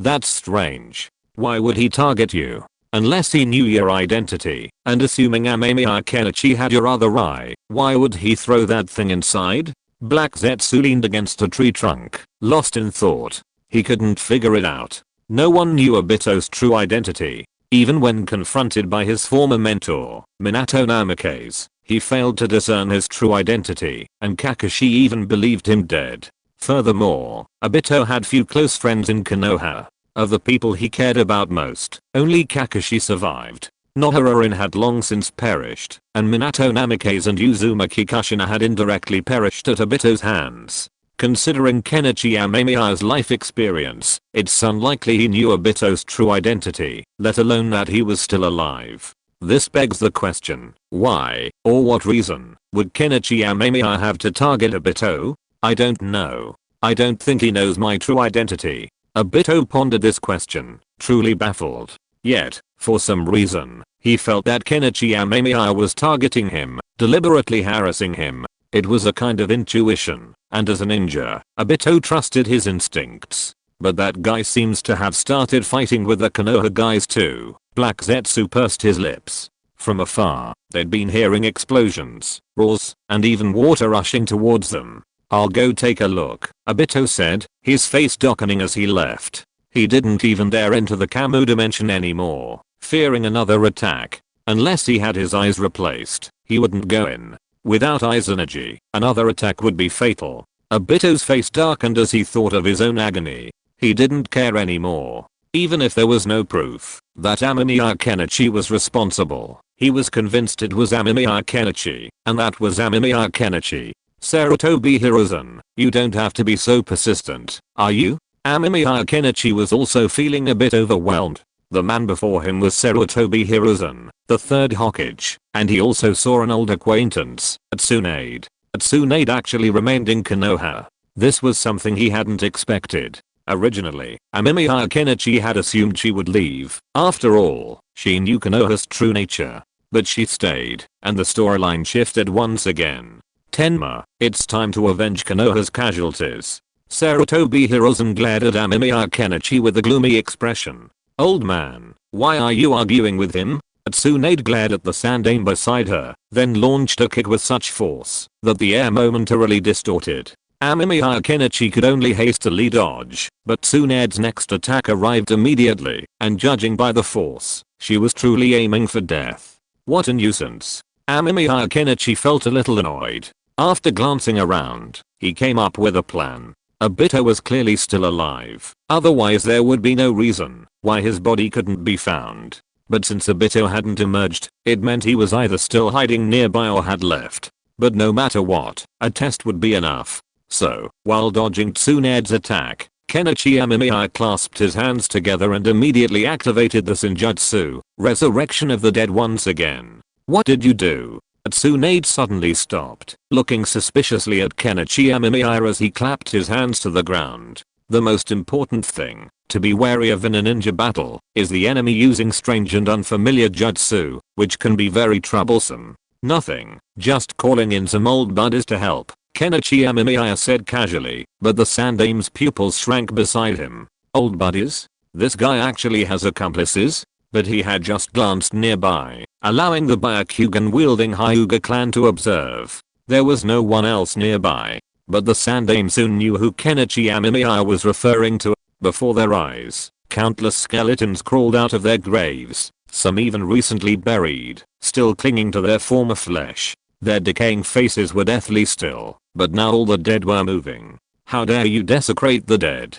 Tsunade glared at Amemiya Kenichi in shock and anger. She hadn't expected him to dare desecrate the dead. It was then that Tsunade realized the shambles were Konoha's cemetery, where countless ninjas were buried. The civilian cemetery was located elsewhere, and this was Konoha's sanctuary for the ninjas. Ah, Tsunade-sama, right? Your lover's out too, aren't you going to say hello? Amemiya Kenichi sneered, then clapped his hands. The next moment, a man, covered in rubble and dirt, staggered to his side. Tsunade's pupils shrank. She recognized the man before her as her former lover, Kato-dan.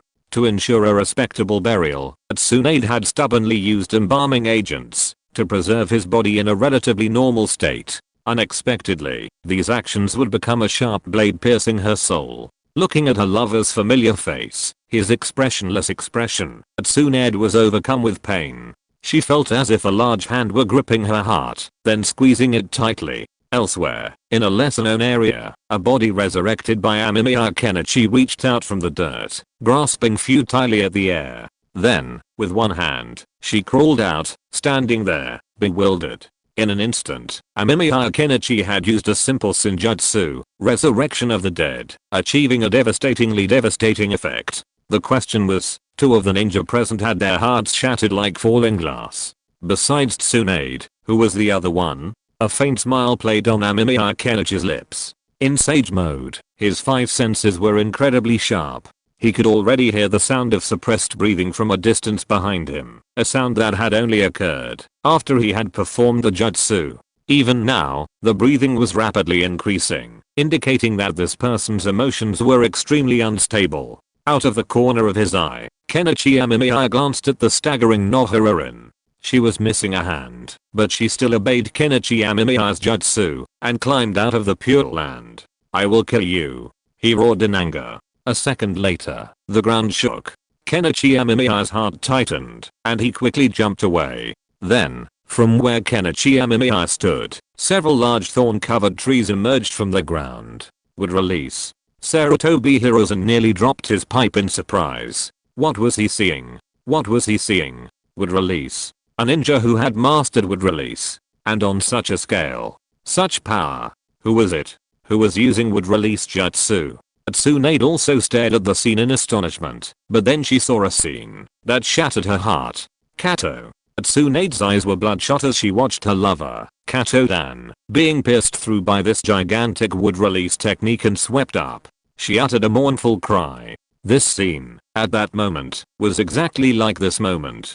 Back then, she had also seen her lover die in front of her, and now, not only could her lover not rest in peace after death, but he was also being desecrated. At the same time, would release. Hell's chaos began to reveal its true power. The huge attack range instantly involved the Konoha ninjas who came to support. In an instant, many Konoha genin were torn apart by this sudden would release technique. Even the Chunin and Jonin were very embarrassed when facing the automatic tracking thorn jutsu.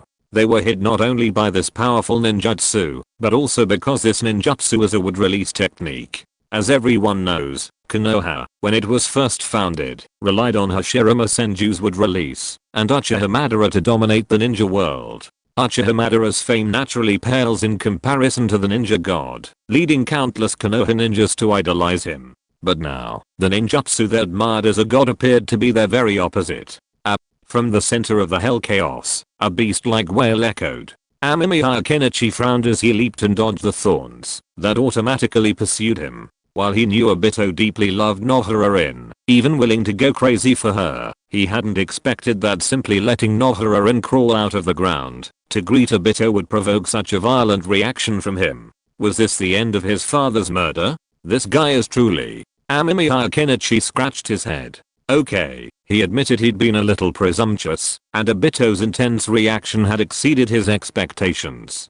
Kenichi Amemiya glanced at the center of the giant thorn trees. A wailing sound had just come from there, presumably from Obito. He wondered what Obito was doing now. Nohara's body was definitely fine. Even with Sarutobi Hiruzen dead, Nohara would be fine. Oh, my mistake. I should have stuffed Nohara's body with some plague, toxins, white phosphorus bombs, or something.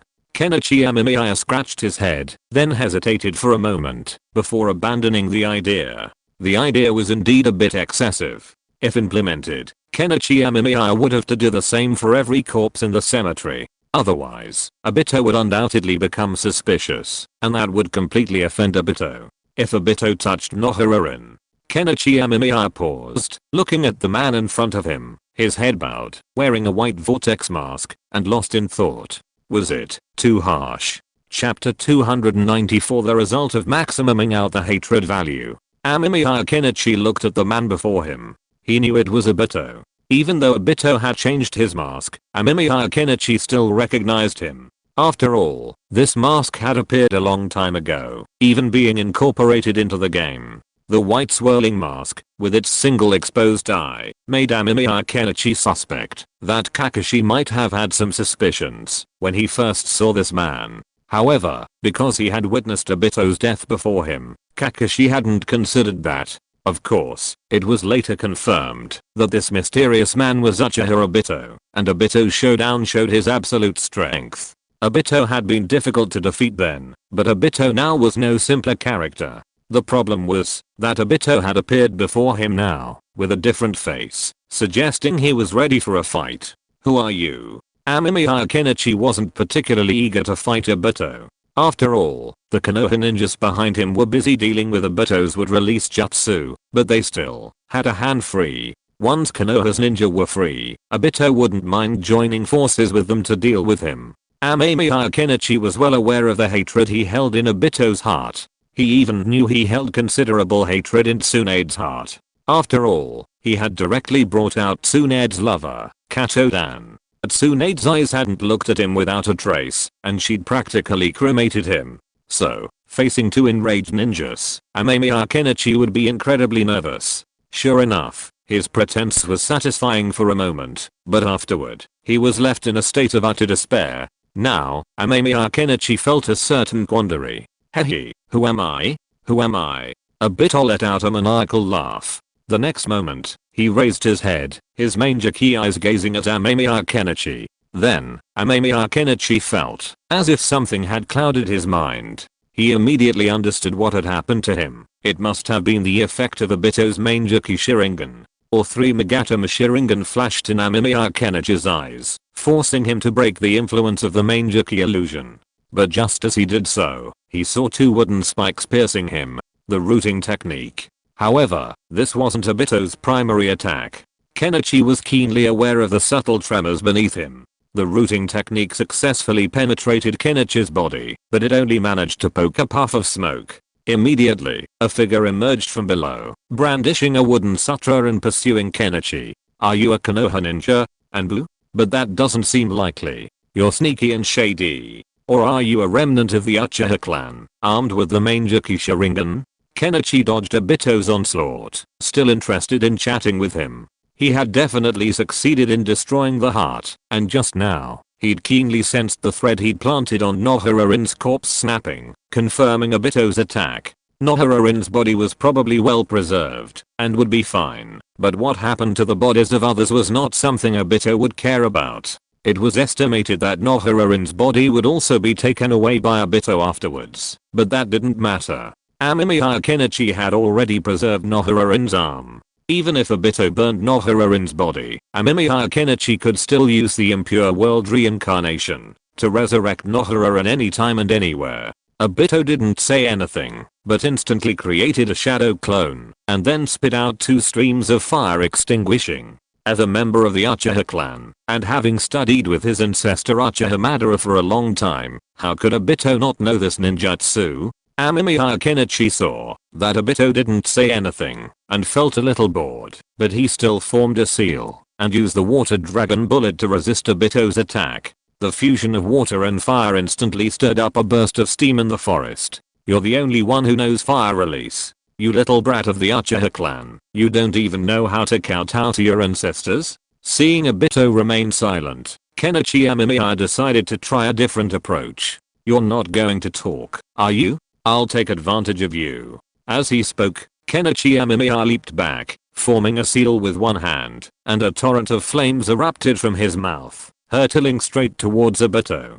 There's something wrong with this flame. Obito stared at the flames before him. Even before he could get close, he felt a scorching heat wash over him, his mouth dry. The flames were so intense, and their range so vast, it was comparable to the great fire extinguishing technique used by Uchiha Madara. But at this moment, Obito was filled with murderous intent towards Kenichi Amemiya.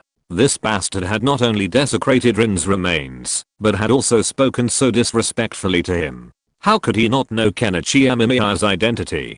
Kenichi Amemiya had absolutely no connection to the Uchiha clan. But even if they did, so what? Obito would not let that bastard, Kenichi Amemiya, go unpunished simply because he had desecrated Rin's remains. He had already made up his mind today to kill Kenichi Amemiya, no matter what. While he couldn't use the ANBU effectively due to his lack of knowledge of its inner workings, it would be a mistake to assume Obito relied solely on his eyes to fight. Having undergone brutal training under Uchiha Madara, Obito was now incredibly powerful. Coupled with his Mangekyou Sharingan, any ninja unaware of the situation would undoubtedly be at a disadvantage against him. Ninjas fought a war of intelligence. The next second, Kenichi Amemiya saw countless wooden spikes pierce the flames, shooting straight towards him. Simultaneously, a pair of hands emerged from the earth below, attempting to grab his feet. Even the Manjakas activated another illusion. Holding Kenichi Amemiya for even half a second would allow Obito to vent his anger.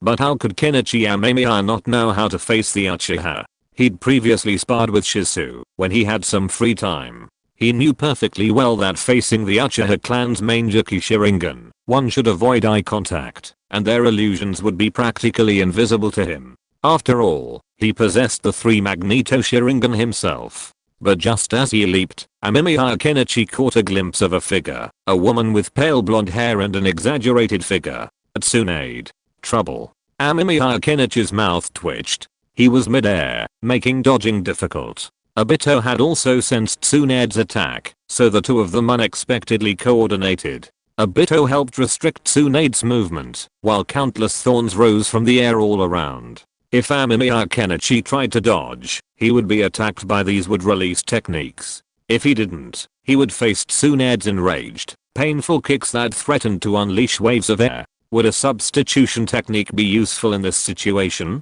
Of course not. While substitution techniques appear powerful, even allowing them to dodge ultimate attacks in games, they are, in reality, limited in the real-world ninja world. If the enemy is too strong, they become ineffective. For example, using a substitution technique against the Night K launched by Kagami using the 8 gates of the ninjutsu is impossible. Even Uchiha Itachi couldn't dodge it. Uchiha Madara had already stated that the surrounding space was distorted and locked. In this situation, even space-time ninjutsu wouldn't be able to escape Kagami's Night K. And now, while Kenichi Amemiya wasn't facing Kagami using the 8 gates of the ninjutsu, he was facing an enraged Tsunade, who had furiously released her yin seal. This meant that Kenichi Amemiya's attempt to escape using a substitution technique was impossible.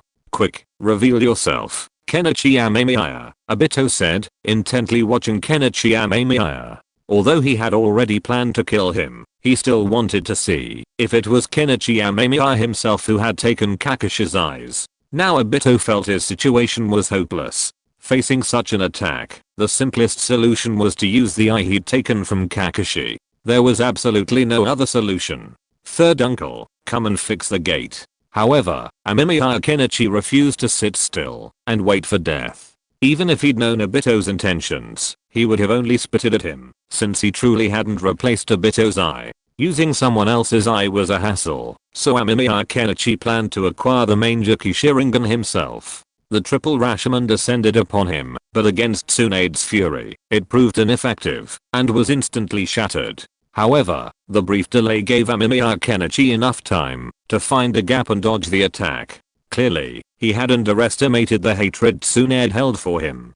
Katodan was a very important and special person to Tsunade. It was Katodan's death that had afflicted Tsunade with hemophobia, preventing her from becoming a proper ninja. Just as she finally let go of the past and decided to protect her lover and brother's dreams, she witnessed the desecration of her lover's remains. At this moment, Tsunade unleashed her full strength, demonstrating to Kenichi Amemiya her power as one of the 3 ninjas of Konoha. Of course, this display wasn't what Kenichi Amemiya had hoped for.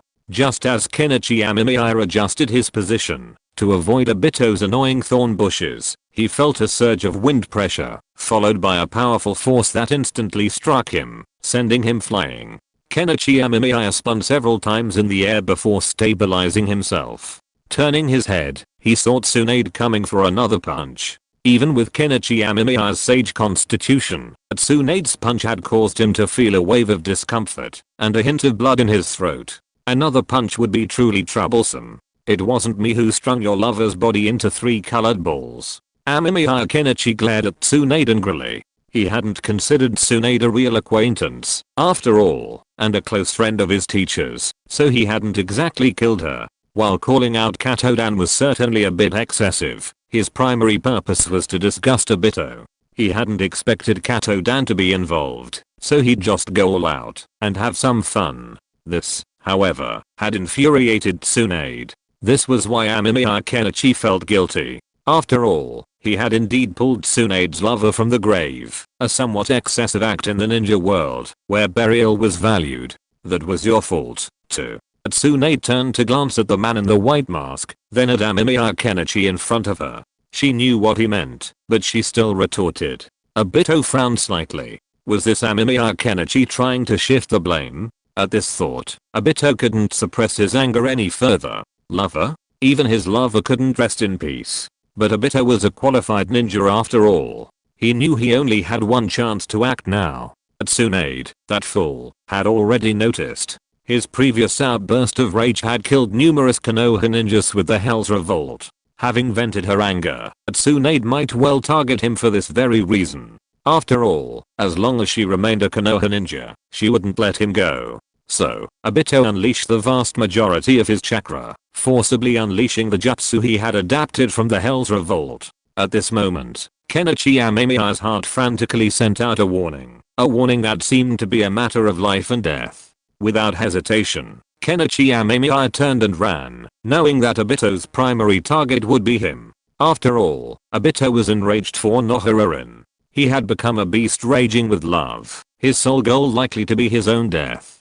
Tsunade wouldn't be within his primary attack range. Would release. Hell's coming. Obito gritted his teeth and unleashed his jutsu, a jutsu still under development and not yet fully perfected. Hell's Advent, a jutsu adapted from Hell's Rebellion and Tree World's Advent, is incredibly powerful, but also consumes a significant amount of chakra. Obito was still experimenting with it, and he hadn't expected it to be used this time. Meanwhile, Kenichi Amemiya noticed a sudden surge of giant trees, crisscrossing and winding, quickly sealing off the entire area like a giant iron box made of trees. Countless thorns erupted from within, rapidly spreading towards Kenichi Amemiya.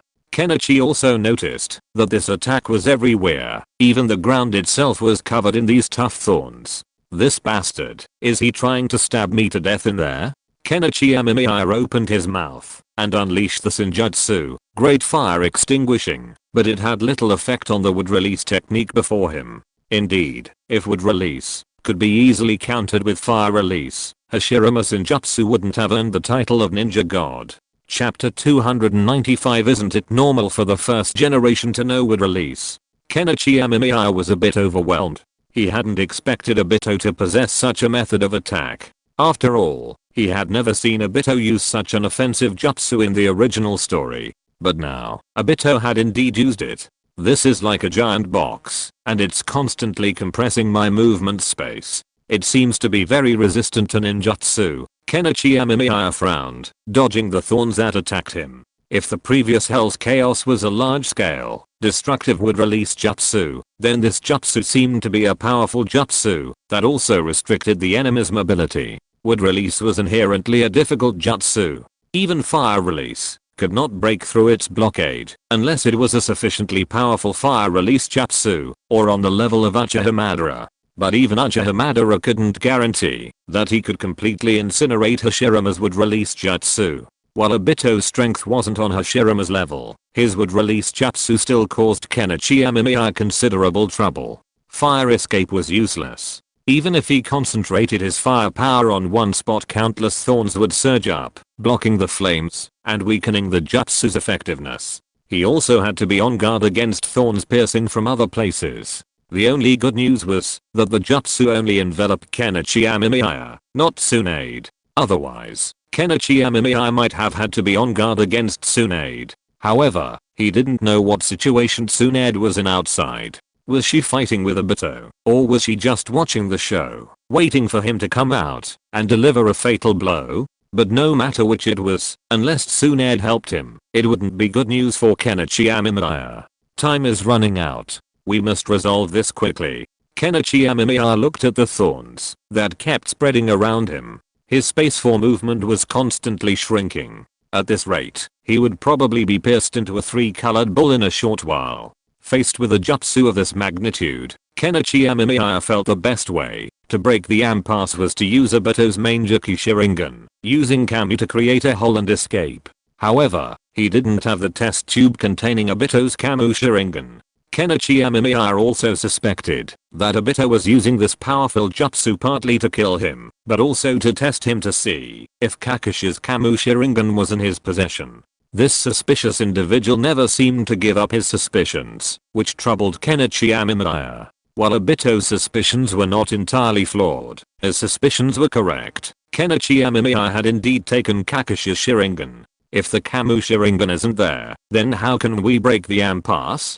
Kenichi Amemiya silently pondered his options. However, after much deliberation, he realized that his options weren't very many. Furthermore, the thorns were still squeezing his space, and if things continued like this, he would face serious trouble. But the problem wasn't too serious. He had made some preparations, and with those, he now had more options. He had already thought of 2 solutions. The first, of course, was to use the god-slaying bullet contained within a sealing scroll. It was incredibly powerful and should be able to force its way through, but he wasn't sure, and since he was within range, he could easily be killed. Thermobaric bullets could be even more lethal in a confined environment, so if Amemiya Kenichi used this jutsu now, it would be a very troublesome situation for him. So, Amemiya Kenichi chose the second method. This method had originally been used against Obito, so it made sense to use it now. Amemiya Kenichi quickly formed hand seals and slapped the thorn bushes. The next second, a coffin rose from the thorns. As the coffin opened, the first Hokage, Senju Hashirama, stepped out. "Ah, this is the present world? Are you the one who summoned me last time?" Senju Hashirama opened his eyes in confusion. His first sight meeting Amemiya Kenichi. He had some impression of the little fellow. After going down, he chatted with his brother about Konoha. After learning that Konoha's 4th Hokage had been killed by the Ninetales, Senju Tobirama expressed some confusion. After all, the Ninetales, while powerful, was only so-so. "Shodame-sama, take a look at this jutsu. Do you have a solution?" Amemiya Kenichi asked politely, looking at the Shodame before him. The simplest way to unleash the Shodame's full power was to grant it self-awareness. He happened to have some prior communication with the Shodame, and since Obito's space was empty, he naturally didn't need to forcibly manipulate its consciousness. But once they were out, that wasn't certain. So Amemiya Kenichi prepared a kunai to control the impure world reincarnation. If the Shodame defeated the jutsu, he would immediately plunge it into its neck. Is it an enemy? And using would release. The Shodame instantly noticed something unusual around him. He looked at the overgrown thorns with some surprise. Of course, he knew what it was, a would-release jutsu. But he never imagined that one day, the would-release jutsu he once mastered would be used against Konoha's ninjas. Well, a very troublesome fellow. He's also killed quite a few genin, and his methods are extremely brutal, Amemiya Kenichi said with a sorrowful expression. His acting was excellent. After all, he had once survived under his teacher. If his acting wasn't as good, he would have been put to the test long ago. The concept of this jutsu is interesting, but this fellow's understanding of wood release is clearly not sufficient. Wood release is not a jutsu like that. Hearing Amemiya Kenichi's words, the somewhat naive Senju Hashirama quickly believed him. After all, in his impression, Amemiya Kenichi was the younger generation of Konoha, and there was no doubt about that. Moreover, Amemiya Kenichi had just said that this enemy was actually using wood release to kill Konoha's ninjas, which greatly angered Senju Hashirama, the founder of Konoha. At the same time, Senju Hashirama wanted to see what the current situation in Konoha was like, so he attacked without reservation. Wood release, tree world arrives. Senju Hashirama quickly formed hand seals. Thanks to Amemiya Kenichi's sacrifice this time being a chunin, this allowed him to unleash even greater power. Soon, a tremor echoed from beneath the giant thorn trees. Amemiya Kenichi raised an eyebrow. Was this the power of the ninja god? But it was perfect timing. Who are you? Tsunade observed the countless giant thorn trees rising before her, warily eyeing the white masked figure across from her. She had never seen anyone like him in Konoha before. Furthermore, the figure possessed wood release, a skill only her grandfather had mastered, yet this one possessed it, and even used it with remarkable skill. However, Tsunade was certain the other person wasn't from Konoha, as the previous wood release jutsu had killed numerous Konoha ninjas. If the other person were a Konoha ninja, they wouldn't have done such a thing. The one who killed him. Obito touched his mask. He wasn't quite ready to reveal his true identity. Obito was dead now, only an avenger, a man determined to create a world with Rin. Moreover, revealing the target too early would likely draw Konoha's attention to the Akatsuki. This was why, even though Obito wanted to test Kenichi Amemiya, he didn't reveal his true identity. Otherwise, he could simply call out Kenichi Amemiya and Konoha would notice him, but then Akatsuki would also be noticed, which would be disastrous. But it didn't matter now. The jutsu had almost completely sealed off the entire area, and Kenichi Amemiya hadn't broken through yet, so it was naturally time to leave. If he didn't, there was no telling what Tsunade would do, and getting caught up in her would be very troublesome. Just as Obito was about to leave, he felt a tremor. Then, countless giant trees rose from the ground, instantly breaking through his hellfall cage. Two figures emerged from within. One was, of course, the masked Kenichi Amemiya, and the other was Grandpa. Tsunade looked at the man with his hands in hand seals, stunned. Wasn't that her grandfather, Hashirama Senju? But wasn't he already dead? And the look on Grandpa's face right now, just as Tsunade was thinking this, she saw the demon behind her grandfather walk over, suddenly pull out a kunai, and plunge it into the back of Hashirama Senju's neck. Then, Hashirama fell silent. Tsunade was stunned for a moment. She looked at her grandfather, who had suddenly fallen silent, then at the figure behind him.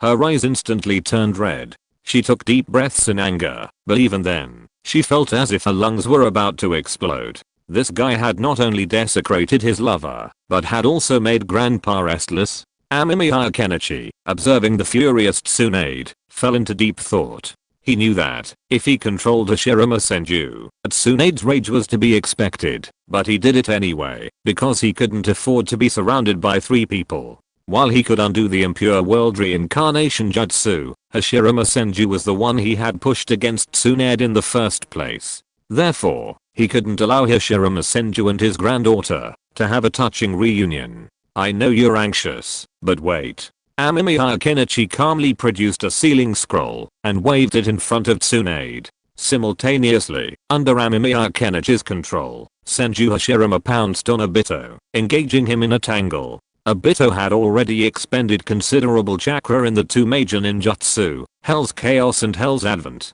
Even the ninja god, even Senju Hashirama, was struggling to keep up.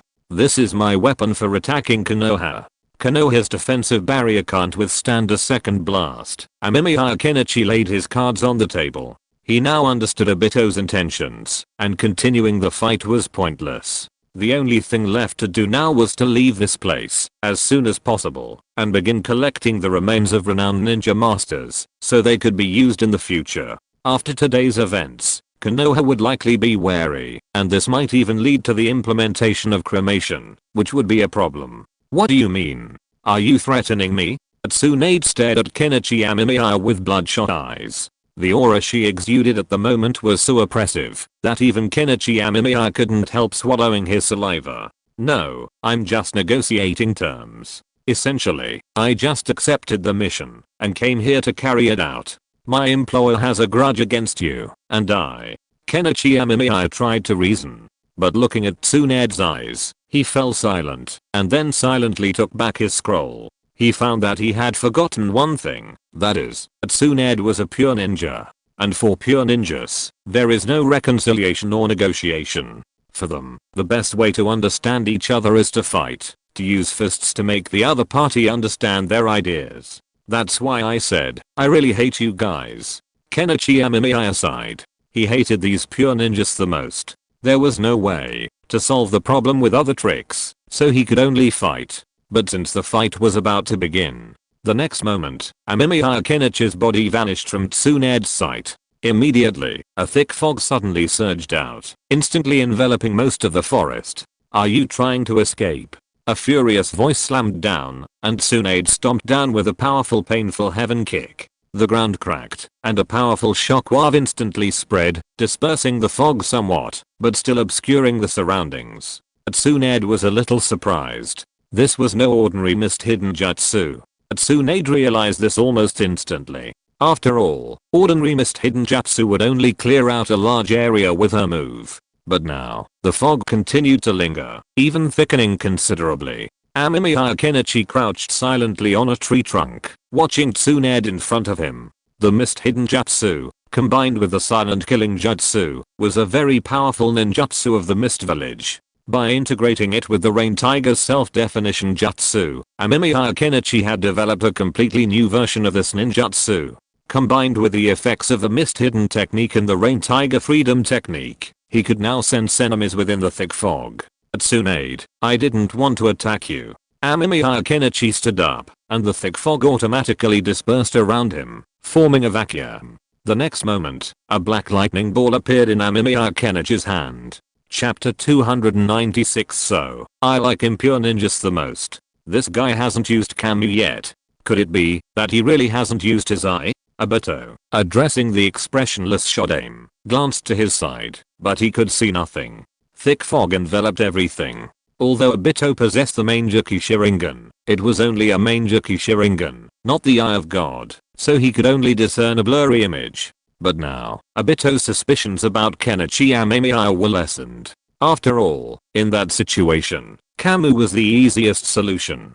Obito had a hypothesis about the abilities he would gain after awakening his Mangekyou. After being bombed, while hiding in the Camu space, Obito became even more certain that his other eye possessed similar abilities, perhaps even utilizing the same space. However, he still wasn't sure what the attack he had just suffered in the Camu space was. As he pondered this, he suddenly heard a faint hissing sound, and at the same time, the reincarnated Shodaime began to press harder, seemingly trying to entangle him and prevent him from leaving. What is this guy going to do? Obito felt uneasy. With anyone else, Obito might not have been so nervous, but with Kenichi Amemiya, he couldn't help but be nervous. After all, this guy also possessed some very powerful ninjutsu.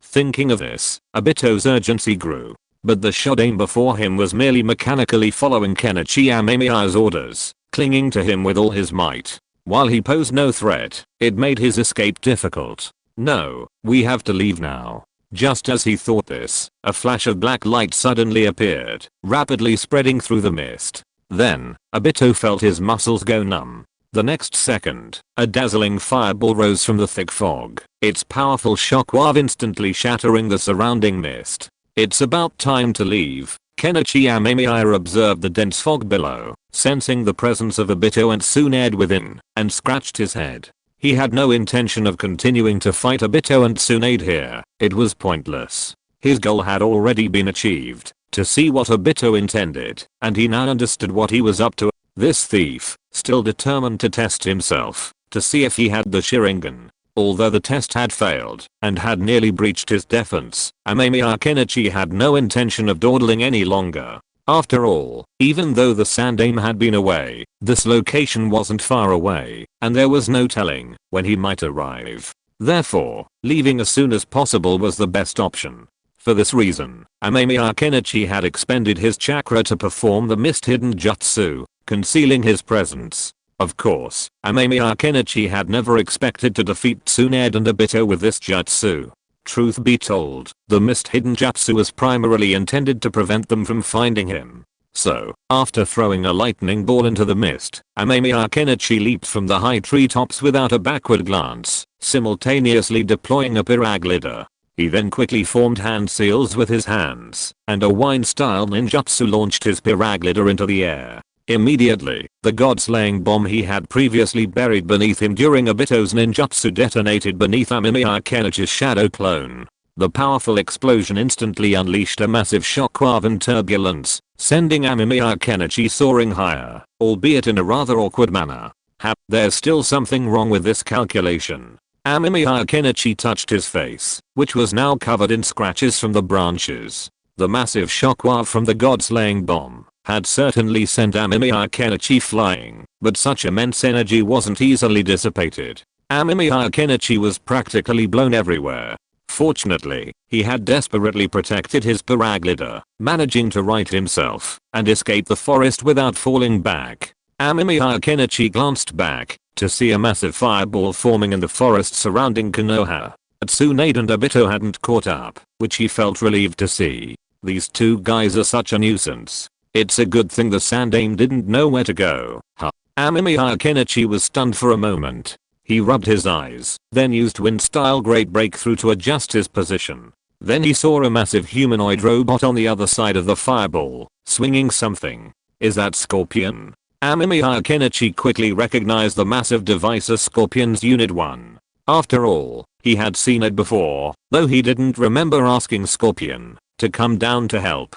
Now Scorpion had arrived, so it seemed likely that the Sandaime Sarutobi Hiruzen had been held back by Scorpion. Thinking of this, Amemiya Kenichi quickly adjusted his direction and flew towards Scorpion's location. Scorpion was his good friend, and Amemiya Kenichi didn't want anything to happen to him. Moreover, if Scorpion hadn't stopped him, allowing the Sandaime to pass unscathed, it would have been extremely difficult for Amemiya Kenichi to escape. After all, facing Sarutobi Hiruzen, Tsunade, and Obito simultaneously was truly thrilling. Even a powerful Kage in the current ninja world, like the Raikage, would probably curse him as a son of the Sannin Beach when faced with this Lindoop. The god-killing bomb exploding at such close range probably didn't take a toll on those guys, did it? It would have been even better if it could have killed Obito. As he flew, Kenichi Amemiya glanced at the explosion site, but there was nothing visible there, only a pitch-black expanse and surrounding burning trees. Fortunately, this was the ninja realm, with specialized ninjas responsible for maintaining the environment. Otherwise, after just a few battles, the entire ninja realm would have been reduced to a desert. What is this thing? A puppet? The Sandaime was in a state of panic. He stared at the enormous monster before him, bewildered. After all, in his long life, the Sandaime had never seen anything like it. While the structure resembled the puppetry of the Sand Village, the question was, wasn't this puppet a bit too large? Just standing in front of it, Sarutobi Hiruzen had to crane his head to see it, and he realized he could only reach the creature's feet, not even its calves. Hokage-sama, this creature seems extremely resistant to ninjutsu. Meanwhile, the Konoha ninjas who had just survived the Hell Rebellion were battling the massive creature before them. However, as they engaged, they discovered a problem. Ordinary ninjutsu seemed ineffective against the creature. Not only did their attacks leave little damage, but they seemed to increase its speed. Go get the injured back to the Konoha hospital. Find Tsunade and have her rush to rescue them. The Jonin will participate in this attack. Sarutobi Hiruzen glared at the creature before him. His summoning beast, Tsurumo, appeared at his side, transforming into a golden cudgel. He didn't know what it was, but he knew it was the right thing to do. After actually engaging the creature, Sarutobi Hiruzen was even more bewildered, realizing that the creature before him was completely unlike anything he had imagined. First, this creature couldn't possibly be a ninja. Even if it was a Kinkaku or Jinkaku, or someone with exceptional talent, it wouldn't be this large. It was a puppet, but during the battle, Sarutobi Hiruzen hadn't detected any puppet strings attached to the other creature, nor had he found the puppeteer hiding behind it. He'd fought the Sand Village numerous times and knew how to locate a puppeteer, but the massive creature before him was completely invisible. Furthermore, after his tentative ninjutsu struck it, Sarutobi Hiruzen keenly noticed that the metal covering the massive creature seemed to have absorbed his dragon fire jutsu, leaving no marks on the surface. This reminded Sarutobi Hiruzen of the special metal from the snow country he'd heard Kakashi's report about. Back then, he hadn't paid much attention to it, considering the world was full of strange things. But now, he felt it was indeed quite useful. Its speed is decent, and its defense is high, but its ninjutsu isn't suited to its size. This thing must also be a puppet, and the puppeteer might be hiding inside it. Sarutobi Hiruzen leaped aside, and looked at the massive creature before him. He had already gathered some information. While this massive creature looked intimidating, and might prove difficult against Genin and Chunin, it wasn't an absolute formidable foe. In fact, its enormous size and relatively slow movement were its greatest weaknesses. Now that he had some information, it was time to take action against this massive creature. With this in mind, Sarutobi Hiruzen quickly created a shadow clone, and unleashed a 5-shot burst. Against such a massive foe, the 5-shot burst was a powerful ninjutsu. To prevent his own ninjutsu from being absorbed, Sarutobi Hiruzen even deliberately chose to target the same spot, the creature's left leg. Breaking one leg would nearly cripple its mobility, a highly profitable strategy. But before Sarutobi Hiruzen could complete his hand seals, he saw a scorpion burst out from behind the creature. A massive scorpion, while not as large as the creature itself, was equally impressive and appeared to be made of metal. Then, a swarm of white birds flew out from within, exploding violently as they landed and impacted the crowd. Explosive release. Sarutobi Hiruzen's pupils shrank as he glanced at the giant creature above him. Was it still coordinating with the scorpion? HMPH. Sarutobi Hiruzen snorted coldly. The next moment, he unleashed a barrage of 5 rounds. Though fired from different angles, they struck the massive scorpion almost simultaneously. The scorpion instantly collapsed, motionless. That old bastard. You scared me to death. Deidara cursed as he crawled out of the scorpion. For a moment, he'd almost thought he was dead. Even the metal attached to the war scorpion's exterior wasn't working as intended. Don't underestimate the enemy. This is the Sandaime, and he even has an airship. Amemiya Kenichi had also arrived at the battlefield. He raised an eyebrow at the shattered, nearly wrecked war scorpion. It seemed the scorpion still had a long way to go in its development, and even needed to consider energy shields. Amemiya Kenichi planned to research a similar device, and then upgrade it through system research, perhaps even achieving even better results. After completing his research on the fusion of explosives and chakra, Kenichi Amemiya had stopped pursuing his studies because he didn't know what to research. But now, Kenichi Amemiya had found something to work on. Senior Amemiya. Deidara excitedly looked at Kenichi Amemiya, almost calling him by mistake, which made Kenichi nervous. Fortunately, Deidara didn't yell out. "We've left the airship over there," Deidara whispered. But it was clear that the Sandaime wouldn't sit still and watch Kenichi Amemiya and Deidara chat. Almost as soon as Kenichi Amemiya appeared, 5 jets of flame erupted, and several more figures approached. Kenichi Amemiya could only deal with Sarutobi Hiruzen and the other Jonin. "Wait until the lightning strikes, then you should leave quickly." Kenichi Amemiya frantically dealt with the Jonin before him. Deidara offered his assistance, but his help was ineffective. "Tenma, now that you're here, why are you in such a hurry to leave?" Sarutobi Hiruzen glared at Kenichi Amemiya. This guy had attacked Konoha for the 2nd time. They even desecrated the dead. And then there was that ninja using wood release. He definitely wasn't from Konoha, so which village was he from? Why was his wood release jutsu so powerful? How about, take a look at your village? Amemiya Kenichi smiled. Sarutobi Hiruzen was stunned for a moment, but he remained focused, glancing in Konoha's direction out of the corner of his eye. Above Konoha, there was nothing. "What do you mean?" Sarutobi Hiruzen frowned, sensing the man before him seemed confident. "I'm saying, with you here, can Konoha's defensive barrier withstand a 2nd attack? What about a 3rd? How many people will die in Konoha? Or do you plan to rebuild a new Konoha with the current population?" Amemiya Kenichi shrugged. Sarutobi Hiruzen's pupils shrank. Of course, he wasn't going out in full force. The heads of several major families were in Konoha, as was that Danzo. But what if there was a 2nd or 3rd attack like that? The defensive barrier could no longer withstand the onslaught of the 2nd attack, shattering it. By then, Konoha would be devastated. Even if he were to capture it, he would be in vain. "I'm just a shadow clone," Amemiya Kenichi added, a remark that silenced Sarutobi Hiruzen. Did he dare to gamble? With the lives of so many Konoha residents, would he bet on the accuracy of Amemiya Kenichi's claims? Chapter 297, Burning the Devil's Fire.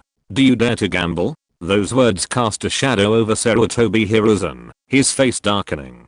But even he had to admit that he didn't dare take such a gamble. After all, the stakes were so high. That was an entire village. As the Hokage of Konoha, the largest village, Sarutobi Hiruzen shouldered a tremendous responsibility, and he deeply loved his village. While personal and family interests might be at play, these didn't diminish his devotion to Konoha. Sarutobi Hiruzen felt that the balance between collective honor and personal gain was not in conflict, and he could handle it well. While he knew his handling of some issues would be criticized, he believed others understood that these sacrifices were necessary for the betterment of Konoha and for the villagers to live a stable life. "Whatever you say is true." Sarutobi Hiruzen angrily pinched his pipe. If the rage in his eyes could be tangible, Amemiya Kenichi would likely be reduced to ash. Sarutobi Hiruzen was mortified.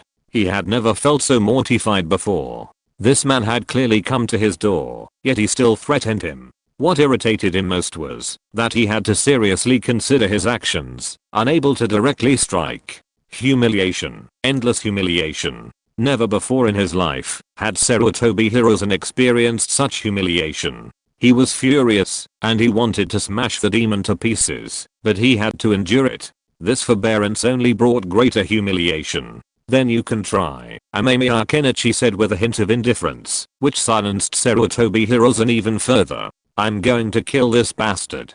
Sarutobi Hiruzen roared inwardly, but as he looked at the masked demon before him, he quickly suppressed his rage. Of course, he could strike without mercy. With the Jonin by his side and Tsunade near the explosion site, Sarutobi Hiruzen was confident he could kill the demon. But at what cost?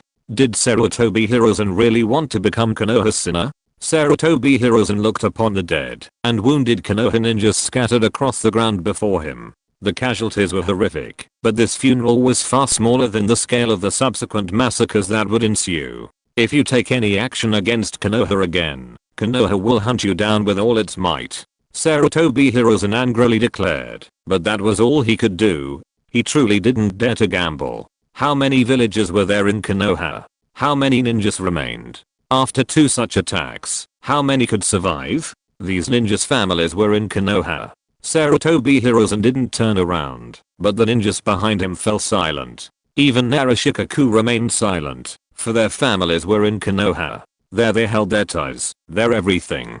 Of course, Hokage-sama, farewell. Amemiya Kenichi smiled, disarming his shadow clones. Sarutobi Hiruzen could only halt the pursuit, and, with the rest of the Konoha ninjas, watched in humiliation as Sasori and Deidara departed. By the time Tsunade rushed over, Sasori and Deidara had already left. An airship took off near Konoha's location. Sarutobi Hiruzen watched silently. He didn't say anything, just puffed on his cigarette. The Konoha ninjas behind him were silently picking up the bodies of their dead companions. The whole place was strangely silent. Old man, you just watch. Tsunade, covered in dust, roared angrily. She pointed at Sarutobi Hiruzen's nose angrily, her eyes full of disgust and confusion. These guys attacked Konoha and desecrated the dead. They even killed so many ninjas. But his teacher, the guy who was respected as a ninja hero, just watched like this? Watched them leave. Watched these villains who harmed Konoha leave. At that moment, Tsunade took deep breaths of rage, feeling as if her lungs were about to explode. She wanted to punch the old man. She was so disappointed. Her teacher was no longer a pure ninja, not even worthy of being a Hokage. Was this how the Konoha village, founded by her grandfather, treated invading enemies? She had just been attacked by a strange ninjutsu, and despite the excruciating pain, she had managed to endure it. She had even searched for the man in the white mask, but when she couldn't find him, she rushed over to see if the bastard had attacked them. To her surprise, her teacher had let the demon go. Sarutobi Hiruzen smoked silently, his head lowered, and he said nothing. But this only made Tsunade's anger grow even more intense, threatening to materialize and incinerate her body. Tsunade-sama, please calm down. Hokage-sama has his reasons. Before Sarutobi Hiruzen could speak, Narushikaku, who was standing beside her, couldn't help but speak. Tsunade stamped her foot in anger, and the giant thorn tree ahead of her was snapped in half. Loud rumbling noises echoed from the other side. Following Tsunade's lead, countless Konoha ninjas let out cries of humiliation as they rushed forward, venting their inner rage on the thorn tree. Thank you, Shikaku. Sarutobi Hiruzen put down his pipe and silently observed the scene before him. Hokage-sama, I have a suggestion. We need to urgently begin research on anti-aircraft ninjutsu and the attack methods of the Tenma. Narushikaku looked at the howling ninjas ahead, watching their companions vent their anger on the tree, and said with suppressed anger, yes, Konoha will do its best. We will provide the largest financial allocation. If there is not enough, we will ask the daimyo for it. Sarutobi Hiruzen, a little lost in thought, spoke firmly. His words showed no respect for the daimyo, nor did he consider what would happen if the daimyo refused to pay. If the far country daimyo refused to pay under these circumstances, then there was no point in their existence. He would experience Konoha's humiliation first and However, Sarutobi Hiruzen was also somewhat lost in thought. He was humiliated, Konoha was humiliated, and all of Konoha's ninja were humiliated. This humiliation would become the karmic fire that would burn the demons. And Konoha, in this karmic fire, would be reborn. It's going to be trouble after this. Amemiya Kenichi looked at the dark figure at the horizon and scratched his face. The humiliation Konoha suffered today was unimaginable, but such things were actually not uncommon in past lives. Small nations, faced with the military threat of a larger power, could only swallow their anger and dare not speak loudly, fearing to alarm the gods. But today, Amemiya Kenichi had recreated this scene in this world. Although the recreated nation was Konoha, the foremost power in the ninja world, as long as Konoha was powerless against its thermobaric bombs, they would be forced to swallow their anger and endure their humiliation. But Kenichi Amemiya knew the Sandaime was a man of means, and the Konoha ninjas weren't all idiots. Just look at their replicas of hot air balloons and airships. It's not that they can't improve, it's just that they lack the pressure to do so. And now Kenichi Amemiya has become a source of pressure for them. It's safe to say that in the coming days, Konoha's research will continue to advance by leaps and bounds, and the defensive barrier will be further improved. This time, it will be able to defend against his god-killing bomb. The previous thermobaric bomb would have been difficult for Konoha. But it doesn't matter. While you can defend against the god-killing bomb, what about the thermobaric bomb, composed of 5 different elements? What about the nuclear bomb?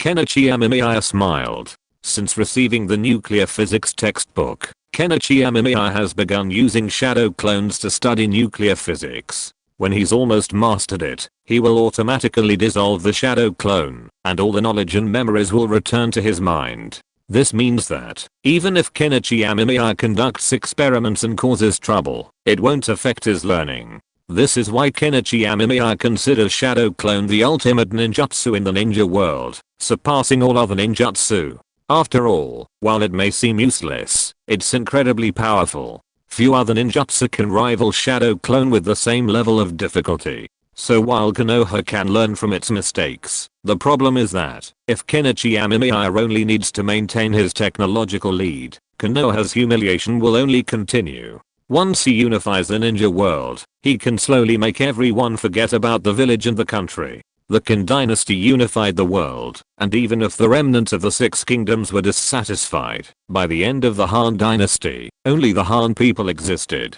This is what Kenichi Amemiya learned from history, a method for achieving long-term stability and world peace. After all, as long as there were no external enemies and everyone was one family, peace would naturally follow. Of course, Kenichi Amemiya didn't expect to completely eliminate conflict. He knew it was impossible, but a general peace was a sure thing. Kenichi, thank you for today. Sasori leaned over and handed Kenichi Amemiya a cup of hot tea. He himself enjoyed tea. It's okay. Now that we have actual combat data, won't it be easier for you to make improvements? Kenichi Amemiya said with a smile. When he saw Sasori and Deidara trapped, he knew things were bad, and he needed to provide support. However, this support wasn't something he could just blindly offer. After all, blindly providing support wasn't support. It was simply throwing himself at the door. So Kenichi Amemiya sent a shadow clone, while he himself arrived at Konoha. If the negotiations were successful, he could leave. If not, he would have to find another solution. That's right. But what about yours? Sasori nodded. With the actual combat data, his work became much easier, but the thought of Kenichi Amemiya's threat made him curious. He knew that Kenichi Amemiya was deeply concerned about that strange weapon, and had told him how expensive it was. So, in Sasori's mind, Kenichi Amemiya rarely made more than a few. Just bluffing. Kenichi Amemiya shrugged. He was threatening the Sandaime. After all, he knew him well. While he loved Konoha deeply, he also had many things he could exploit. So Kenichi Amemiya was making a gamble. He was betting that the Sandaime Sarutobi Hiruzen wouldn't dare attack him, wouldn't risk the lives of so many Konoha soldiers. But if he dared, he could only use his shadow clone to delay him, while he sought another way to rescue Sasori and Deidara. Fortunately, his bet won. The Sandaime didn't dare, and he could only concede defeat. Senior Amemiya, was that explosion deep in the forest just now also a result of your battle? Deidara was cleaning his giant war scorpion. He was already in a bad mood, but upon hearing this, he couldn't help but ask, well, but the effect is not very good. Amemiya Kenichi shrugged. He had kept the god-killing bullet, and had not intended to use it, but he did not expect it to come in handy now. However, the results were not obvious, as Tsunade ran out from behind. As for Obito, Amemiya Kenichi did not think that anything would happen to him. After all, if you hide outside the Kamu dimension, you will be blown up, and if you hide inside the Kamu dimension, you will also be blown up, so why not just hide inside? So as long as Obito is not stupid, then basically nothing serious will happen. This bastard. At this moment, Obito was cursing. He was almost killed by Amemiya Kenichi's god-killing bullet, but fortunately he mobilized a lot of chakra and used defensive ninjutsu to withstand it. But now he has figured out one thing, that the feeling in his body just now is very similar to the feeling of his body in the Kamu dimension. If you're listening to this novel on a channel other than Fanfic World, it means they downloaded and uploaded it without effort. We cordially invite you to visit our channel, Mundo Fanfic Novelos. There you'll find the original version of this story and you can explore many other novels of various genres. We're waiting for you to immerse yourself in a world of incredible novels. Chapter 298, Operation Hidden Mist Village. Obito had seriously considered retreating into the Kamu dimension, but a sudden impulse struck him to see if he could feel any familiar sensations from such a close-range attack. So he took a thermobaric bomb head-on, nearly killing himself. Had Black Zetsu not been nearby, Obito might not have escaped Tsunade's pursuit. So it was him? Black Zetsu looked at Obito. He understood what he meant. Obito felt certain it was this Amemiya Kenichi who had done it. The sensation was almost identical. Definitely him. Obito unhesitatingly activated his Kamu Sharingan and immediately entered his Kamu dimension. It was now a shattered mess, littered with charred objects. However, there was nothing suspicious to be found within the space. Nothing but pitch black, charred objects. Obito's face was grim. The attack had come and gone so quickly, and he hadn't sensed any abnormalities within his Kamu dimension. The intense attack seemed to have erupted only at that moment. All the things I had in my space are gone. Obito's face darkened. He emerged once more. Although he had used Kamu, he felt it was well worth it. If he hadn't, how would he have known who had done this? What are you going to do? Black Zetsu knew that persuasion was useless at this point. Obito had already determined that Amemiya Kenichi was responsible, so he directly questioned Obito's thoughts. In today's battle, Black Zetsu felt that if Obito and Amemiya Kenichi came to blows, they would be at a disadvantage. The opponent was very powerful and possessed a strange ninjutsu that could summon the dead, making him a formidable opponent. I'll teach him a painful lesson, Obito said grimly, slapping a mask over his face. This mission is too dangerous, Chief. I strongly demand that the Hidden Mist Village reimburse these expenses. Meanwhile, in the Amemiya village, Amemiya Kenichi was righteously complaining to Nagato. Nagato's lips twitched, but thankfully, as a puppet, Pain didn't show any expression, so he appeared rather aloof. This, in turn, led many Akatsuki members to believe their leader was aloof. Reimbursement? How much do you plan to reimburse? Nagato glared at Kenichi Amemiya with a cold expression. If this guy hadn't brought in some income for the organization, Nagato would never have met him. Especially when he thought of what Kenichi Amemiya had said before. Nagato's previously calm heart couldn't help but ripple. While many of Kenichi Amemiya's words were questionable, Nagato couldn't help but feel that what he said was actually right. If true peace was to be achieved, every time he thought of Kenichi Amemiya's words, Nagato couldn't help but doubt whether his friend's ideals could be realized this way. Was his own thinking correct? Could he truly fulfill Yahiko's dream? So, now, Nagato didn't want to bother with Kenichi Amemiya. 400 million. Amemiya Kenichi raised four fingers in a loud voice. Nagato's heart sank at that. Amemiya Kenichi was truly bold. 400 million. Considering the Hidden Mist Village had only just spent a similar amount on this mission, and asking for another 400 million, the Mizukage would probably be so enraged he'd refuse to cooperate with the Akatsuki. If the Hidden Mist Village doesn't reimburse, I don't mind going to their head a few times, Amemiya Kenichi added with a grin. He knew Obito was responsible for this incident, and he also knew that the extra money spent on Konoha would be a waste of money, never to be repaid. But keeping quiet wouldn't work. This would temporarily paralyze Obito, and buy him more time. As for bombing the Hidden Mist Village, Amemiya Kenichi wasn't planning on doing that. After all, Obito was merely controlling the Mizukage. If he were to bomb the Hidden Mist Village, Obito would likely be even happier, perhaps even deliberately creating an opportunity to kill the ninja there, thus avenging the woman he loved. I can only ask for you, but I don't think they'll agree, Nagato replied casually. He didn't hold out much hope for this question, considering it was far too difficult for him to achieve. Amemiya Kenichi shrugged nonchalantly. He hadn't expected the Hidden Mist Village or Obito to agree. He simply said this to paralyze Obito, while preparing for another plan.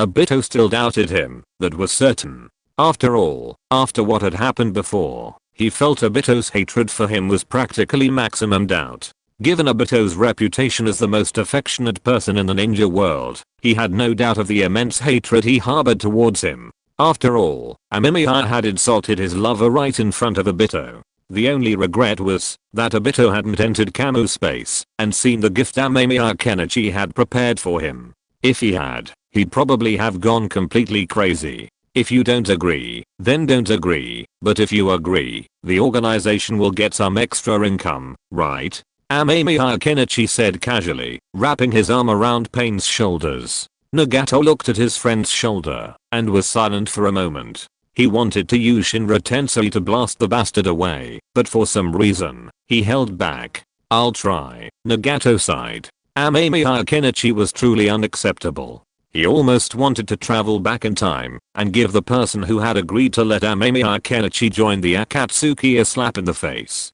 Then I'll leave it to you. Amemiya Kenichi happily left, planning a trip to the Hidden Mist Village. Unmoved by Nagato's concern, Amemiya Kenichi immediately decided on his next destination. Although he didn't know if the Kirigakure had noticed something fishy about their leader, the Mizukage, Kenichi Amemiya intended to personally puncture this bubble and find a way to trap Obito, ideally killing him outright. Only then would Kenichi feel at ease. Otherwise, Obito would remain in hiding, and there was no telling when he might stir up trouble. Furthermore, collaborating with the Kirigakure had the added benefit of perhaps winning them over early, thus enabling Kenichi Amemiya's plan to establish a nation. Nagato silently watched Kenichi Amemiya's departure, his brow furrowed slightly. He touched the tubes on his body, then fell silent. Still haven't asked? Konan approached, carrying a piece of medical equipment. She took out the instrument and began to examine Nagato, looking at him and asking. Konan knew her friend had been troubled lately, but she had no idea what it was, only that it seemed to be related to Kenichi Amemiya. This intrigued her. She hadn't seen her friend like this in a long time. It was truly rare. No, I don't know how to ask. Nagato shook his head and let his companions check his body, while staring blankly at the stone wall above his head. After a long time, Zayanan put away the complicated instruments and looked at a test report, his face not looking good. How long can I hold on? Nagato coughed twice, then looked at Zayanan weakly and asked. Zayanan was silent for a moment after hearing it, but still handed the report to Nagato. Your physical condition is still deteriorating, but your vital signs are stable. Nagato, do you want to? Zayanan looked at her friend hesitantly, her eyes full of heartache. Look at her friend, such a young person, now skinny, his health is constantly deteriorating. Zayanan doesn't know how much longer her friend can hold on. No. Nagato shook his head firmly. He knew what Zayanan wanted to say, but he couldn't and didn't want to do it. Yahiko's dream was his, and he would shoulder it, persevering through it, creating a world of peace. Peace. Nagato's eyes held a hint of uncertainty. Could a world where everyone understood each other, a world without war, truly come true? Unaware that his previous words had already triggered the desired effect within Nagato, Amemiya Kenichi was now piloting his airship towards the Hidden Mist Village. What's so special about the Hidden Mist Village? Azuki Byakugan, and a beautiful figure, Meditarumi. Amemiya Kenichi licked his lips. He didn't really have a particular opinion of the Hidden Mist Village or the Land of Water. After all, the country didn't have much of a presence, of course, compared to the other four great powers. Compared to smaller nations, the Hidden Mist village was still quite powerful. Amemiya Kenichi was rather interested in Meditarumi, who occasionally appeared in the manga. She probably wasn't that powerful yet, not the unlucky woman facing future marriage troubles. Furthermore, Kenichi Amemiya suspected that Meditarumi's inability to marry might be related to the Hidden Mist village's master. Normally, with Meditarumi's stunning figure and good looks, it wouldn't be unmarriageable. But she simply couldn't. But this time, I'm just going to see if the Hidden Mist village guys have noticed Obito and maybe negotiate a deal. Kenichi Amemiya poured himself a cup of hot tea, then gazed thoughtfully at the forest below. Kenichi Amemiya had never been to the Hidden Mist village before. After all, it was a long way from the Land of Fire, and transportation wasn't very convenient before. Going to the Land of Water required a boat, making them a sitting duck. Now with airships, things were much easier. Kenichi Amemiya had considered taking Sasori and Deidara with him, but Sasori was eager to return to improve his Unit 1, and Deidara was heartbroken over his War Scorpion, so neither wanted to go, so Kenichi Amemiya decided against it. Anyway, the only reason he brought it with him was to have Sasori and Deidara distract the Hidden Mist village ninjas, allowing Kenichi Amemiya to plunder what he wanted. Let's use this time to study, Kenichi Amemiya said, pulling out a nuclear physics book. He then created 10 shadow clones and began his study. 10 was a number Kenichi Amemiya had found to be optimal after experimenting. Too many clones would cause headaches and a feeling of edema from the flood of memories. 10 was just right. The only problem was that they needed to be dismissed one by one. This way, the knowledge points wouldn't conflict with each other. Kenichi Amemiya had also planned a rough reading order. Although Kenichi often felt the urge to sleep while reading, the thought of building a nuclear bomb gave him a surge of motivation. Scientific research shows that when a person is focused on a task, they perceive time to pass more quickly, and that was exactly how Kenichi Amemiya felt at that moment. By the time the shadow clone in charge of the airship arrived to announce their arrival in the Land of Water, Kenichi Amemiya had only read a small portion of the book, leaving a good portion unread. This water country looks like an archipelago of islands, but shipping is quite advanced, Amemiya Kenichi said, standing by the windowsill, gazing down at the water country below. His eyes narrowed. He recalled a previous incident in the wave country, when he was short of money. He had robbed the unscrupulous merchant Kado, and then placed him under a ban. All these years had passed, and Amemiya Kenichi had almost forgotten about Kado. But now seemed like an opportunity.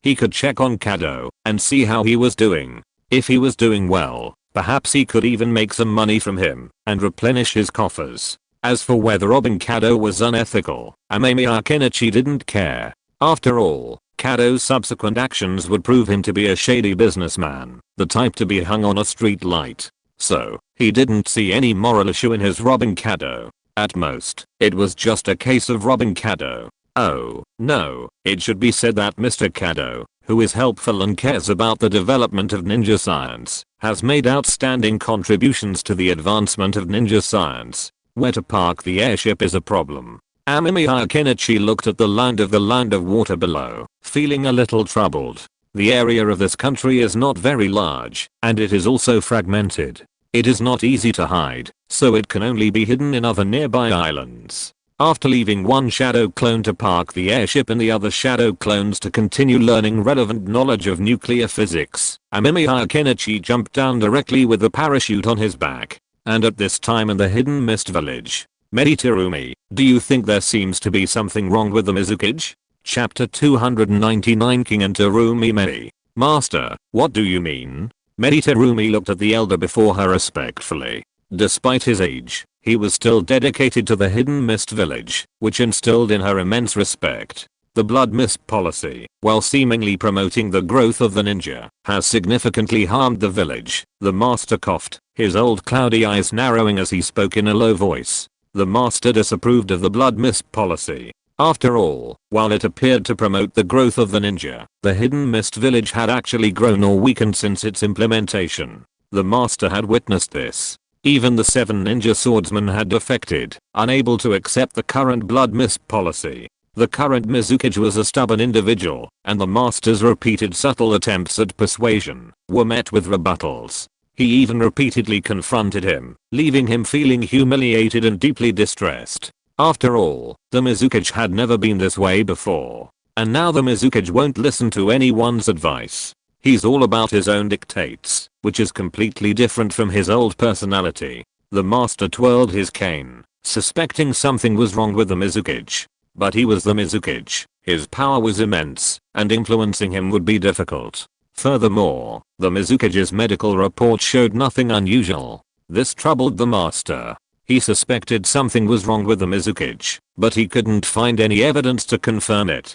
After all, the Mizukage wasn't just the village's cage, he was also the Jinkriki of the Hidden Mist village. What was a Jinkriki? It was a village's nuclear weapon. If something happened to Yagura Kirutaji, and the Jinkriki within him was unleashed, it would be a devastating disaster for the Hidden Mist village. Furthermore, Yagura Kirutaji had considered the village's survival when he stepped forward as Jinkriki. The village owed him that. This meant that the Mizukage, Kiratachi Yagura, held a very special position. Even the master had to be polite. Even if he noticed something wrong, he couldn't react drastically. He could only slowly explore and test it himself. And this probing had to be subtle. Master, you suspect the Mizukage is being manipulated.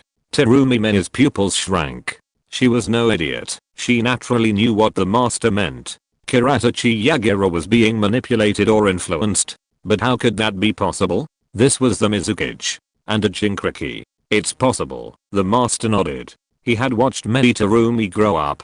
She was quite powerful, possessed a special Kekoi Genkai, and most importantly, had all her talents redeemed. He was convinced that Terumi would be the next Mizukage. Then what about us?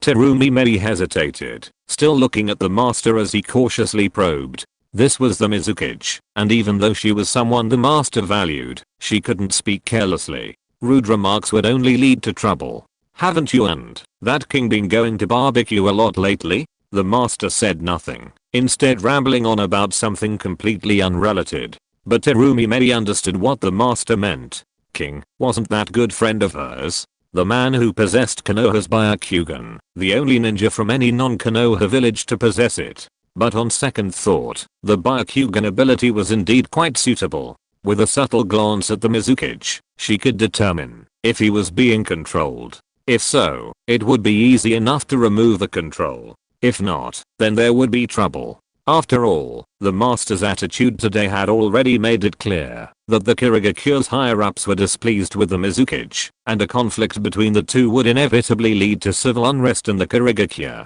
Practice well, the master said, and sent him away. Terumi Mei left the master's house with a heavy heart. She glanced back, feeling a wave of inexplicable emotions welling up within her. While she knew that her position as a grandmaster meant she couldn't express her opinions freely, this implicit decision to let others handle the work, while she took the blame herself, still made Terumi feel uncomfortable. After all, if anything went wrong, it would be her fault. Oh, what a hassle. Terumi sighed, but she decided to go find Ao and discuss the matter. Then, she could have Ao give the Mizukage a look with his Byakugan, and that would complete the task. Terumi herself had her own issues with the Mizukage's blood mist policy, considering how many problems it had caused. The ninjas and clans in the village were now in a state of panic, with some even rebelling overnight, only to be brutally suppressed by the Mizukage, leaving no survivors. Even now, walking down the streets of Kirigakure, surrounded by cautious ninja, Terumi felt even more strongly that the village had entered a state of distress. Ao, are you showering? Terumi knocked on her friend's door, only to hear the reply, I'm showering. She could only wait. After a long wait, Ao finally opened the door, wiping the water from his hair as he looked helplessly at Terumi Mei. What's going on? Amemiya Kenichi looked at the woman before him, a headache in his eyes. He had never expected that, just after he'd killed Ao and peeled off her face with the destruction of face technique, Terumi Mei would come knocking on his door. He was forced to replace Ao's Byakugan with Ao's. Dealing with Ao wasn't a problem. Ao was certainly powerful, but for Amemiya Kenichi, who had achieved the sage's constitution and opened the 3 Megatama Sharingan, it wasn't a problem. To make things easier, he even set up a simple soundproof barrier. And Ao, Konoha's most wanted man, had fallen to Amemiya Kenichi, and his head had been spared. He planned to redeem Ao's bounty at a nearby gold exchange after this incident was resolved. Konoha could even return the Byakugan for a fee. He had no desire for it. Kenichi Amemiya had a clear vision of the development of his own eyes, from the eternal manger key to the Rinnegan, and then to Kaguya Satsuki's eyes. By then, he would have essentially reached the pinnacle of ninja eyes. Whether there could be stronger ones would depend on the Satsuki clan. "Let's go get some barbecue," Meditarumi said casually. Regarding his friend, Meditarumi had no need to disguise herself. Ao knew her well. Okay, Kenichi Amemiya nodded. This time, he was using Ao's identity to infiltrate the Hidden Mist village in order to contact Meditarumi and, at the same time, subtly instigate the issue of the Mizukage, allowing the Hidden Mist village to deal with the Mizukage, Yagura Karatachi. Kenichi Amemiya could then sever one of Obito's hands. If Obito emerged, even better, he could ambush the bastard directly. If Obito didn't emerge, that was no problem either. Without the Hidden Mist village, Akatsuki's development would be thwarted, and he could buy time. Time was the most important thing Kenichi Amemiya needed to complete his plan. Arriving at the barbecue restaurant, Amemiya Kenichi let Meditarumi take a seat first, then sat down across from her, and ordered some barbecue. "Ao, what do you think of the blood mist policy?" Terumi hesitated, but still asked, looking at Ao in front of her. Ao's Byakugan was particularly prominent, a sign of pride. "I'm not sure." Amemiya Kenichi licked his lips. Meditarumi seemed a little absent-minded, and she'd actually brought up the blood mist policy herself. Could it be that he'd arrived at the perfect time? The current Kirigakure high-ranking officials were suspicious of the Mizukage, Karatachi Yagura. This was too easy. "Don't you think the current blood mist policy is a bit?" Terumi Medi was a little dissatisfied. "It was just her and Ao here. If I said it, who else would know? Be careful with what you say. Be careful, there are ears." Amemiya Kenichi waved his hand cautiously, opened his Byakugan, glanced around, and then feigned relief. Of course, Amemiya Kenichi wanted to discuss this with Meditarumi, but there was a problem. He didn't know how Ao and Meditarumi interacted. While Terumi was restless, he might not be able to tell, but once she calmed down, he'd be exposed. So, for now, Amemiya Kenichi could only imitate Ao, based on the information he'd gathered from watching anime. "Do you suspect something's wrong with Mizukage-sama?" Amemiya Kenichi asked, looking at Meditarumi. He had just opened his Byakugan to dispel any suspicions, though even if Terumi didn't, there was nothing wrong with that. He'd just glanced underground, but there was nothing there. Even if Black Zetsu was there, he wouldn't be able to see it, given his powerful Mayfly Jutsu. Well, Mizukage-sama wasn't like this before, and he had some unique perspectives on the village. But now he's so cold and indifferent. It's really...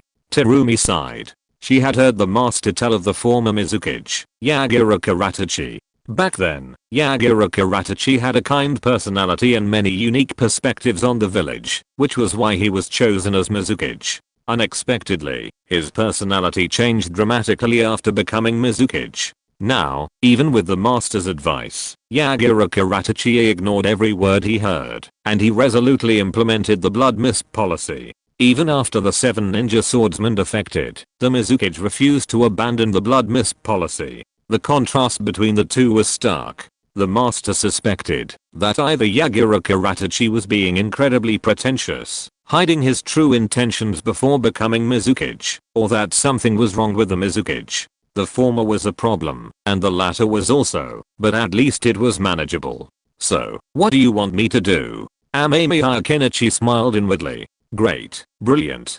He didn't even have to do anything. Terumi Medi was already suspicious of the Mizukage. All he had to do now was play along. "I want you, Ao, to use your Byakugan to look at the Mizukage-sama during our next meeting, and see if Yagura-sama Karatachi is being manipulated," Meditarumi said gravely. Amemiya Kenichi was eager to agree immediately. However, to avoid arousing suspicion, he feigned hesitation, pondering the matter before agreeing. However, to avoid revealing any clues during the barbecue, Amemiya Kenichi hurried away, using the excuse of needing to go home and prepare. "Ao, you're nervous too." As expected, sharing your worries with others and letting them share them helps you feel less worried, Meditarumi said cheerfully, picking up a piece of meat. Amemiya Kenichi hurried back to Ao's house. Although he had almost finished the job, he still needed to check again to make sure he hadn't missed anything that could cause trouble. Fortunately, after checking, Amemiya Kenichi found nothing missing and breathed a sigh of relief. Ao's body had been cleaned up so thoroughly that even a ninja dog wouldn't be able to find anything suspicious. From now on, we just need to follow the established procedures. The only problem is that I don't know much about the Hidden Mist Village, and Meditarumi is very familiar with Ao. Amemiya Kenichi scratched his head. Impersonating someone is a complex undertaking, especially when he doesn't know them well. If his identity is accidentally exposed, it could be extremely dangerous. With this in mind, Amemiya Kenichi retrieved some valuables from Ao's house, counted them, and left with the money. He needed to make some preparations, such as purchasing materials for a thermobaric bomb, making a thermobaric bomb, and placing it in a specific location with a shadow clone to guard it. If anything went wrong, he could notify the shadow clone to detonate the bomb, giving Amemiya Kenichi an opportunity to escape. The biggest challenge this time is not to reveal my identity. I need to keep the attention of Meditarumi and other high-ranking members of the Hidden Mist Village focused on Yagura Karatachi, Amemiya Kenichi muttered as he left. He still had a lot of things to prepare, and if he wasn't worried about being exposed, Amemiya Kenichi even wanted to resurrect Ao through the impure world reincarnation, and ask for some information, which would also help him in his role. Soon, Amemiya Kenichi was dragged by Terumi Medi to a meeting. Ao's identity originally did not qualify him to attend meetings, even though he was a Jonin. But after obtaining the Byakugan, Ao often followed Terumi Medi to meetings, but often, in order to show respect, Ao could not open his Byakugan casually. But now, with the tacit approval of the senior elder Yuanchi of the Hidden Mist Village and the cover of Terumi Medi, Ao can open his Byakugan this time. But he also has to be careful to hide it. Abato, will you notice? Amemiya Kenichi licked his lips, a little excited. Chapter 300 The Three Tales of Karigakure Village. Yagura Karatachi, the fourth Mizukage of the Hidden Mist Village, was a babyface. After all, he looked like a child, though he knew he already had grandchildren. However, at the Hidden Mist Village meeting, Yagura Karatachi's expression wasn't particularly good. He observed him carefully, but couldn't detect anything wrong with his eyes or expression. He looked perfectly normal. Several survivors of the family that previously rebelled have defected from the village. Elder Master, please issue a bounty. Yagura Karatachi's tone was also quite normal, which made Kenichi admire Obito's control. He was able to maintain control for this long without arousing suspicion from the Hidden Mist Village, which was quite remarkable. After all, Obito controlled the cage of an entire village. Okay, Mizukage-sama, but there's something more about that family. The master nodded calmly, saying nothing. Today was the day of Meditarumi's test, and he had already made plans. Meditarumi glanced at Kenichi Amemiya, who nodded slightly. He understood what Meditarumi meant. It was his turn now. However, because of his status, Kenichi, who was currently playing the role of Ao, could only sit behind Meditarumi. And this time, Meditarumi was sitting across from Yagura Kujitsu, which meant Kenichi was right across from Yagura Kujitsu, allowing him to see him whenever he scanned the meeting. The Byakugan would be quite obvious if it activated, and Yagura Kujitsu would be able to see it. If he did, then Kenichi Amemiya was stunned. What if Yagura Kujitsu saw it? Would it affect him? Not really. After all, if Yagura Kujitsu lost his temper, it would affect the ninjas of the Hidden Mist Village. If they got into a fight, he would be the one who would suffer. With this thought in mind, Kenichi Amemiya decided to fire his Byakugan right in front of Yagura Kujitsu. What was the big deal?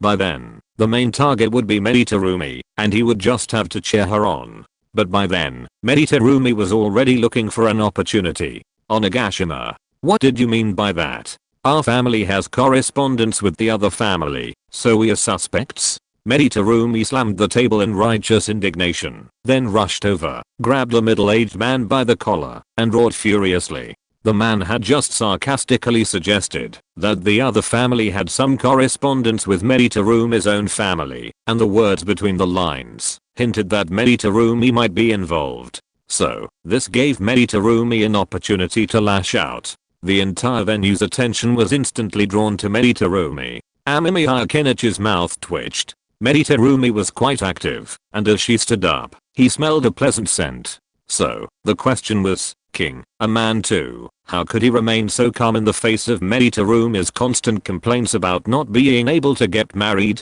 Shouldn't he have just attacked directly at this point? While cleaning up Ao's house, Kenichi Amemiya found no information about his wife and children, but it wasn't ruled out that they might be gone. It was best if they weren't, otherwise Kenichi Amemiya would have to silence them. However, this question was irrelevant. Kenichi Amemiya took this opportunity to open his Byakugan. He had to. After all, that old immortal Yuanshi was staring at him. If he hesitated, he would likely arouse suspicion. After opening his Byakugan, Kenichi Amemiya looked at Yagura Karatachi. The world seemed different in Kenichi's eyes. He could even see the meridians and chakra flows of the ninjas in the meeting hall. The Byakugan was truly a powerful tool. With it, most concealment and ambushes became meaningless. It's no wonder that the Hyuga clan's branches were the ones who went to war. After all, these Byakugan were so coveted.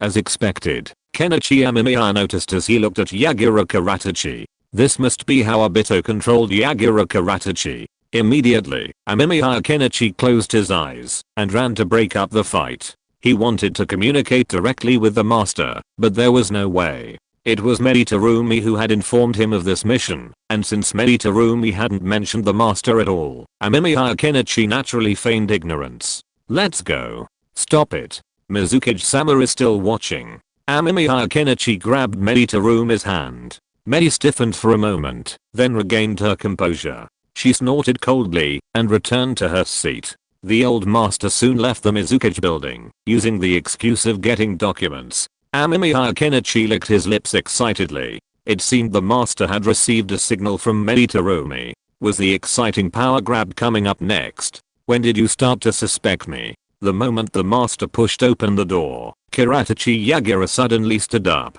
his weapon drawn, and stared blankly at the master and Tarumi, questioning. Mizukage-sama, what are you doing? The master's pupils shrank. Had he been noticed? But that shouldn't be the case. He'd seen it before. Ao had opened his Byakugan when Yagura wasn't paying any attention to him, and then closed it after a quick glance. There was no way Yagura would have noticed. You idiots. Do you really think I don't know? The next moment, several Jonin from the Hidden Mist village rushed in, and Meditarumi also pounced, determined to quickly subdue Yagura.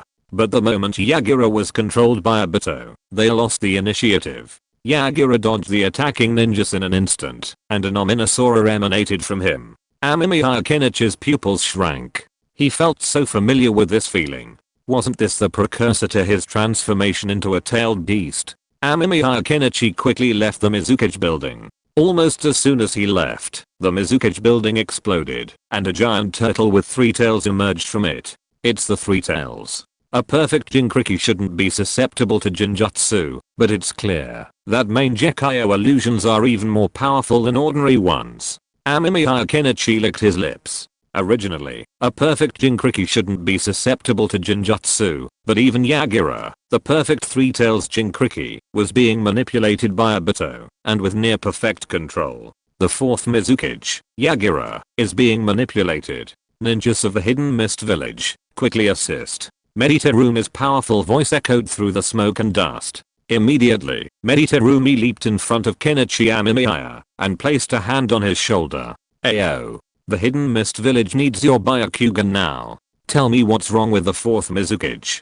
Meditarumi pressed anxiously on Kenichi Amemiya's shoulder, her expression grave. Kenichi Amemiya looked at Meditarumi and suddenly laughed, a laughter that made Meditarumi's face darken. Meditarumi, when did you realize I wasn't Ao? Amemiya Kenichi wiped the tears from his eyes and asked, looking at Tarumi with a smile.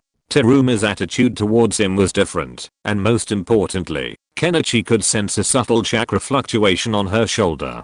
Just now, if it was the real Ao, he wouldn't have grabbed my hand. Terumi's expression hardened. She looked at Kenichi with a wary and dangerous look, her hands pressing tighter. The subtle chakra surged even more, threatening to explode on Kenichi's shoulder. Kenichi understood that the grip he had just had on Terumi's hand had caused the problem. He hadn't expected Ao to even offer Terumi physical contact. "Miss Terumi, we'll meet again sometime." Just then, Kenichi Amemiya stepped out.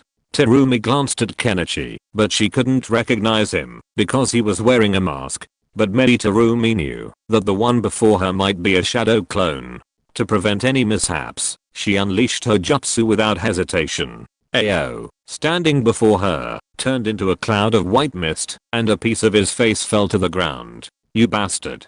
Terumi glared at Kenichi Amemiya angrily. Ao was her good friend, and he was the only person in the Hidden Mist village with the Byakugan. "See you again, if we are lucky enough."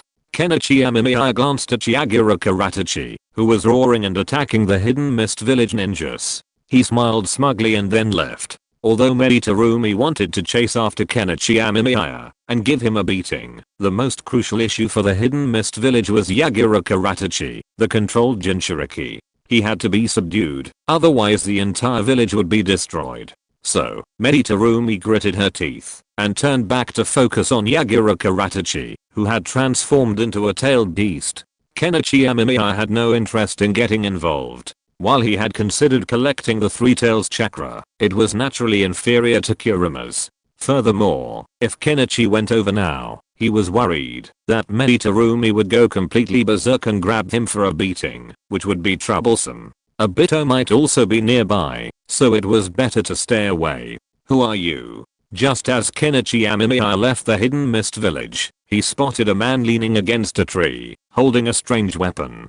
Kenichi Amemiya's eyes narrowed. This man was. As the man walked out, Kenichi Amemiya could see more clearly. The unique face and weapon reminded him of his true identity, Hashigaki Kisame, whose name was once mispronounced as Kanpei Kisame, probably because the characters Pei and Shippersimmon resembled each other. However, what people talked about most was the strength of Hashigaki Kisame. This guy was dubbed the Tailed Beast without a tail, and his chakra capacity was astonishing.